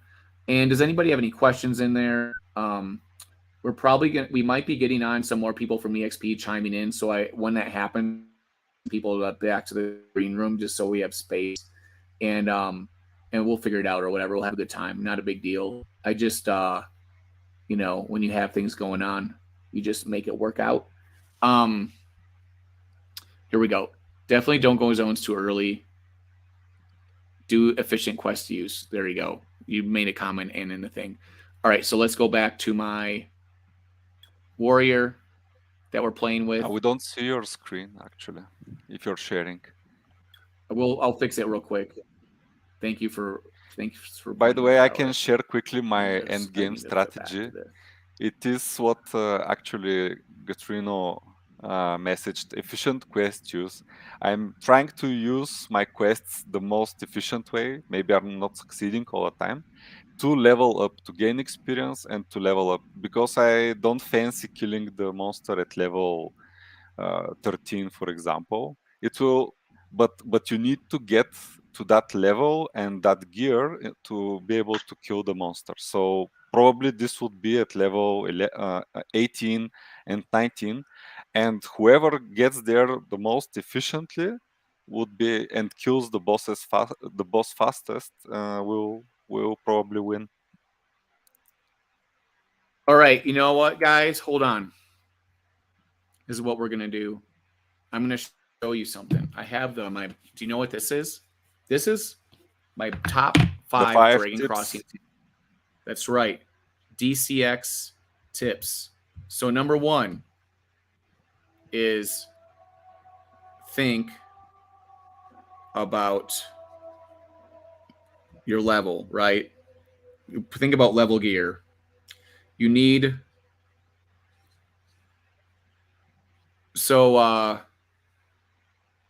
you need a certain level, like the level gear of the boss, right?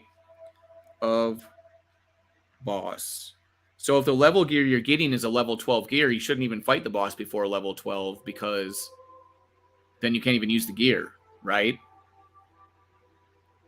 Drop. Right. Boom, number 2. And sorry, go ahead. And zones, they scale with certain level. We saw that the second zone drops items for level 4, the third zone for level 7. And I think I haven't played yet, but the next zone, the fourth zone, will drop items for level 12. So even if you go there and you get a nice drop, you cannot equip it before level 12. That's really important. That's so super good alpha. Burning up quests as a net negative, yeah, to see the final boss. Ooh. Psychopath left a thoughtful comment I think is helpful for the day about the adventure instance in the Town Hall channel. Wait, what? You mean in the general chat? Psychopath, your comment right there is definitely a psychopath comment, okay? I don't understand what you're saying. Ellie says hi. How's it going? Ellie's watching. She wants to do too. Super cool. Here we go. Okay, so now back to what I was doing. We're playing this game, guys. All right, let's bring this up so you can see it, though. There it is. All right, so what we're talking about is bosses. And I was gonna be like, oh, let's fight the boss, but then they're like, the gear that drops is level 12. I'm only level 9, so I can't even use that gear for a while. So there's no advantage to even fighting that boss other than just go quest. What? Go quest. Go kill some chunky. Uh-oh. Yeah. All right, should I touch the orb or just look at it? Or run away? I don't know. I've touched the orb maybe 15 times. We're touching the orb. It's always nothing happens. Either there will be, as you said, a very high reward with very, very small chance. Oh, you're so dangerous. The thing about that orb is whenever I touch the thing to just stand and look at it, it always takes away stats like every time. And then whenever I look at it or I touch it, it always says nothing. But I've been given alpha, I believe from Bloater Punch or somebody on the team that like that orb, it might give like extra quests as a reward, but I don't think I've seen anybody win it. All right. Do you have it? Do you have any skills left? I do. I have 3 overhand chops. Okay. Flail. Boring me. Dude, Even trying. when they say flail, it's so weird. Crit 15. Eat it. I got a pretty high strength. Look at my strength's 40, bro. At level 9, it's not bad. I got some nice gear for strength. So parry this mother gunner. No parry there, huh? Where's my parry at, bro? By the way, when you hit now, you can click the damage you did and see the details. And you can see the bonus damage, the second row. And it is based on the primary stat. So that's my strength. But I also have bonus damage from some gear, so that's added to it too. Yeah, it's combined. But for example, if you have a gear that takes away 1 strength but gives you other bonuses, like defense bonuses, you can try to swap it and see if your bonus damage falls 1 less or not. So you will know if you need that 1 strength or not. Okay, but I'm writing this down. I haven't figured out an easier way to test this other than swapping gear during combat. Okay, which may be disallowed soon. Right. Check bonus damage results for gear when you swap. Okay, so that's something important to check. You know, it's like a checklist. Hey, if I have gear and I have these things going on, what should I be checking these couple of things to see how it affects stuff, right? What's up, Jett? Very fun. All right, so this is Ultimate Alpha. While everyone else is at 3 XP, just living it up, you know, Grady's over there with Jett, like, oh, we're just in his offices. We're like, you know, drinking champagne and eating caviar and stuff in LA. And Flu's driving around in his car because he drove there, I think. And I'm just like, bro, why aren't you on the stream? Well, they were on the stream earlier. Great. Flu was for a minute, but you didn't see him. He was just on the green rooms. All right, let's kill this one. Let's kill this bee right up in here. 10 damage. Bye. You're dead. was already dead. Okay, I've not got any good loot yet today. Ooh. No, that's not so great. Not so great loot. It's for another type of person. From You have to switch the screen. Oh, I didn't switch the screen yet. My bad. Thanks for reminding me. Let us hope you put up. So I killed the skeleton and she gave me a crappy wand. All right. But now we're going to kill this dude in like 2 hits. All right. Just kill him. Get him. Get that bonus damage, bro. Hey, I know Kung Fu. Yeah. What class is your strongest hero right now? I think warrior. I definitely think it's the warrior. Have you watched my videos? No, I haven't seen them. Is he distinctly have better stats than your others, or is it that class you think is better just in general? Well, at the beginning, he has like 46 or 47 base stats, which is the highest from all my heroes. He's a legendary, but I think the warrior does really well. Has maybe the best defense from all the 3 classes, and does good damage. But for that, you need a dual wield to have a nice shield. And I struggled a lot to find a nice shield for him, and spent use the shared stash for that. I got an epic, like a mythic shield with very nice stats, and from there on, it was like a piece of cake. I'm very confident in my warrior, and I also recommend it for beginners, people who are new to Dragon's Crossing. I have a question for you. Look at can you see my shield? I found a shield with my mage. I could send it to my warrior. It's a level 7 shield. It does 1d4. Its armor is 3 with 11.69 proc percentage, and it has a parry rate of 2.63. I don't know if it's worth it to like send to my warrior though. It's kind of like meh. Do you have an offhand on your warrior right now? No, let's go back and look at my warrior. No, he's with the first weapon. I wouldn't even bother looking. There's look at the stats that you're getting out of it. Really, that should be your question. Can you get something equal or better with those amount of quests that you're going to spend? Right now, I have a crappy main hand axe. Right, so like, I have terrible drops for my weapon with my warrior. If he had decent like weapons, he would be a beast. But he has a 1d6 with a bonus. Well, it does have 1 bonus damage on it, which is nice. But I need an offhand or something, or a better main hand weapon. It's literally a level 1 weapon. Actually, it's the best level 1 weapon. All other classes, they have only 1d6. They don't have the bonus damage. Yeah, it's really nice for level 1, but I'm on level like way past that now. So yeah, that's why I think it's intentional, because the team maybe knows that you are getting a shield much later in the game, which happened with me. So hey, show me your helmet. It's a sweet Antler King helmet. Have you seen this before? Yeah. Yeah, I'm gonna show you my mages. Gatrino has a way cool one of those. I have that one, but legendary on my mage. Oh, really? Yeah, but it really great stats. I'm gonna show you in a His minute. stat rolls are absolutely insane. What? I want to see this. It makes yours look like a. I can't say. I don't want to be fined or something. I don't know.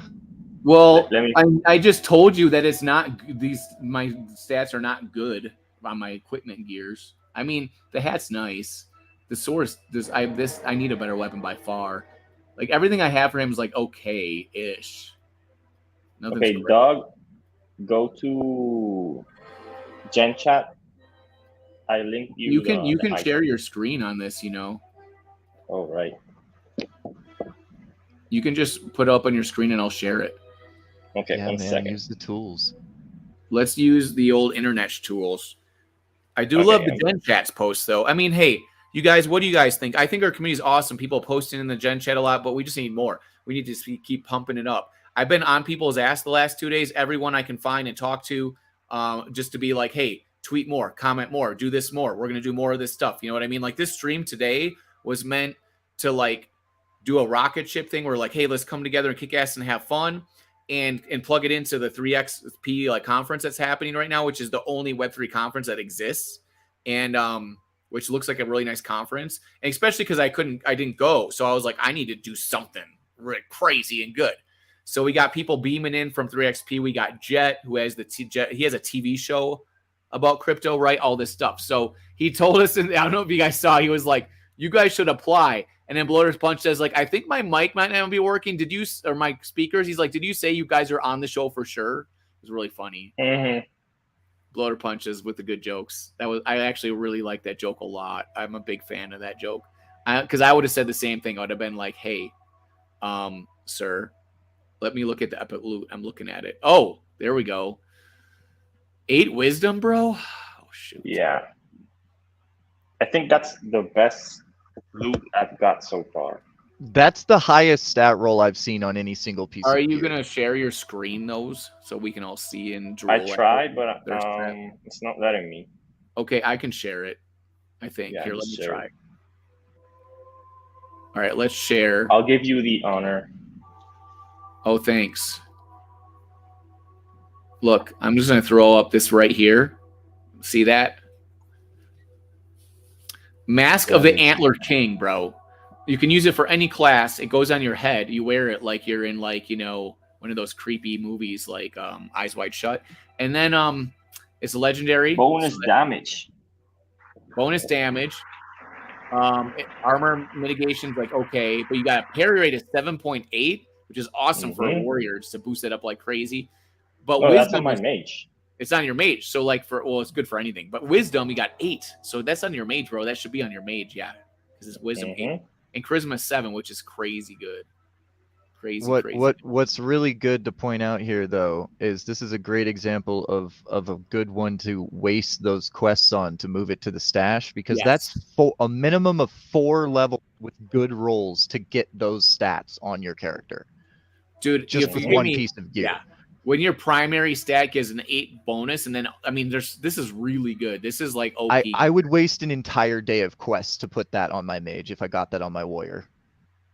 That's really good alpha right there. I would, yeah. So that's the thing. The game is pretty balanced pretty well, right? Because if you do get gear like that, you're like, bro, let's bring it over. Let a nice legendary drop. You know what I'm saying? You're not just going to throw gear over there that's meh, right? Yeah. That's not what you're going to do. I'm at the point now that I really need a reason to do something with my gear. Otherwise, I'm just going to start deleting it because I'm completely full almost. I feel I'm like into the 50s out of 60 for this little inventory bag I got.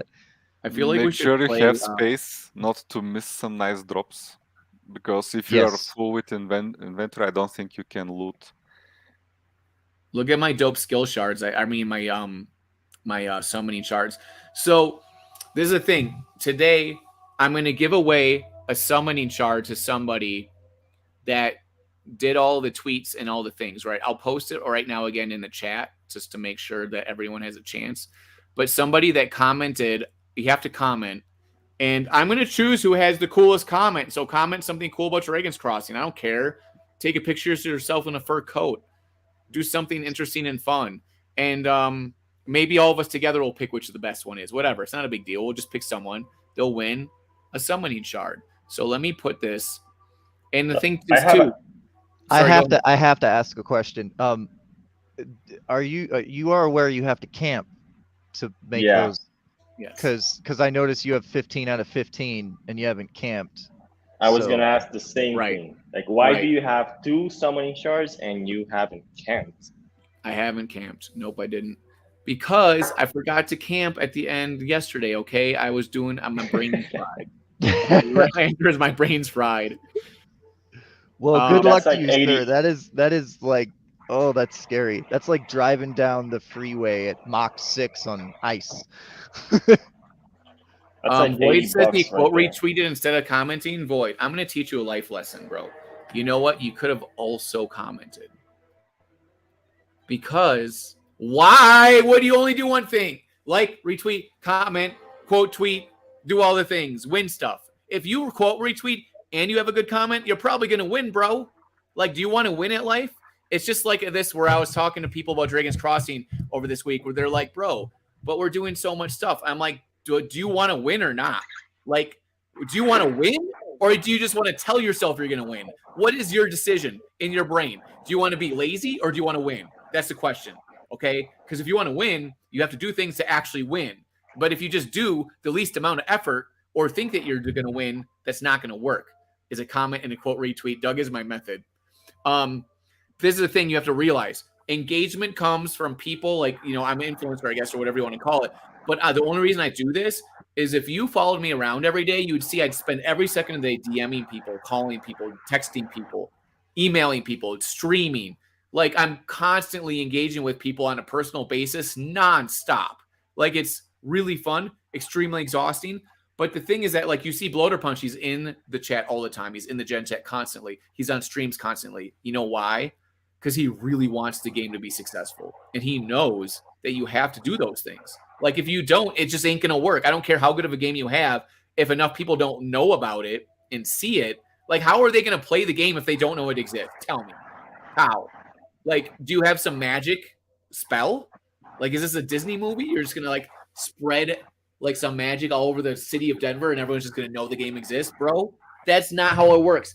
Every single person in the game is to your benefit to tweet and do all this stuff. I know it can feel tiring to do, but if you want the game to continue and have revenue and you want your NFTs to be worth something, like that's the only way it's going to happen. You know what I mean? Someone told me the other day that they made some comment that like basically saying stuff like, well, it's up to you guys, not up to us. And I'm just like, bro, literally, no matter if you're a founder, a person that showed up today, you're me, you're whoever, like you need to think about how to win.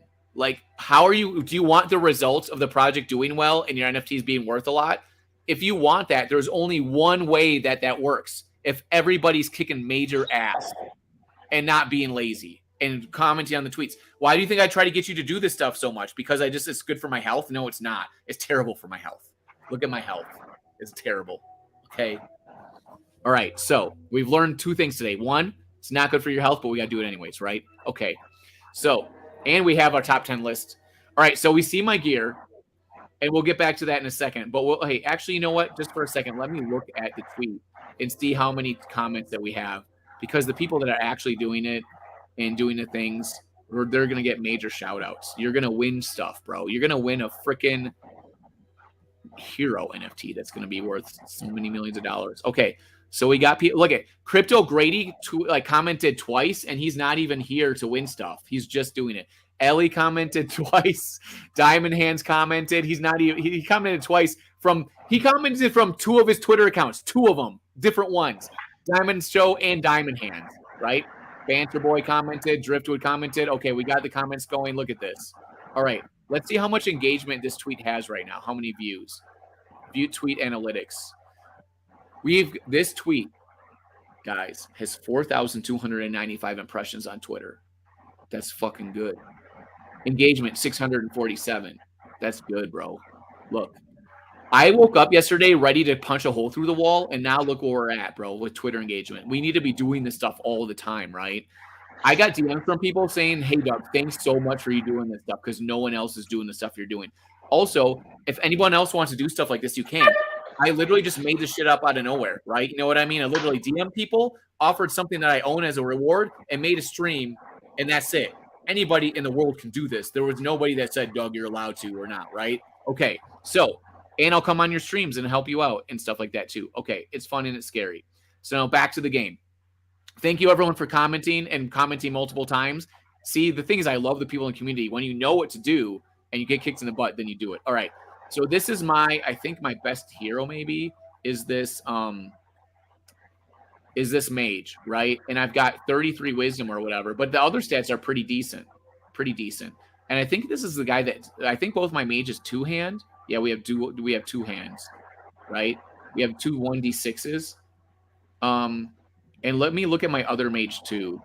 My other mage is also dual wielding, I believe. No, wait, he just has one. Lame. No, it's my ranger. Maybe my ranger is my best. What do you think about that? Let's see. Okay, so we got 36 agility in my ranger, pretty good. And damage is 8 to 18. I think that is my best hero because the 8 to 18 damage. So not the greatest mitigation though for where you're at. So the armor mitigation, yeah, it's only 25, agility 32. Yeah. But when it comes you're to a brave soul for being in the bog at level 8 with 25 mitigation. No, this is not this. I actually just here. Let's show you. I just pawn fools in here, bro. I hit people so hard. Oh, an imp! Come on now, an imp is a bad example. They're pushovers. I don't know, but like I'm just gonna like, you know, what I'm saying that was a good roll though. Well, dude, we have rolling 2. Yeah, bro. Look at this. Boom, 12, and I didn't even like crit on them. Look at 0 damage, dude. This guy's toast.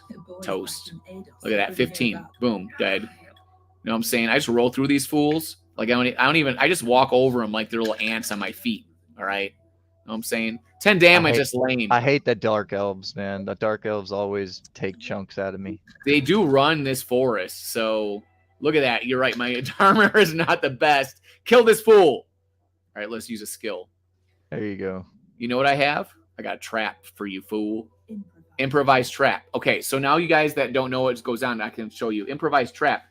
I got 1d4 plus 2 damage per round. So really it's like 2 to 6. And for the next 2 rounds. But it also doesn't it affect their it's actually 3 to 6. Yeah, it also affects them in other ways too, though. I believe it affects their armor. What does it do? Or it affects their dodge. Yeah, they missed me. You son of a gun. 11. All right, die now. Don't hit me. No. Shit. Crap. Yeah, see, I need better armor. You can kill them, but they always take chunks. Look at that. They do take chunks. Ooh, there you go. Ask and you shall receive, my friend. Oh, boy. Let's take this. Let's put it on here. What do I have right now? It is a proven fact that for every complaint you make, your drop rate goes up by 1%. This is actually proven. Tip of the day number 4. For every complaint,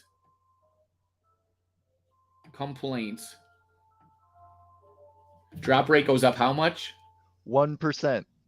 It goes up 1%. All right. It's literally, it's in stone now. It's a fact that is true. So like here, you guys, look. We don't even have room for number 5. Number 4 is for every complaint, drop rate goes up 1%. That's alpha. All right. You guys hear it here first. All right. This is why we do these streams, because you need this alpha. I'm going to be running my ranger in the forest starting at level 2. He has done. Wait, what? So you went to zone 2 at level 2 with your ranger, Driftwood? I love rolling. You must have had some good equipment. Can you share to us how good you must have a really good equipment going on? All right, here we go. Oh, you did it. We're back to this. So now they're better. Let's look at the character. So now it up to 28% and the armor's 10. That's pretty decent. It's not terrible. All right. Let's look at this again. What did it do for me? It also gives me 2 strength, so my parry will be better. And it gives me 2 hit points.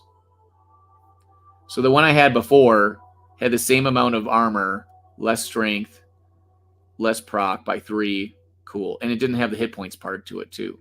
All right. I'm ready to rock and roll. 72. Let's go. Die, imp. Dude, I don't care what you're even saying to me. I'm just going to crush you with a 19 crit. Nice. There you go. That's what I'm used to, bro. I'm used to just critting fools with my bow or whatever the hell is I have. Let's do it again. That was a very nice boost. Bro. All right. Now they hit me for 7. That's what I'm talking about, bro. You guys have given me good luck now because we complained. There's no better luck than being blessed by the Wookiee. Oh, yeah. Dude, I just speak of the Wookiee in a shard drops. You see that? Hey. And this was the mythic ranger, right? Yes, this is the Mythic Ranger, which has a slightly better drop rate, right? So make sure you click take all. We're take all. I didn't even look at what I got for my headband. Oh, my headband's better. Oh, look, I got agility, and I got. Oh, look at that, dude. I got a better headband, bro. See, this is why you just keep playing, because it doesn't matter what you start the day as. You can end the day way better. This is crushing right now. This is better than my warrior, and it has better. Now I have better defense than my warrior and better offense than my warrior, and my warrior is a whole level higher. Blocking a third of the time for 11. Heck yeah. You guys, this is great. This is fun. You know, this game's fucking amazing. The community is fucking amazing. Let's another imp die. Give me some more drops, bro. Wait, did we not? I didn't fight the daily yet, did I? I'm gonna crush that daily. Just make sure you heal before you do. Yeah, I was going to suggest that. You're gonna maybe level up, and then. Oh, that's true. What are we at now? 7 out of 9, right? I could level up first, then do the daily. That's smart. That's smart. I don't really need to level up before the daily, but I could and just crush them even harder. Die, imp. Yeah, you lose less health if you kill him quicker. We're going. Yes. Dead. Crit. Boom. Dead. Yes. Yes. Oh my god. Oh, dude, what is this? What's up with these mythics? What? Shut up, bro. Just shut up right now. NFTs. We're rocking and rolling, baby. Yeah, like this. That's Make right. sure you save one. Wait. Do you have the fleece skill? No, I don't. Okay, I don't think you should fight the boss. No, the daily boss, not the end boss. Okay. I'm gonna tell you right now. I fought the daily boss already. You can slice. Nah, you can slice the daily. You can slice the daily. I fought the daily boss, I think, already with her and crushed him. So make sure you just make sure you have one quest left to travel to the previous zoned camp. Right.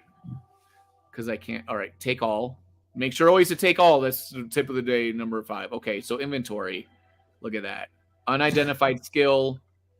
Look at that. Camp it up. And I got it's a level 7 traits. skill. So guys, I'm gonna give away a shard in the chat, but I'm keeping that skill book. That's for me. I got 11 left. Do you think I can still kill the monsters with 44? I think I can. What skills do I have? I have herbal knowledge to heal. We're doing it. Because I'm the real man over here. Use herbal. Use herbal. Use herbal. There you go. That'll also help you dodge a little bit. I hate to just straight up kill you and run, brah.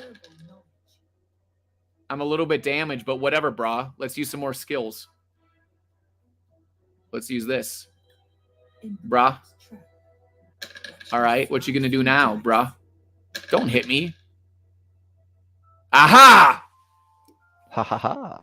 My armor up in here because I got all the new armor. Brah, where you even at, brah? Where you at, sickly fallen fawn?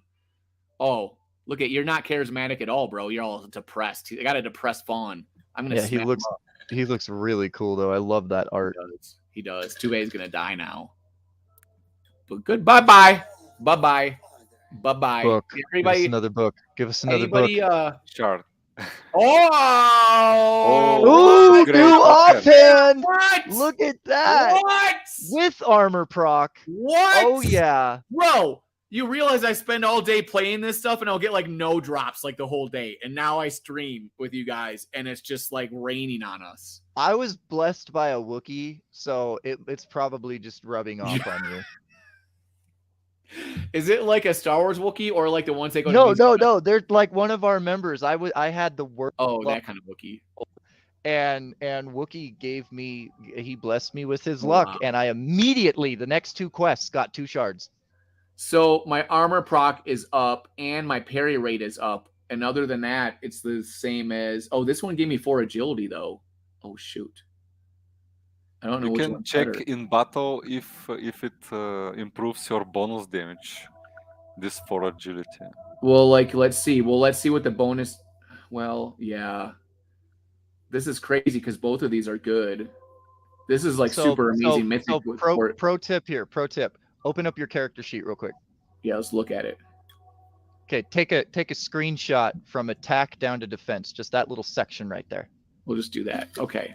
Okay, and then switch to the other offhand and look at it. Look at them side by side, and This then is you can alpha. see this. Then you can actually look at everything as a whole and go, okay, I'm gaining this, but I'm losing this, and you can make the decision a lot better than you can trying to guess. What is that for agility actually getting me? Because I've noticed that agility is somewhere around like 0.1% per point. Give into the main skills give you like a percentage, like a 10% of the secondary. So like 1 point of strength is like 0.1% to parry, 1 point of agility, 0.1% to crit, that kind of thing. I don't know if that math tracks exactly, but that's what it's basically feeling like. I'm putting it right now in the loot chat so we can see. Oh, it's kind of too small to really look at that way. Well, I can still bring it up though. So your damage is exactly the same, but it looks like you're losing roughly 1 point. No. Oh, for agility should be 0.8 critical chance. So the people looking out there, they can see. But I think you cannot see here the difference in damage, because this Bonus damage in the attacks section, yes, it is based on the weapons and maybe the bonus damage from gear, from equipment. It does take into account all of the, like if you're adding like this is a ranger, so if you're adding agility, it will, and you reach one of those milestones, it will actually show the damage increasing or decreasing on that attack sheet right there. And this one right here? Yeah.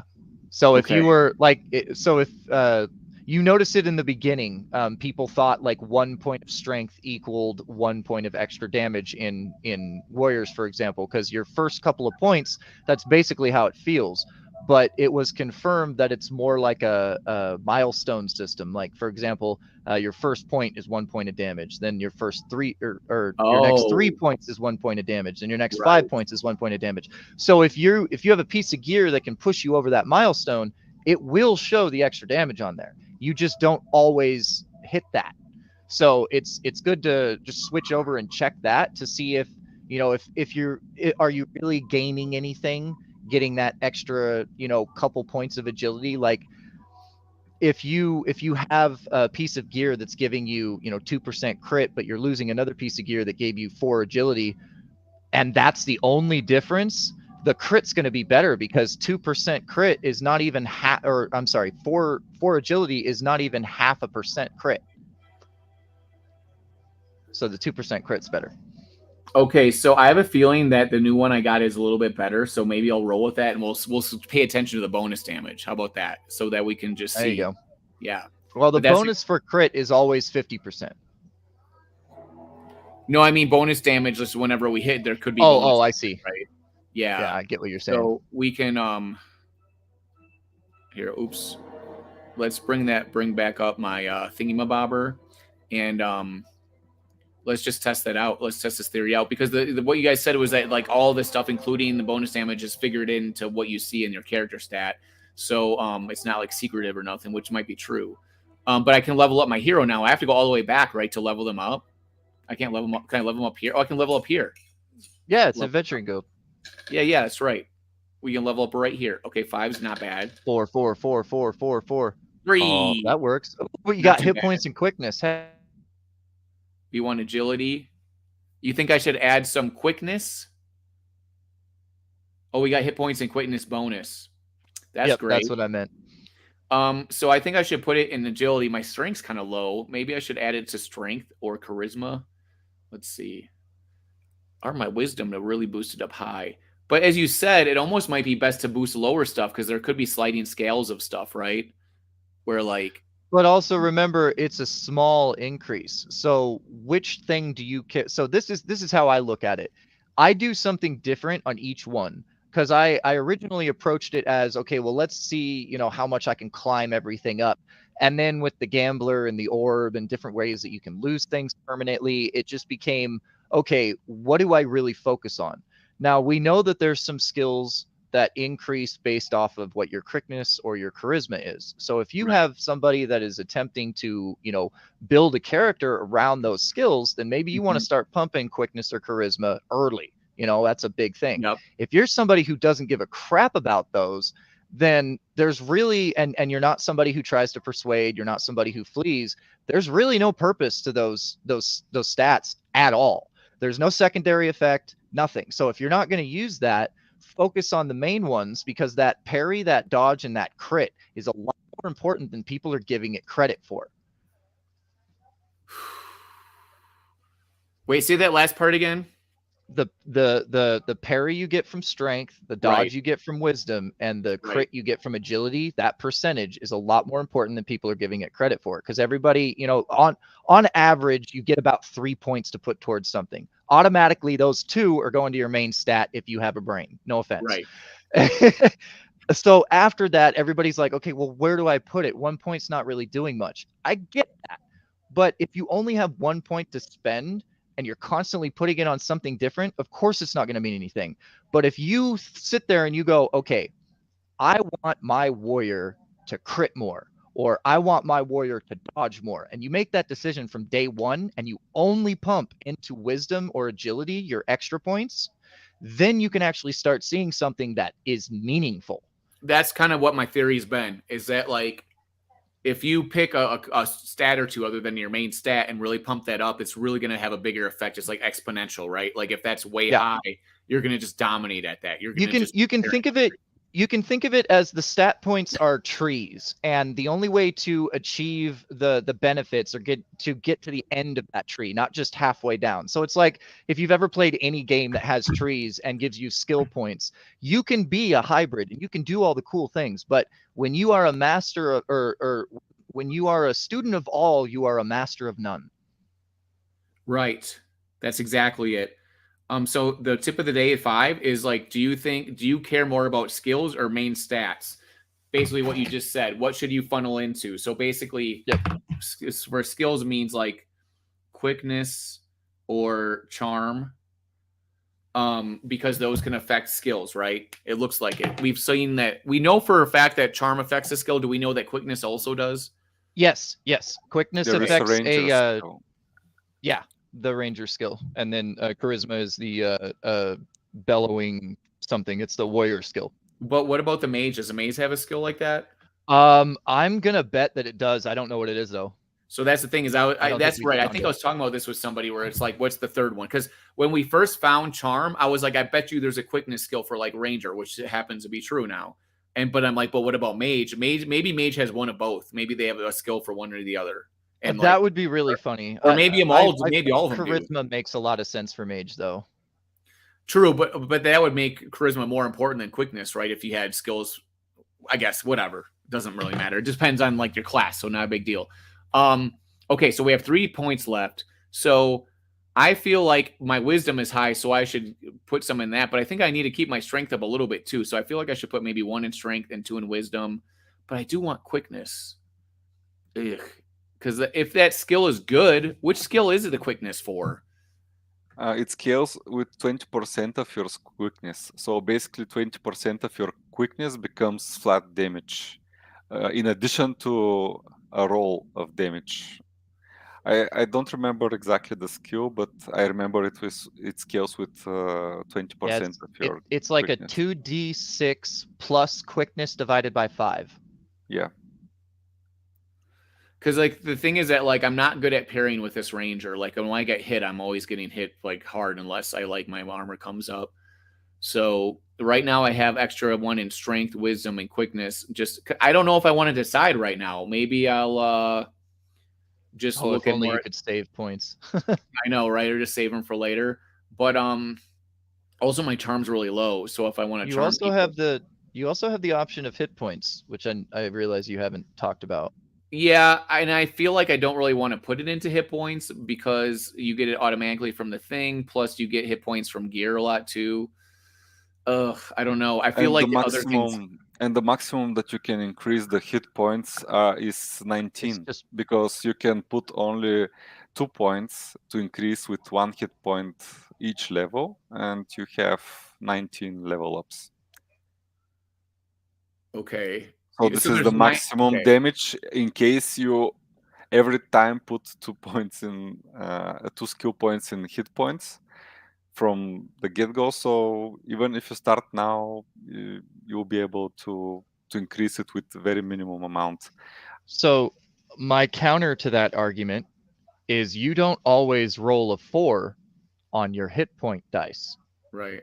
And adding hit points when you have the ability, and I'm not saying, you know, put it in like when you've got 3 points, you know, but if you roll a 5 or a 4 or something, you know, and you got your 2 main into your stat, maybe hit points is something more important, because if you're constantly rolling low on your hit point roll, that can help cushion that so that you're not behind everybody. So maybe that's an interesting thing to think of. Like maybe it should just depend. Like if you're hitting good on those, then don't put it in hit points. Exactly. You should. My big thing is to try and have a plan when you start, but make that plan something that's feasibly flexible. Right.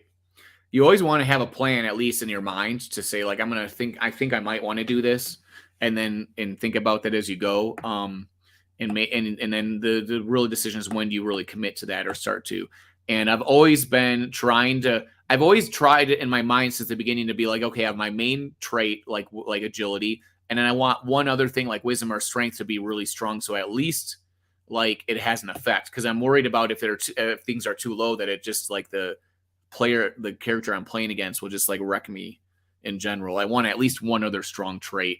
So like you see here, you have wisdom and agility are both the highest ones for me.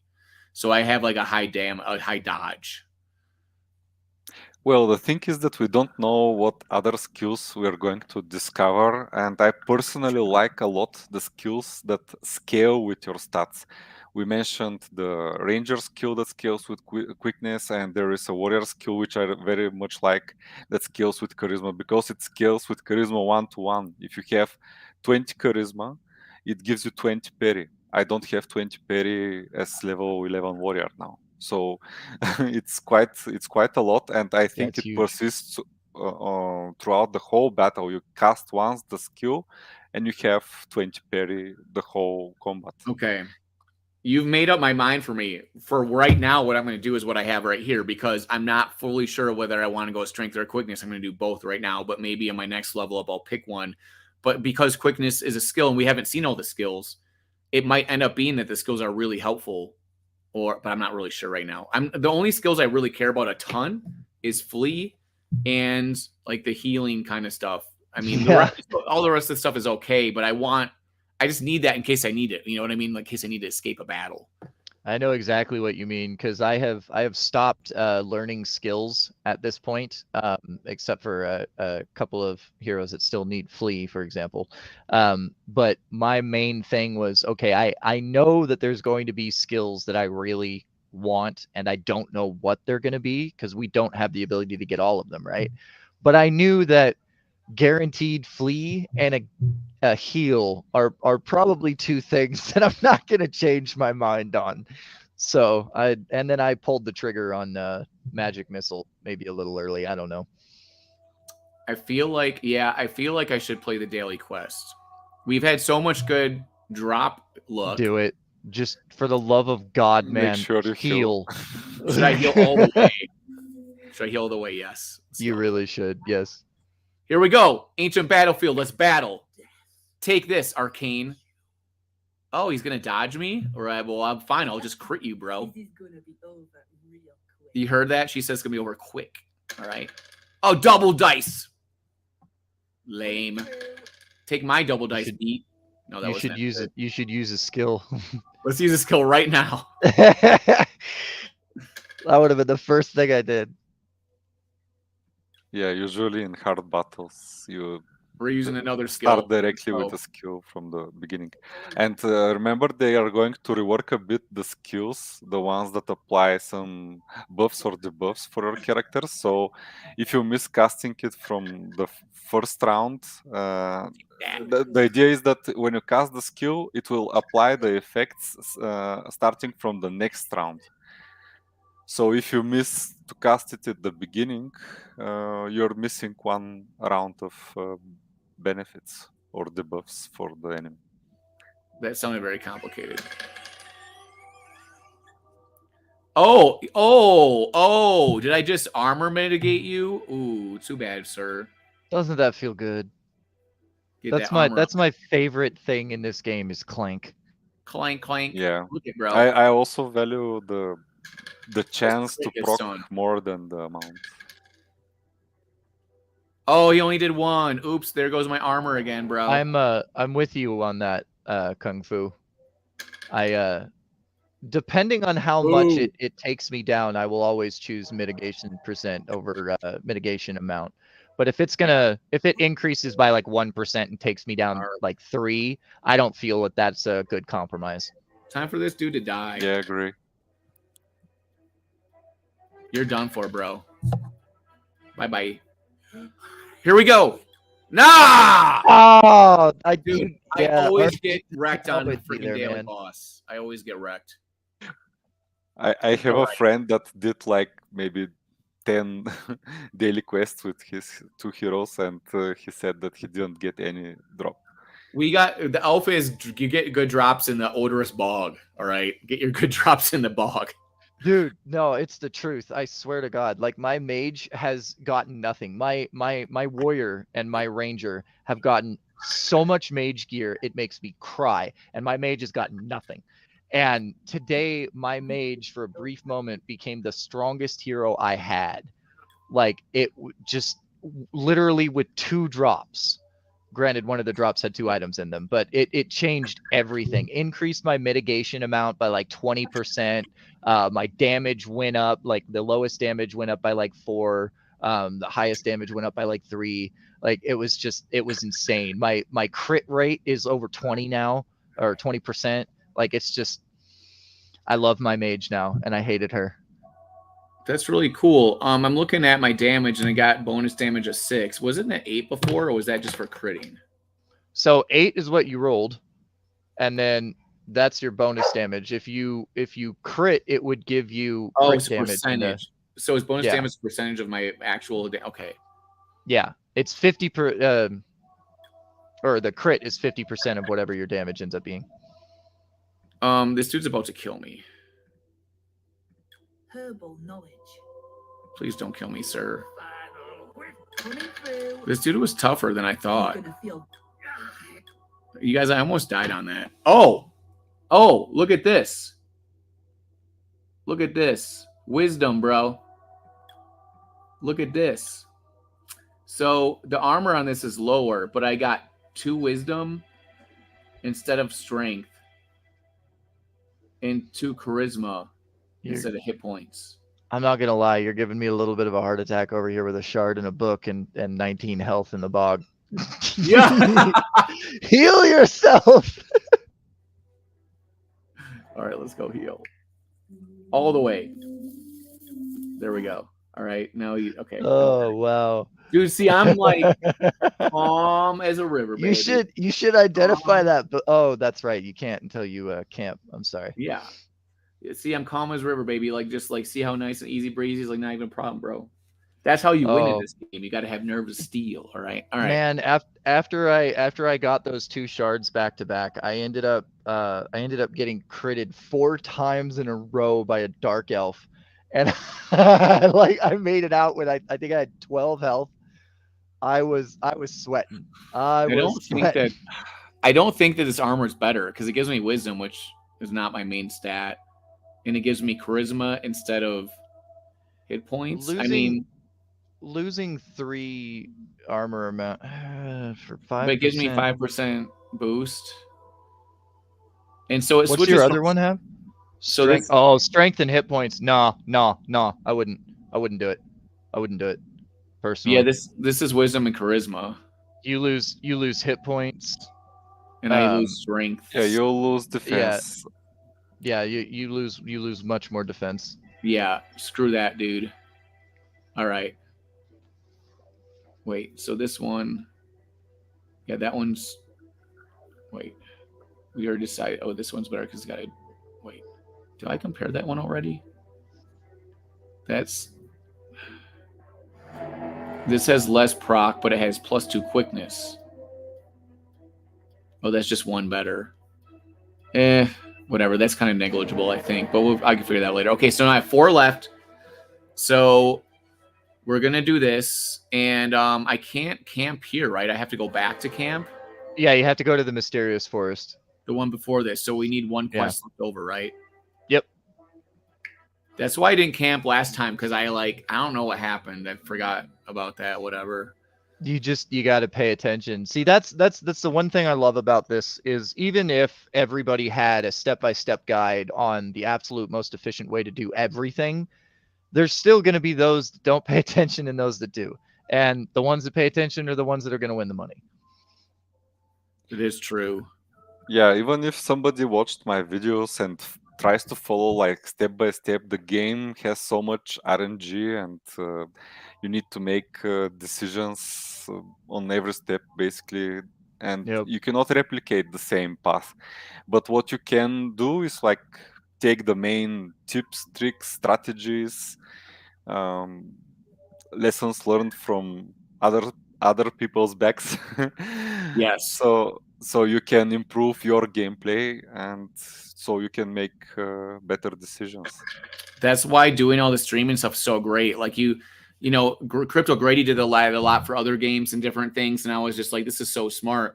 But I was like, Grady, I know, because he does the deep dive stuff and everything, and I'm more of like just like give me the top 5 tips. Even though I do deep dive in the game, I want everything to be very quick and fast and fun. But I'm like, but we need to be able to do both. We need to be able to do like a deep dive like this where we talk about all this stuff and maybe even get deeper in it, but also present things in short bursts, like the small videos I do, the little promo videos and stuff, because the deep dives are not so much going to get the new people in, right? You saw like the Twitter space I did today with Golden Baboons. That got a bunch of people in. It was just fun, short bursts is what gets people excited, like doing like WWE promos and stuff, right? And then you have like, yeah, it's a great comparison. You got professional wrestling. You have an actual match, right? Where you can sit there, look at the match, even like rate the match. But the promos and the story development is really what people care about. You know what I mean? Like they're like, fuck how good of a wrestler there are. We want there to be good storylines. I mean, look at Hulk Hogan. He had like 2 moves that weren't even good, but he's the greatest wrestler ever, right? That people know about because he's presence, his promos, his movies, right? That's what gets people sucked in. It's fun. And like even modern wrestling, they might be tactically better, but they're not as good as like storytellers as it used to be, right? You know what I mean? Like sometimes you have to like have less is more or like whatever and stuff like that. So that's why it's really fun to do all this content creation stuff, and everybody has their own like specialties and things that they're good at. So, and that's why, and they're doing these streams. So that's why having multiple people is really cool. And it is really a lot of fun. And this game is just, dude, I spend here all day just waiting for the chance to play. And I'm like, I got to save it for the stream. So that's why I'm so jacked up today, because I've been waiting to play this. And there was a day I was waiting to use my guys to stream, and the stream never happened. And then like the fucking reset hit, and I missed a whole day. Yeah, but at least you didn't waste a whole day. Yeah, I didn't die. Yeah, so unless you think that you're going to be so bad at this that it's going to take you the absolute max amount of time to get there, you're still going to have some extra days. Dang orb. Yeah, right. So it doesn't really matter. With the orb, I'm going to drop a little alpha on you. Rest next to it. Don't touch it. Look, I understand that resting next to it gets you stuff, but like touching it can get you more quests, bro. It also takes from your stuff. I mean, if that's the way you want to roll, keep chewing those mushrooms, well, bro. What I'm saying is I like the mushrooms. But like what I'm saying is that if I kept on betting, it's going to go back and forth. They'll give me some and take away some. But if I touch it, it's either giving me nothing or more quests. So I'm just thinking maybe I'll try that out. But the last time I did sit next to it, it did something nice. But every other time it's taken away stuff. Like 8 out of 9 times I lost so much stuff from sitting next to it. I legitimately had 0 charisma and 0 quickness on my mage for 4 days because of orbs. It kept taking it away. Yeah, it takes more than it gives. Well, yeah, if you win, you get +1. If you lose, you get -2. Yeah, that's the thing. Is like earlier in the stream, I had like 1, and then the next time, yes, crit. And there is some mystery bonus. The bonus maybe there is a third option that nobody knows what it is. But look, Look, bonus damage is still 6 even when I crit. Bonus damage was 8 when I had that other thing on. I'm So pretty sure. it could also increase your hit chance. So I crit. So bonus damage is only 6 every time. It looks like, or maybe that's max. You can change the offhands and try if you have quests left. What's this? What's this? What is this? I got agility. Take all.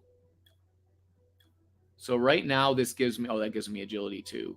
Wow, you really are getting the drops in the bog, bro. Dude, I'm getting all these drops. Agility and quickness. So this is the same thing, except it just is but worse. So nope, I don't want that. This though, whoa. So this gives me 1 armor, 1 more strength, and 2 more hit points, but it takes away 2% of proc chance. I don't know. I don't know what's better. And 2 What? agility. I would take it personally. It's strength and hit points. Yeah, I guess we'll go with because it's adding 1 or 2 for all of those. All right. But this is a thing to think about too. If you have your armor total amount like really high, there might be points where it overlaps a lot. Like they only hit you for 6, but your armor's like 10, right? So you're there's a gap there. But so like maybe when your armor gets like way up high, it's like almost too high, depending on how high it is, right? And that's part of the choice. Do you make the choice to raise your mitigation amount or your mitigation percentage? And that part of that choice should be where you plan on adventuring that day or the next day. Did you see what I just did? I remembered to camp. Freaking baller move, bro. Baller till the day I die.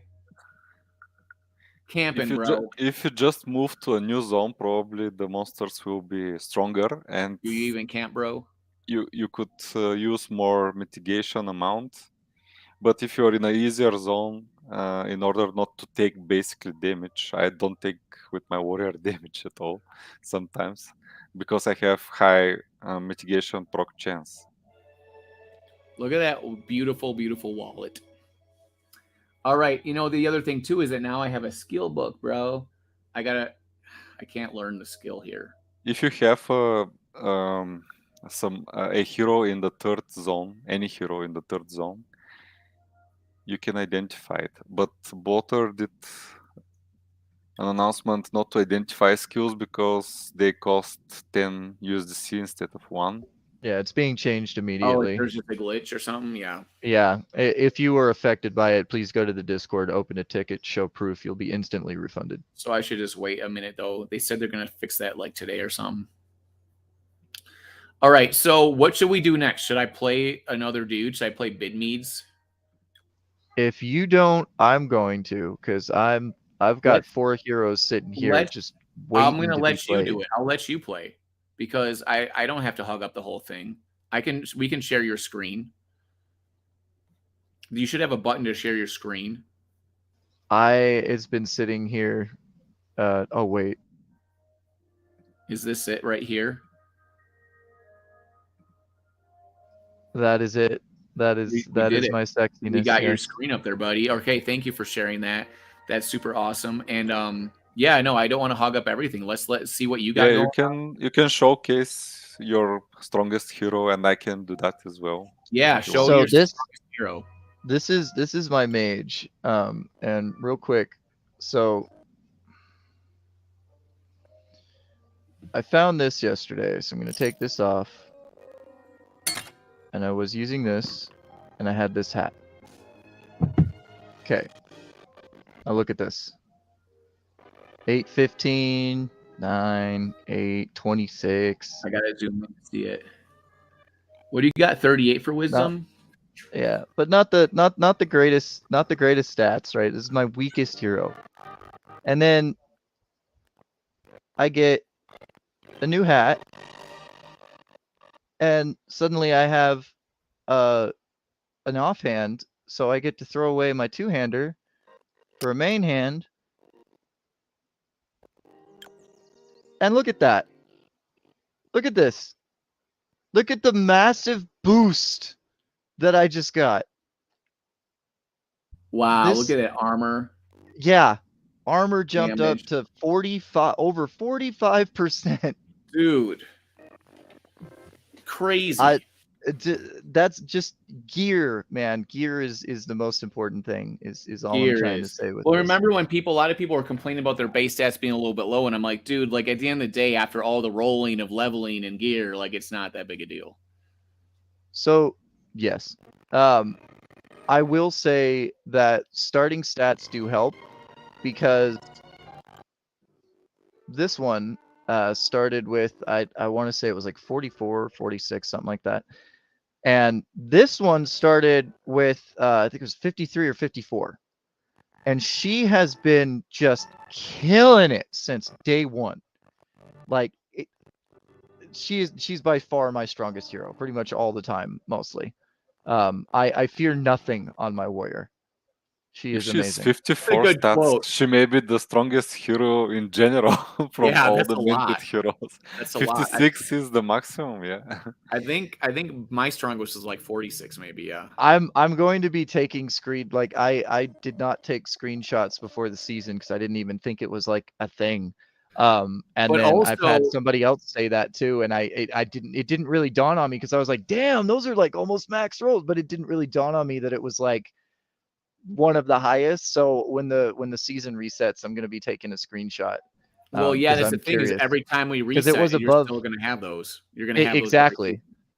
I know for sure that it was above 52. I just can't remember what it was. So arguably, I shouldn't be here at level 10, but somebody in the Discord let slip that there's like a 2% drop rate increase, or sorry, a roughly double chance of drop rate on For daily NFTs. quests. So I've been trying to do them. But I don't go out of my way. So I actually went back to level up. As you can see, I have no experience here. So instead of just going to the foul waste with my last quest, I just stopped here and burned it. Well, I guess I didn't really burn it because, well, no, I did burn it because I didn't use it. And I just let it roll over. And I was just going to plan on doing this. So if there's anybody that doesn't want to see the daily quest in Zone 2, look away. I'm going to look. I'm looking. Oh, I got unlucky. So I was hoping I was going to roll a 7. Level so that I 7 could to still... get experience, yeah. Yep. If you have But, 4 level differences, you don't get experience. Correct. I'm just gonna Magic miss. destroy this guy with a 3. Haha. Arcane wills your death. Can you hear? Are we getting some feedback or some interference going on? I think the music is lagging a bit.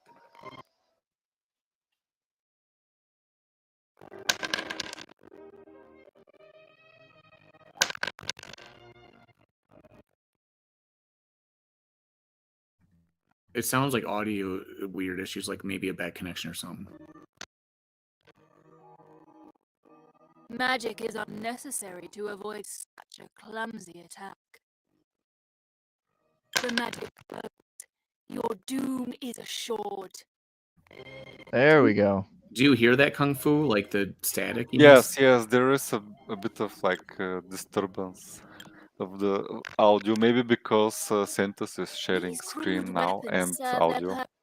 It is probably because of me. It's any kind of staticky weirdness when it comes to audio is always my fault, I find. I I think have it's gremlins. your voice is fine, but the audio from the game is like staticky. Maybe turn down the audio on your game. Just like turn it down because it's like a lot of static. Yeah, you can leave only the dice rolls. Yeah, that's turn better. it off. There you go. Sad better. face. I know. I'm sorry. Oh, it's all good. But maybe we can find the evil that claimed me, or not. The voices are doing it too, which is so weird. By the way, do you think Magic Missile is better than Firebolt?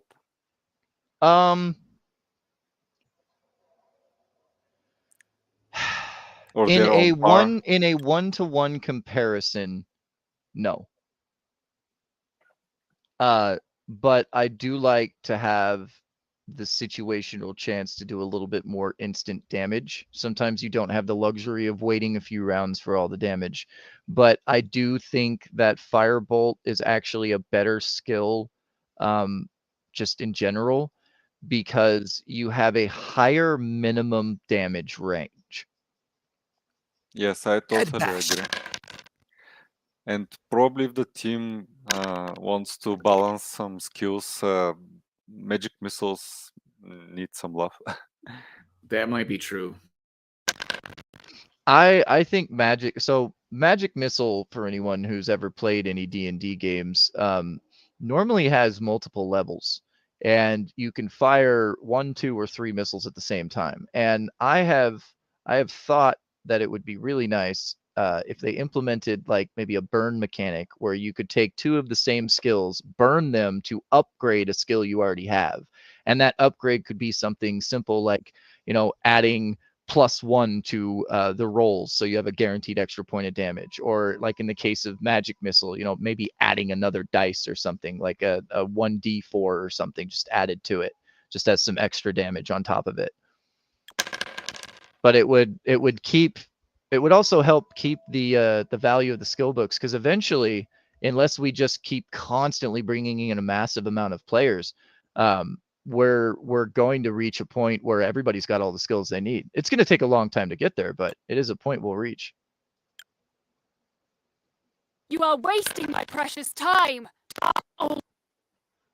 Oh, and he's gone. I fall even farther. My skill. I am very saddened. All right, you say the voices are doing it too, so I'll just yeah, they are. I'm sorry about that, but no, you're fine. I want to do this giveaway, right? Especially if people have been sticking around the whole time or whatever, if Void's still here or whatever, I want to look at this tweet that I made and reward a summoning shard to somebody, especially because I found one today while we're in the stream, right? Like, now that summoning shard's going to a nice home of somebody that's participating and enjoying the stream. Dude, I'm so happy that we got 4,518 views on this tweet. You know what I'm saying? The Twitter analytics on this tweet, engagement, 662 people engaged with this tweet. That's what we need to see every day. This is so awesome. So proud of everybody. Now we got to go through these. I'm going to pick out some good ones. Ooh. Dude, we got some good comments on here. This one comment says, Prince of Liquidation says, he says, awesome job, guys. WoW style gameplay, brilliant mechanics, very addictive, beautiful artwork by Sejin. And then has nailed Jahbari has nailed the soundtracks. I have it on 24/7, a wonderful community, 10-10 a Dragon's Crossing team. That's a really good comment, bro. That could win. That could win.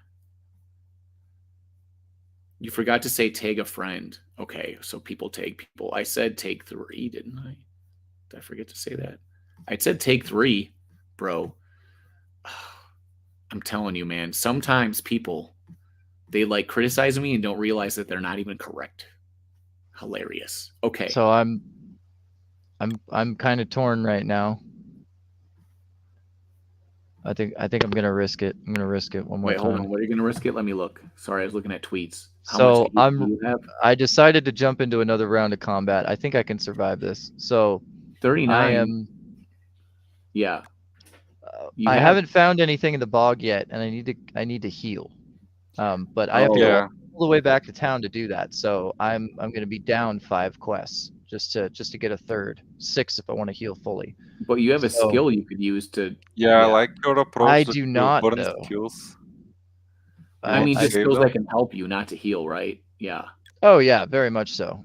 Yeah, I was thinking that I was on a different hero, so I was trying to save skills for the boss fight I was going to do today. That isn't going to happen. So, because this guy is not, idea to burn or this girl's not ready for it. To do maximum quests they missed in the book. Get him. Because you may discover. There we go. Dude, you're killing this dude. You're going to 2-hit him. Come on, give me a crit. Give me a crit. Oh, I think that'll close. work. That was still good, though. Oh. Oh, dude, you're gonna get him. You're gonna get him, bro. No, that overkill. Nice. Overkill. Dude, get the drop now. Ah. Still though, bro, that was a You word. can risk another one, and I was gonna probably say I discover. got. Oh, that's easy. We got this. You got that. You can do it. Yeah. No, I'm not even gonna skill it. We're gonna take her out. Oof. Clanked me. It's only 3 though. We're good. That's a crit? Oh, you crank. Okay. You clanked. I love it. I love it when they clank. I would love like an armor sound for the clank.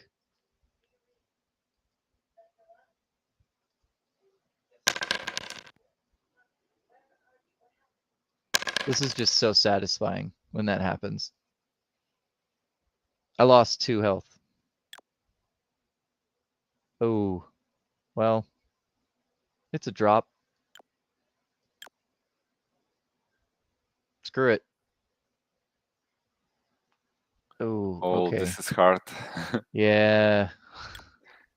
These You know ones what? and the highwaymen are the strongest. And people could underestimate the Dark Elf because it's level 8, not that much health, but dude, I've been saying hit this a lot. forever. Yeah, the Dark Elves hurt. They are the scariest monster in the bog.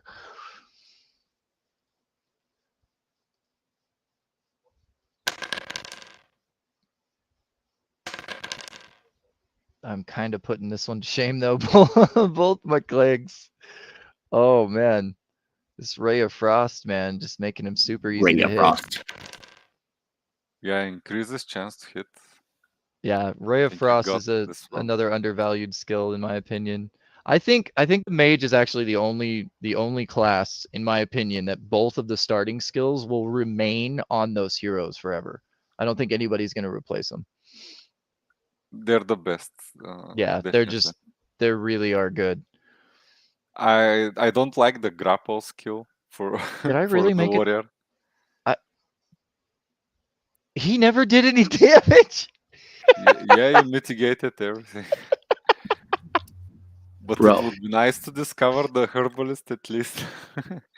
Isn't that funny? Like I all of a sudden I discovered everything at once earlier with my warrior. I am a little scared. That's what's terrifying about this game.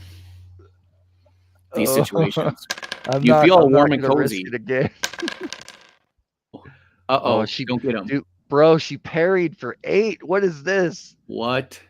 Dude, I've had an ambling skeleton parry for 14. I kid you not. Their parry is insane. They are made out of bones, so parrying like your stuff is they just use their bones. Oh god. Oh god. Oh! You won. You did it. All right, get some Oh, loot now. Oh, No of loot. course See, they always of reward course you with a there's no tough fight. loot. They reward you with a Oh. tough fight with nothing. But That now, is- are you going to heal Yeah, he's gonna Yes. heal now. for 1 or for 2? Bro, this is rough. That is the question. I This is probably a should have very thought big about. dilemma. There's Maybe gotta you be- should not have returned to city at all. We could burn the quests, and tomorrow you'll be healed up. Oh, look at this idea from Driftwood. Burn crappy gear to add random bonuses to select piece of gear. But what if though the No, this that's roll could too. actually take That's away? too. That could get overpowered very, very, very But what easily. if it also could take away though? Like you're taking a risk. You know what I mean? Oh yeah, like well. Yeah, you may Maybe. not get anything. You may break the piece. Higher Yeah, rarity what if gives you a risk better breaking chance it? of not breaking it? Yeah, what if you risk breaking it and also reducing ruining If it? you guys, I'm gonna show my age here. There's an old game called Flife, and their upgrade system worked a lot like that. They had 10 levels of upgrade, and the first 3 it was guaranteed that everything would work. After that, there was an increasing % chance that it would break, and there were different items that you could add to the upgrade process that would increase the chance of it working out. So they could do something like that where the items that you decide to use, if they have higher rarity, then there's a better chance of it not breaking. But just letting you burn gear to upgrade gear, that could get out of hand real fast. I think Bloater Punch would like the idea where like you have a small chance of increasing it, but a high chance of just destroying the gear. Like that feels like the MO for like these kind of games.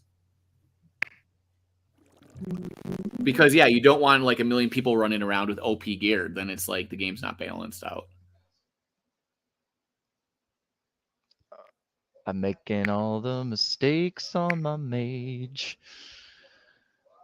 I don't want to die. Oh yes, yes. Yeah, that that's was great. worth it. That was worth it. That was worth it. You did it. You did it. You got the herbalist. That's the most important thing.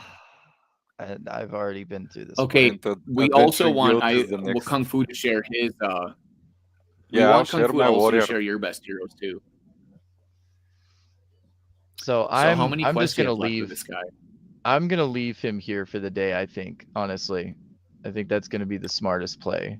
But this is like the example I was gonna say real quick because look at all this gear. She You have picks a up lot gear of like gear. crazy. Oh Yeah. my God.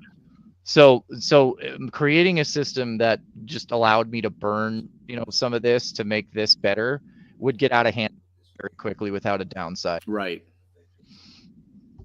There'd have to be a even Steven downside. I think this is the one I was going to do the boss on at the end of the day. I was going to try. So if You're gonna wait to do the boss at the end of the day. Well, I meant at the end of my quest. So I was going to, because I have 9 XP and I have everything I need here, so I don't have to leave the zone for anything. So I should be able to. Yep, I should be able to get to level 12 today, and do it. How about we have Kung Fu share his best character?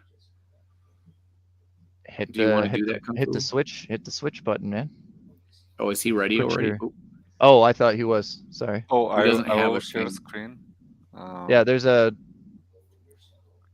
the StreamYard. There's a share screen. You can actually pick the tab you want to, if you want, or share just the whole window. Yeah, you can pick a window or whatever. Okay, here we go. There we go. Okay, this is Kung Fu. All right, we're gonna make it big. See my heroes? Yeah. Ooh, look at them beefy boys. Look at you got And a mythical ranger. Yeah, this is my first mint actually. This is your first mint of any NFT project? My first mint for Dragon's Crossing. Oh, for Dragon's Crossing was your first was a mythical. Well, yeah. But my warrior is the strongest and the furthest. He is level 11 and he's 7 out of 10 experience. Dude, level 11 already? Dude. I'm as I said, my strategy is to get the levels as quickly as possible, not to jump through zones, because you anyways need to be higher level to defeat the final boss. Psychopath, just as a moment, let me mention this Psychopath. The Psychopath, also, if we made every item transferable, also we would like make gas fees $1,000. Okay, back to you, Kung Fu. So yeah, my items, I'm really glad for the shield because I didn't have a shield for a long time, and I used the shared stash. Some of my other heroes got it. I have a good main hand as well. It's hard for us to see the stats because it's so small on the screen you're Okay, sharing. I'll zoom in. Yeah, even more. Zoom more. There you go. That's great. Try that. Like this? Yeah. There we go. I can read it. Okay. Basically, what I noticed is any character, if they are dual wielding, they have nice damage and much better defense. And if they use a two-hand, all of the two hands I encountered, I even don't keep them in the stash. All the two hands, they're giving only offensive options. Like you can have bonus damage or 2 dice roll and damage and or main primary stat, but this gives only damage. You don't get the defense stats. I invested a lot. Most of these skill books I traded, and I have only one skill to learn. But I really think the grapple will be the one skill that I will forget. And I like the rendering bow, run like the wind, obviously, and Thunderous Bow is a really nice buff and debuff, in my opinion, for hard battles. I'm casting this at the very beginning. And so let's try to get to the gameplay. I'll first try the daily quest because it gives the most it's most complicated, and it will give probably nice loot. And I will use now this I consider a hard encounter. I will use one of the Thunderous Bow spells here to increase my parry for 22 for 20 till the rest of the battle. And I'm using quick auto roll. Do you have problems with the sound? I can turn off the sound if it's not. I can't hear it right now, but everything seems fine. Okay. I can't hear your sound for whatever reason. Oh, maybe it's better. I don't know. It makes it a little bit easier to communicate because the sound. Yeah, definitely. So I'll use another skill, rending bow, to reduce the armor mitigation. I have to interrupt you for like breaking news, Psychopath. You're gonna sell me that pocket sand, okay? Just DM me, bro. Okay, back to you guys. Okay. And from now on, I will auto attack because I have all my buffs skills. I don't need to use it for more damage. Yeah, it's an 1d6 roll. I'll take it. Maybe my wizard will need it or not. I beat the boss. I got the. Where is it? Yeah, this is the weapon I got from the boss, but I need level 12. So I will be doing 2 more experience encounters probably. You see critical for 30. I switched it very quickly. And 1 more. 15 armor mitigation. Basically, when I mitigate, I barely take damage.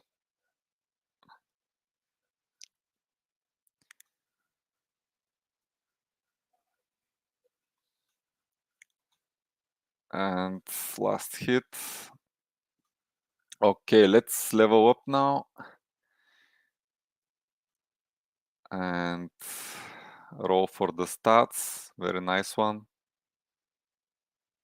Oh, I get the perfect rolls. So in this case, I usually, if I draw 4, I'm putting 2 in agility. Obviously, I want to maximize charisma because of the scaling effect for my skill that I learned. And I will put oops, not agility. I just forgot that I'm not a ranger. Okay, so I'll put 1 point in wisdom and 1 in quickness.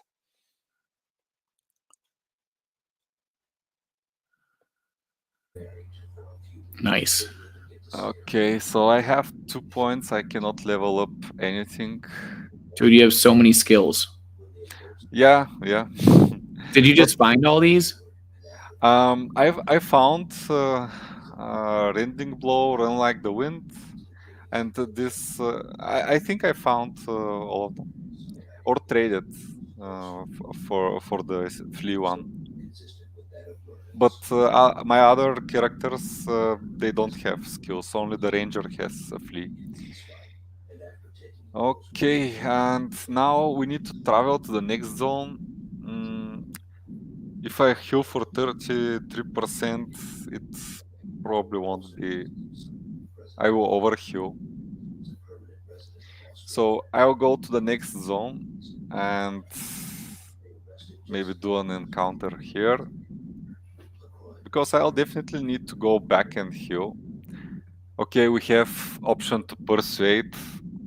I'm already investing in charisma. And I think I have also the best gear for charisma. Okay, do I have charisma on the... Okay, I need to equip this.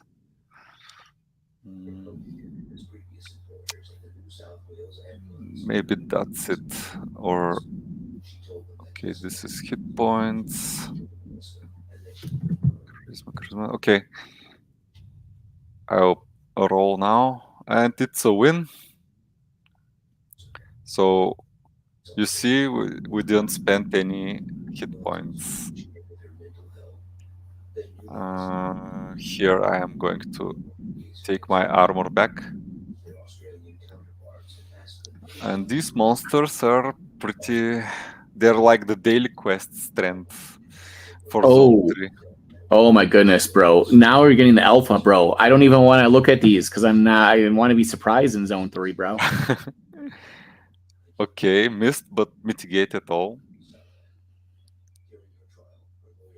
The alpha is up in here. Kung Fu's way too far ahead of everybody. Yeah, you can see I have 50% mitigation proc and plenty of amount to block almost all the damage. I don't even need parry. Crazy Basement Life, I think, wants to come on too. He makes some nice videos of walkthrough stuff. Let's see if he wants to jump on real quick. Okay, let's see if we'll get loot. Oh, boots. And as I predicted, level 12 is the requirement for loot that you get from the fourth zone. So it doesn't make a lot of sense to come here earlier. And we forgot to equip our sword. The parry rate goes down a bit, but I get more damage. And these boots, they have higher chance and mitigation amount, less agility and quickness, and charisma. I'll keep my current, and I'll continue with the warrior. I feel really safe, even if I'm 2/3 of health. I may start using some skills to soften the enemy.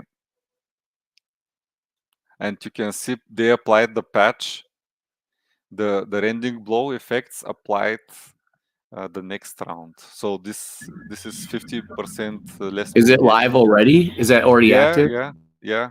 It's already active. They fixed the skills. The bugs they had, like some percentages not working correctly. Oh, nice roll on the main hand. I really like... I cannot express how much I like the warrior. I thought the warrior will be one of the good for the beginner classes, but you see I'm almost not taking damage once you get the equipment for that.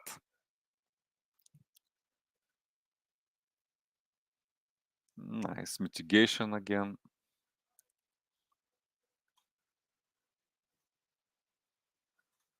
Okay, now I'm at 60%, but I also have the flee skill if there is some chunker on the way, so I'll do one more encounter.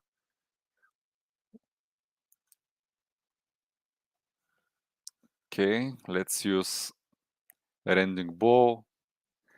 This is my all-time high so far, 31 damage. And maybe...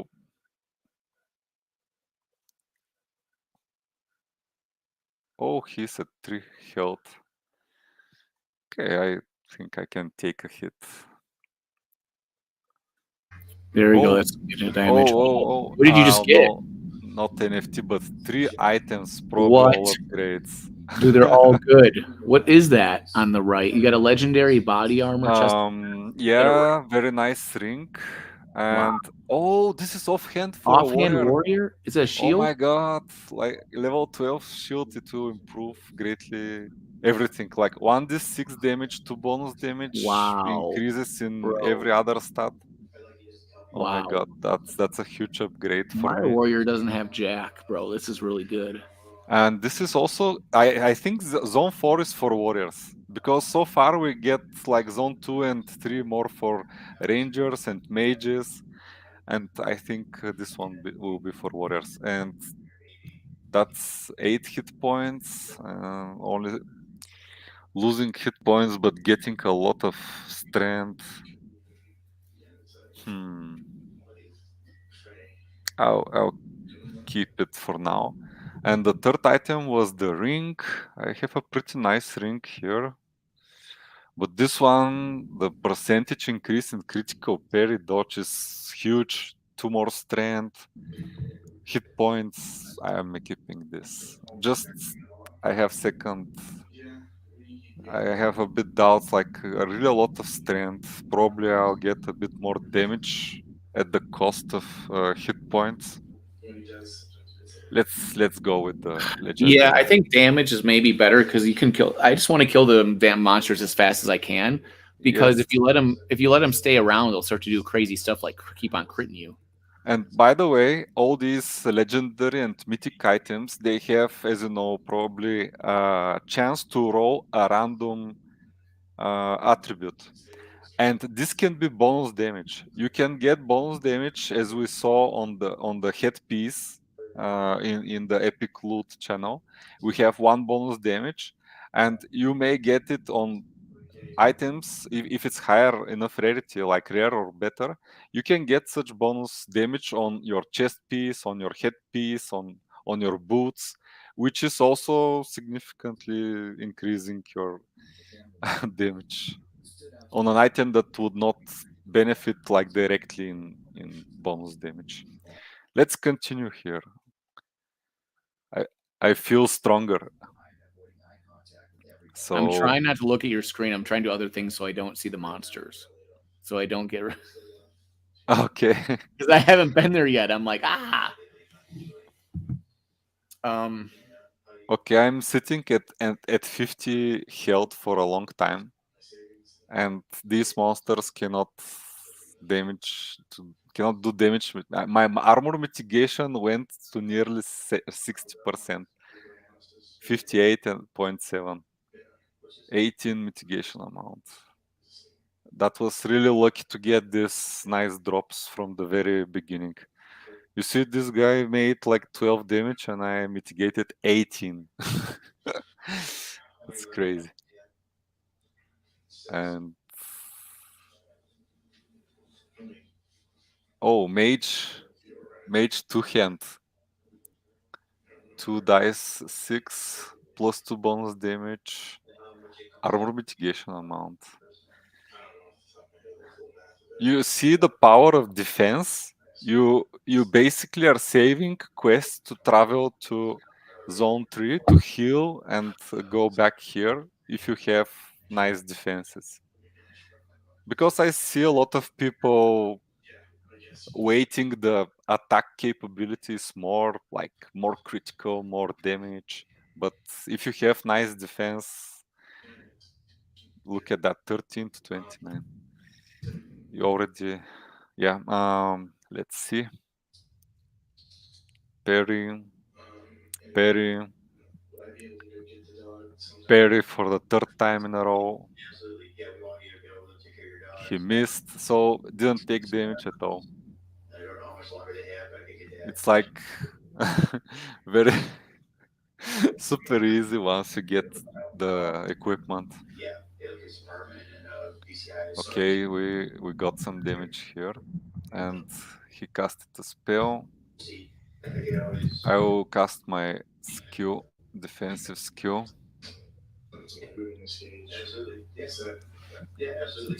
Okay, so if he crits, he can kill me, which is not good, and I need to do maybe 2 attacks. I'll play it safe and I will escape from this battle. Not only would you be fearful that you might be next, but you'd want to do everything in your power to help catch the. I'm trying to do a transaction live right now and buy a skill. Okay, so I have 4 more quests. I will travel to the previous zone. I will heal for 1.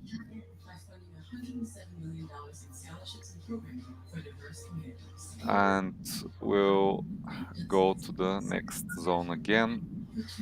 If I get slow by some monster, I'll just burn the rest of the. Oh, I have only 1 quest left. Oh, persuade, but let's try it. Okay, I got attacked.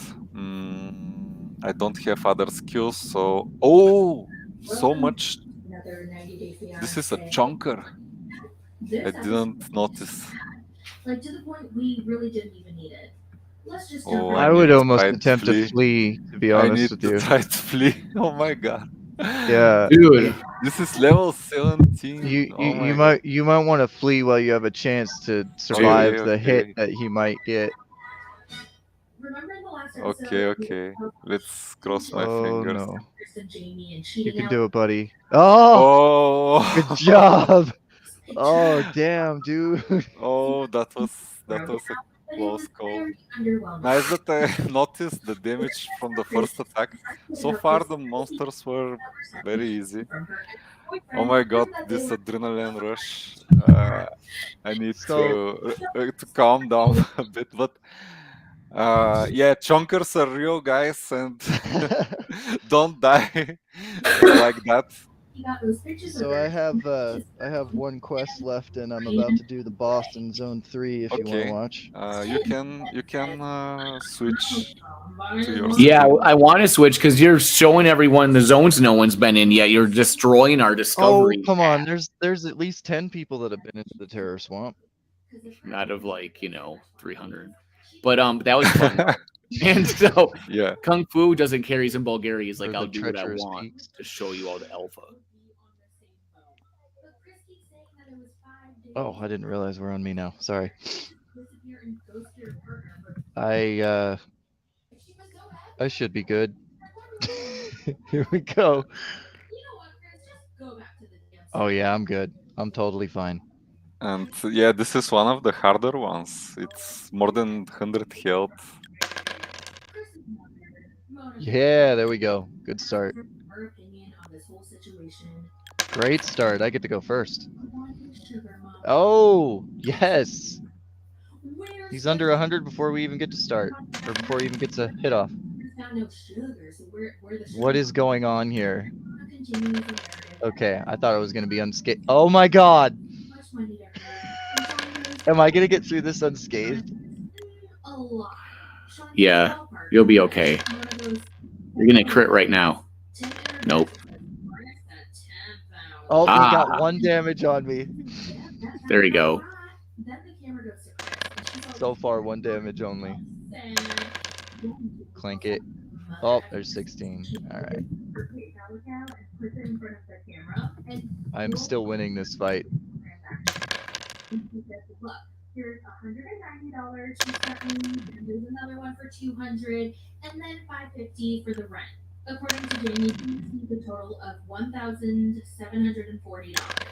Everyone's then looking at Chris like she's a big fat liar, because she is. And Sean's like, So I think I just got pocket sand because No way. I'm buying it right now off of ePlane, aka Psychopath. And he hooked me up with a pretty good deal. So shout out to you, bro. Maybe I'll make a tweet about it. You know what I'm saying? He was all like, "You're not gonna resell it, right?" And I'm like, "Dude, I'm gonna put it on my dude right away. I need this." I beat him. Yeah, So congrats. You'll get a main hand for warrior. Do we get to do the boss again? No, only once. Okay, so now I'm really sad because I just realized I had my voice lines off. And I never got to hear it.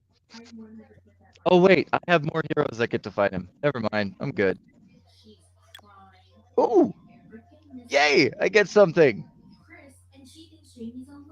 Happy days. Oh, Yeah, that's nice right. It's mention. guaranteed. I want to see how much that changes things. Oh wow, that's gonna change things a lot. Yeah, I like that. That's where it's at right there. I think I'm prepared for the next zone. I hope you get some nice drops from the next zone. Probably whatever it drops, it would be an upgrade if you can Right. wear it. Oh yes, I'm done with her. From China, and he and his brother keep laughing about it. Like, what is so funny? They're like, what is so funny? I thought it was just annoying. And according to Mahmoud, he was only talking to her because apparently she was doing personal items like a TV. But I guess when you take a TV from her, you have to ask how old they are and what they're wearing.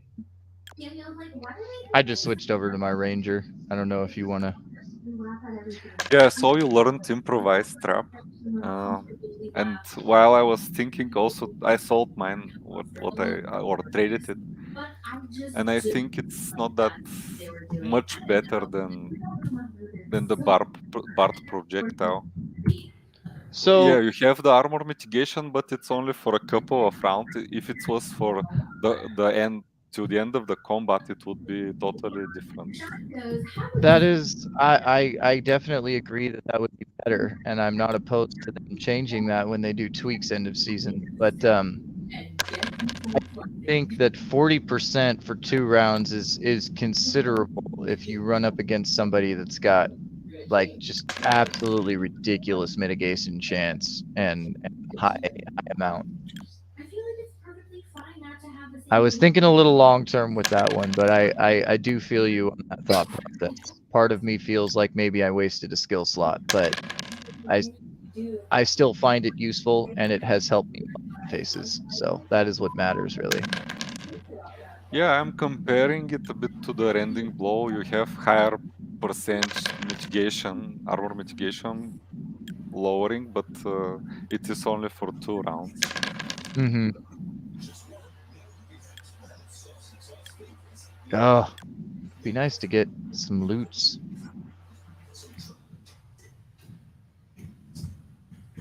You got the herbalist here. You need the adventuring guild, not to travel, and to set up like a mini base for further zone expeditions.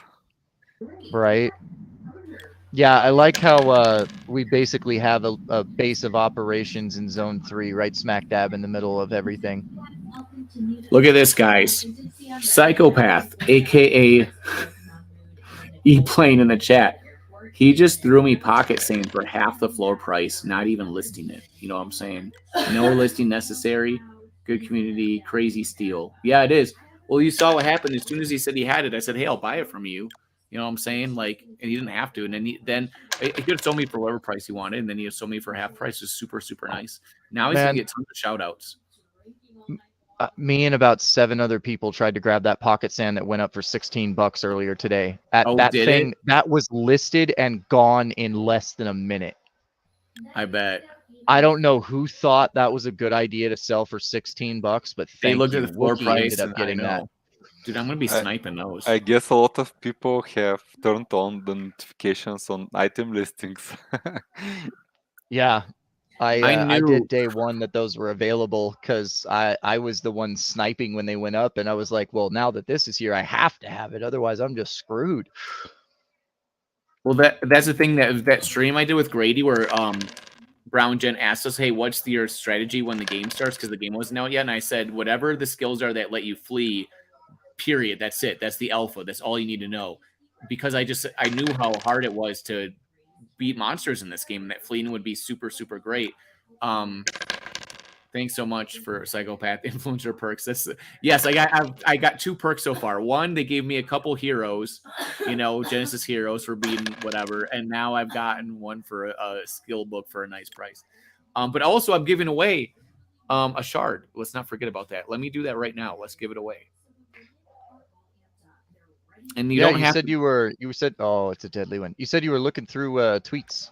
Yeah, there's a lot of good tweets. I don't want to say they have to be in the space. We have like 10, 20 people in here right now, but I want to look through the tweets. Crazy B gave a really good tweet. He actually has a picture of some like unicorn dude that looks like Mario. Completely crazy. Yeah, baby, free stuff and cool people. Time to show up, bro. And it's kind of twerking. Bro, I might have got hacked with this one. Okay. By the way, Duck, I also mentioned in our chat that I also want to give away a shard. So you can make it to like your shard and my shard, and you can pick two of the best comments. But hold on. This is the thing, though. I think we need to do another space like this, and maybe we can give your shard away in that space, because we need to make a tweet for your shard giveaway. Okay. You know what I mean? And get people to like engage with it and stuff. And then we can do maybe in a couple days we'll do another big mega stream, and I'll get a couple projects to come in. Basically, you know how I do on Twitter Spaces, where I'll bring in like 3 or 4 projects, we can all hang out, and then we can play like the game. I think that'd actually be a really great idea. That's cool. I just mentioned it. I traded a book for it today. Yeah, no, let's do that. But let's make you saw the tweet I made today had like 6,000. Hold up, you traded a book for a shard? Yeah. Dude, sweet deal. No therapy. I'm not gonna do this. We're done. Yeah. I'm sorry, I don't mean to derail, but that still boggles me anytime I see a shard that's under book price. I grab it immediately, because you find one book with that hero, boom, you've paid for. Like, Rift heroes can find books, guys.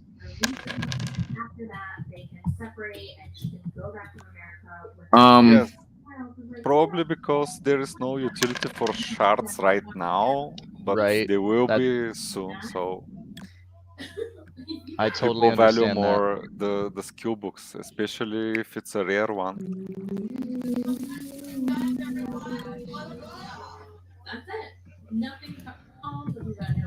I got more people asking to jump on. Let's see, maybe if we want to do that.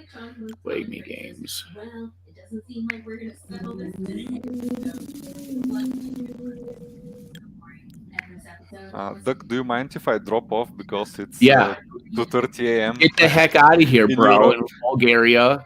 It was Have awesome, a good one. awesome Mega Giga stream. Really glad that you invited me here, and good luck and have fun playing Dragon's Crossing.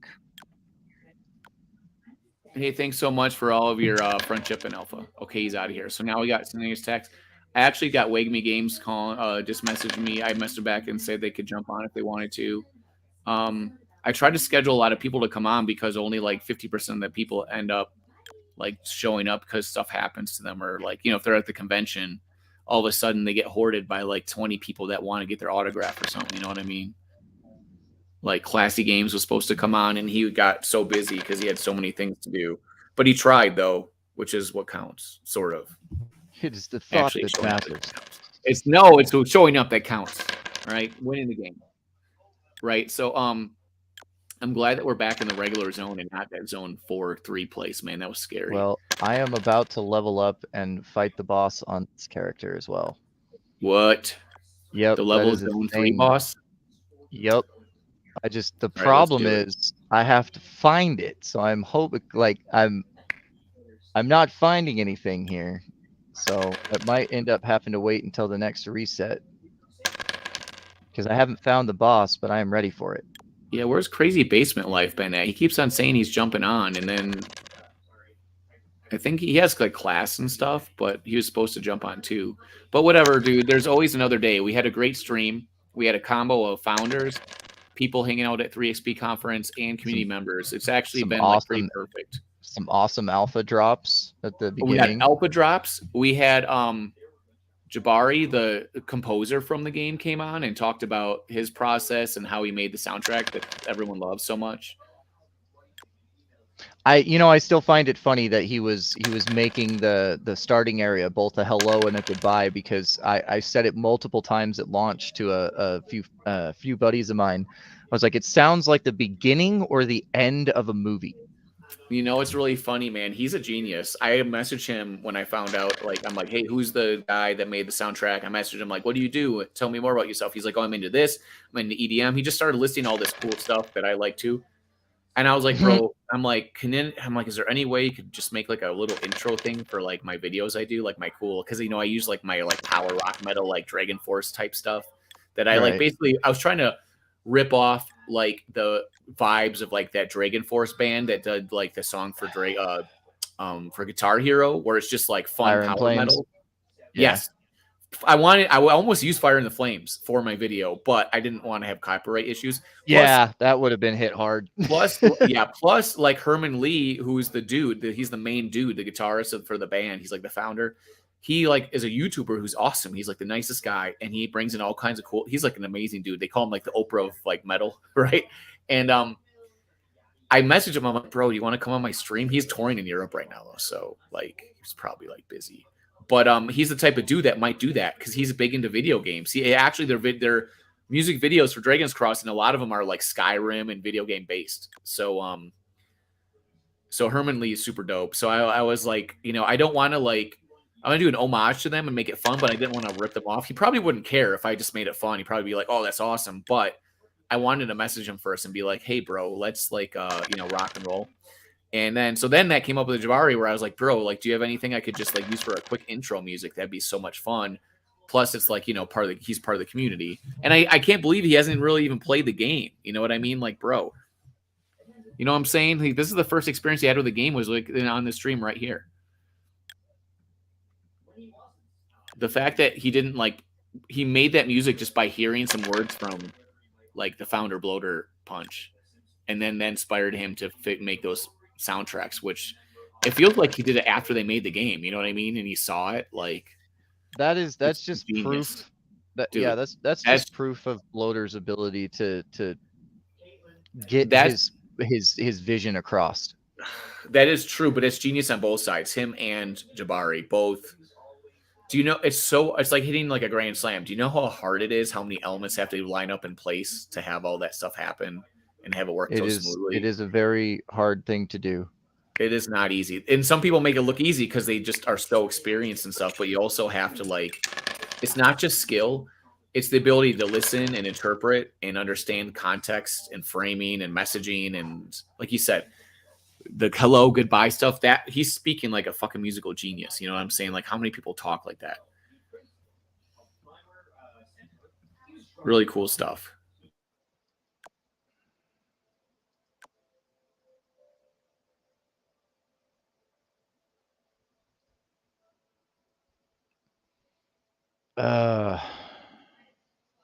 You know what my other pet peeve is though? A lot of people I message through DMs on Twitter and no one sees their DMs in Twitter because whenever you have all these message and chat groups, your DMs get pushed way down to like number 50.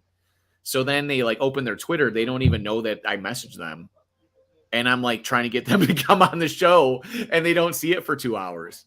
You know what I mean? Like, dude, Twitter needs to fix something because the messaging system is just absolutely terrible. Well, unfortunately, I was not able to find the things and had to go back because I hate wasting quests just fishing. So I'll throw one in just to see if I get lucky and then go back. But I'm gonna have to wait for the reset to continue questing and find the boss tile, unfortunately. But this is why we have multiple heroes. Yes. Unfortunately, I minted this guy just a couple days ago. So he is not doing the greatest in terms of progression because he's only got 2 days under his belt. But I found this with him the other day. I think it was like the first day I had him. So I'm going to learn this right now. Oh, nice. You know, I was going to jump in and like learn my pocket sand, but my ranger's not is in zone 2 or something where I don't have Adventure Guild. I love that it costs absolutely nothing to learn a skill, by the way. In the game, just right? But yeah. That's great. Just a little bit of gas. That's it. Well, that incentivizes you learning lots of skills, right? It really does. Those are the decisions that founders have to make. Or like, what are we going to like, you know, add consequences to? And you don't want to put consequences on skills because those are things you can buy and learn, and you shouldn't have a penalty for that, right? Because that would slow down the market. But Crazy Basement Life says he never adds HP. Crazy Basement Life, are you coming on the stream or not, bro? I sent you all the DMs. He's too busy. He's probably in class right now. He's in college or something. I've heard a few people with the HP argument, and granted, I could be doing things wrong, and I will adjust for season 2 if it turns out that that's the case. But I am under the assumption that the big bad is going to be big and bad. So, health helps.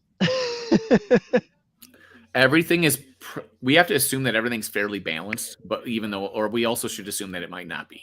But, so that means putting HP in there will probably be fairly okay. It won't be terrible if you do that. You know what I mean? So that's why if you just go kind of balanced and don't do too heavy stuff, it might be okay, at least at first.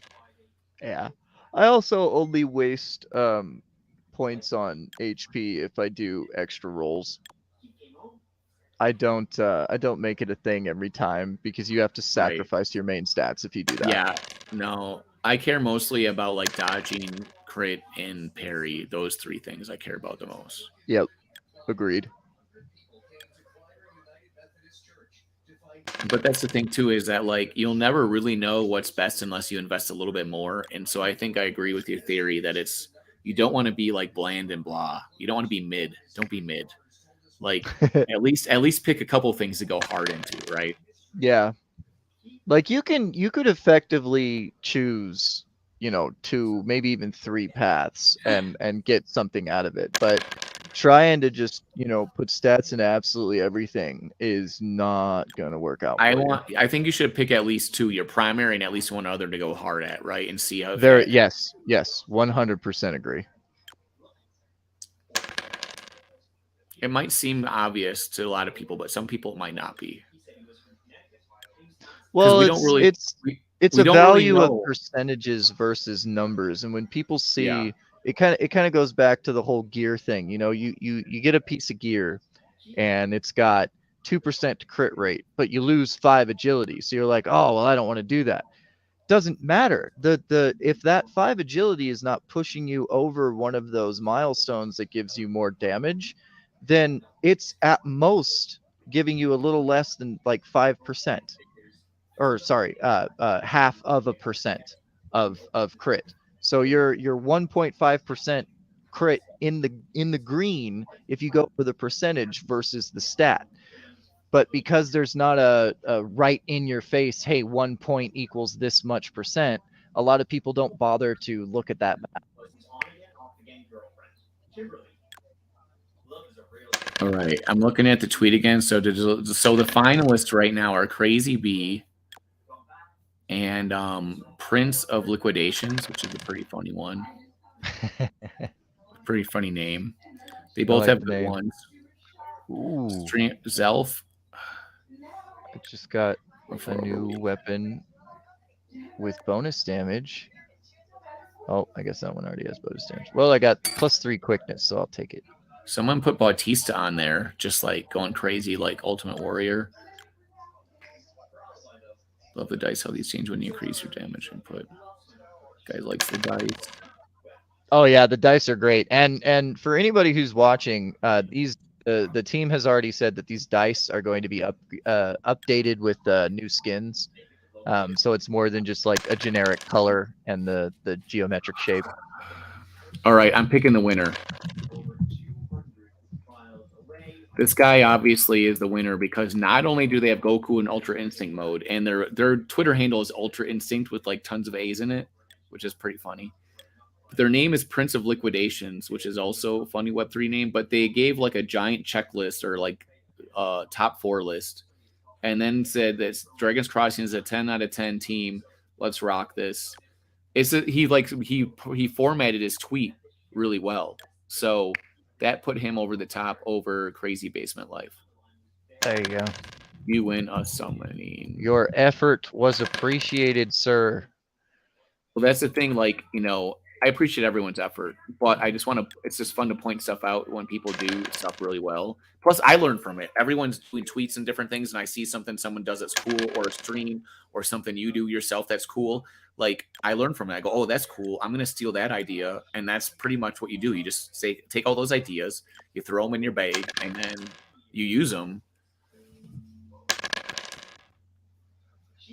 Man, I found like 4 berries so far. It is killing my quest efficiency today for this guy. Oh boy, yeah. Sometimes I don't like finding all that stuff. Congrats. Oh, hey, here we go. This is much more useful than 3 quickness. Oh wait, but I get but it gets rid of the bonus damage. Am I low enough that that's going to give me boost? 5 to 10. Nope.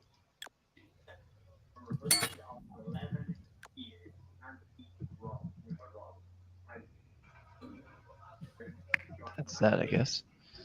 I hate not using anything. Oh, I didn't even put a point into flee. I'm stupid. Well, I mean, I don't need it right now, but I should probably fix that before progressing into further zones. Well, today has worked out really well. We've got new players in the game from the different spaces that we did. I did a Twitter space this morning, then this stream. We got people minting for the first time today, playing for the first time, getting thirsty about getting more heroes. We've had on average about 20, a little over 20 a day since the price change. Like that's not too bad. We need to get that up though. You know what I mean? We just need, and then not, but that's the thing is not just getting them to come in and mint and have fun, but also when we do these streams and shows and tweets, they're more engaged. They tell other people. They're like, "Whoa, bro! I just found this game. It's so cool." You know what I mean? So we want as much of that, and other people seeing it as possible. The people playing the game and doing this stuff are really enjoying it and loving it, and then they want to jump in and do it too. So, they feel the real energy, and if people really are into stuff, if they really like it, it's kind of like contagious. Ooh, so this is a hard one. 20 and 8.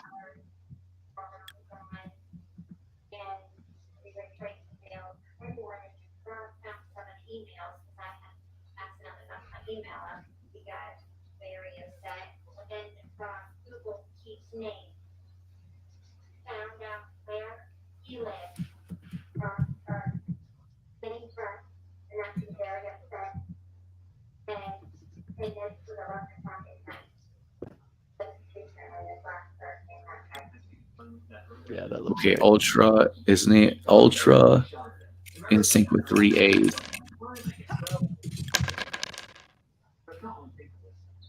Oh wow, +3 to hit points, class bonus. Heck yeah. I wonder if this is like a random roll. I honestly haven't been paying attention, but sometimes you get these little class bonuses and sometimes you don't. I honestly have not paid enough attention to every single level to know if this is consistent. Wait, say that again? So these class bonuses, when you level up, they're not always there, and they're always different. So I wonder if this is like a random thing that you roll as well, or if it's like every level per class, you know what I'm saying? Like level 1 you get a bonus, level 3 you get a bonus, level 5 you get a bonus, that kind of thing. Oh, I haven't paid enough attention to actually know for sure. It could be completely random, right? Yeah, honestly, that would be pretty cool. They do that in DeFi Kingdoms. That's what made me think that when you upgrade a hero in DeFi Kingdoms, which is pretty much all you can really do in that game. Oh, is I know. And upgrade. Yeah, but when you go to do that, they're just random like +1s you can get, right? Yeah. So I have a feeling that's what that got inspired by, because we know the founders play that game. Nobody plays that game because there's no game. I'm sorry, I said it. God, if that's a great point. Really good point. I recently sold the last thing that held any real value that I could sell in a chunk just to mint the hero I'm actually playing right now on Dragon's Crossing, because I'm no exaggeration, not blowing smoke. I made more money in 7 days playing Dragon's Crossing than I did in 7 months of DeFi Kingdoms. Not only that, but I played a game. Tweet? Can you make that into a tweet, bro? That's like the most hype ever. I would love to make it into a tweet, but Twitter banned me for doing nothing but retweeting and posting the Snap and Quest for 3 days. Like I did 3 days. That's it. That's all I did. Are you in Twitter jail? I am in Twitter jail. Yes. So I appealed the thing. I appealed it, and they say it's going to take 3 to 5 days for them to even respond. This is day 3, so we'll see how it goes. Like, you know, I mean, I get people get in Twitter jail for a bit, but like, come on, bro, you're just retweeting some game or something, right? Or whatever. That was my question. I literally asked them. I was like, "So what is going on here?" Because they're like, "Well, what tweet do you think did it? Please hand it over." And I was like, No. That's not how this works. You tell me what I did wrong, and then I can tell you why. Like I can explain it. Yeah, dude. There's so much of that. And, there's so much of that in Twitter and Web3. Like where the Golden Baboon project has the same problem with OpenSea. They just turned off the OpenSea marketplace for the Golden Baboons, and they're like, "Well, why do you do that?" And they're like, "Well, you tell us." Like what? It's like Jesse the Body Ventura when they're like, "Hey, what do you about this?" And he's like, "I'm a Navy SEAL. How about you tell me?" Like what? What, bro? Like how? You know, I don't know why, but you're like making me want to touch this now. Because you're like, "Oh, it gives quit." I know that's got to be BS. Well, there's the thing. Think about it though. First of all, Bloater Punch told me that. And someone verified that they were there when he told me that. Second of all, so that's probably verified enough.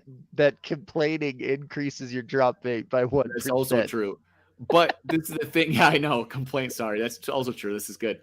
But also, the more I don't get it, the more I believe that it's true. You know what I mean? It's kind of like Heisenberg, because like if it's such a rare thing to get a quest, of course it's gonna make it like so rare. You know what I mean? So like maybe I'll never happen, and the more it happens, the more I'll believe that it's true. The more I'll believe there's got to be. You know what? The day that happens, I'll start touching. It's Heisenberg. What is it called? Heisenberg. Whatever the thing is when you're like believing your captors and liking them or whatever. Helsinki syndrome. Helsinki syndrome. So the thing is though, like you know that it's really rare. If all of a sudden you just got extra quests like every other time, that wouldn't make sense, right? It's got to be rare. Yeah. I'll take the +1 and 2 charisma and quickness though. That works. It's definitely cool. Killed my big old bridge troll. Let's take care of him. Get the bridge troll. Oh, we need to get rid of grapple. So this like it could be an absolutely epic skill for a particular fight. That's it. That is it. Grapple, in my opinion, there is a fight somewhere where grapple would be handy, but as far as just a skill to have on you at all times, I don't see it. Yeah, I mean, a lot of the skills I'm not super excited about. I think though. Well, and here, let me switch. I love that you can do this. I think I'm gonna go have dinner now and shut down the stream though. I could play this all day and talk strategy all day, but we want to also do it another day. Maybe in 2 or 3 days we'll do another big stream like this. Bring in some other projects, have some fun. Give me 1 second. So this right here, this is what I was just gonna say. So overhand chop, you got deals 1d12, right? And then you have rending blow, which you learn at level 4. Not hard to get to. You can get there in 2 days.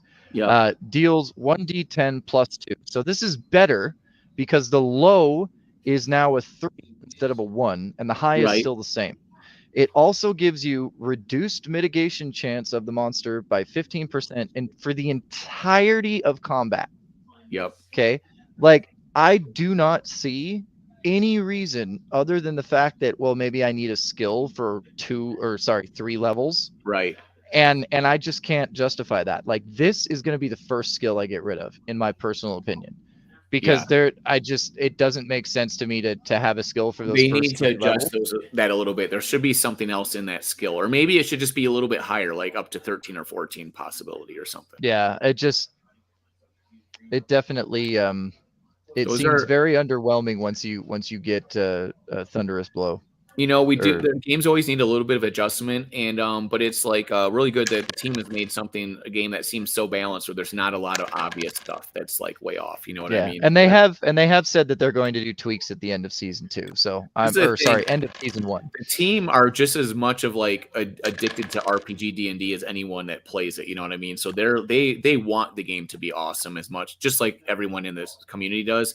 So it's really cool. You saw it. Bloater Punch came on the stream and was all about it and wants to answer all the questions. Like he loves all this just as much as all of us combined here. You know what I mean? This is like his dream. So it's good times. I really appreciate that. And I appreciate everyone coming on the stream.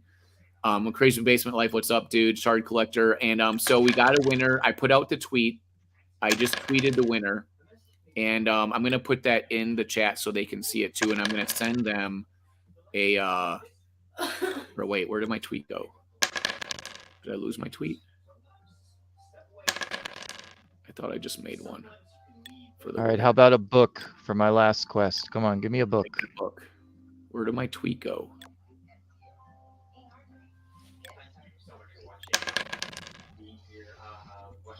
Oh, I almost one-hit killed him just with the skill. That would have been brutal. Oh, here it is. Here's my tweet. I'm going to put it in the Discord right now so everyone can see it. Oh, nothing. Well, no books today. Or shards. Yeah. But I got a book yesterday, which I learned today, and I've been doing pretty good on shards so far, so. That's awesome. Oh, wait, I need to edit it. I need to add the person's handle. Ultra... Well, sir, I thank you for having me. I think I'm going to go ahead and peace out and make some dinner and wait for the long, grueling time. I know. To play again. This is fun, though. This is going great. Really enjoyed having you on the show, and we all got to know each other a little bit.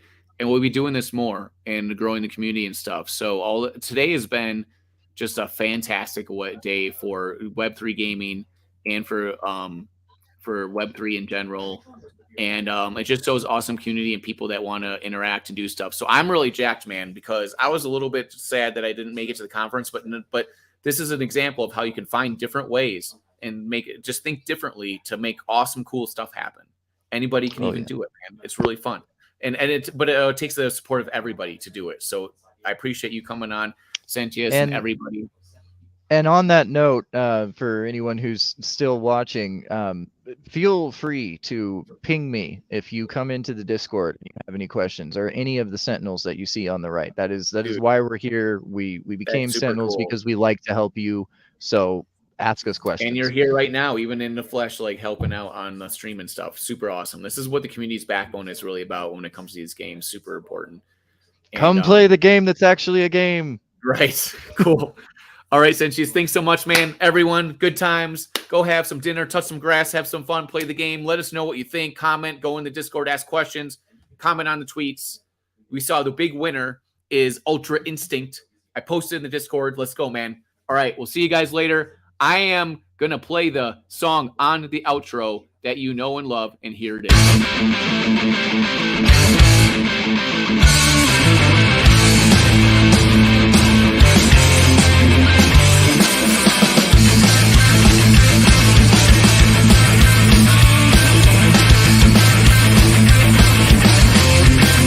Welcome to Dragon's Crossing, a fully complete roguelike RPG brought to you by Team Punch.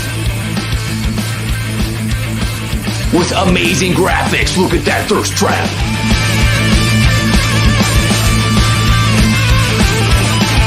Immersive environments with booming voiceovers and cinematic soundtracks. You dare face a chunker? If you die, you lose all of your items, baby. But did you know Dragon's Crossing is a cutting-edge, sustainable Web3 game built on long-term tokenomics, baby? Dragon's Crossing. Will you survive? Dragon's Crossing. Let's go! That's right. Let's go. Bye.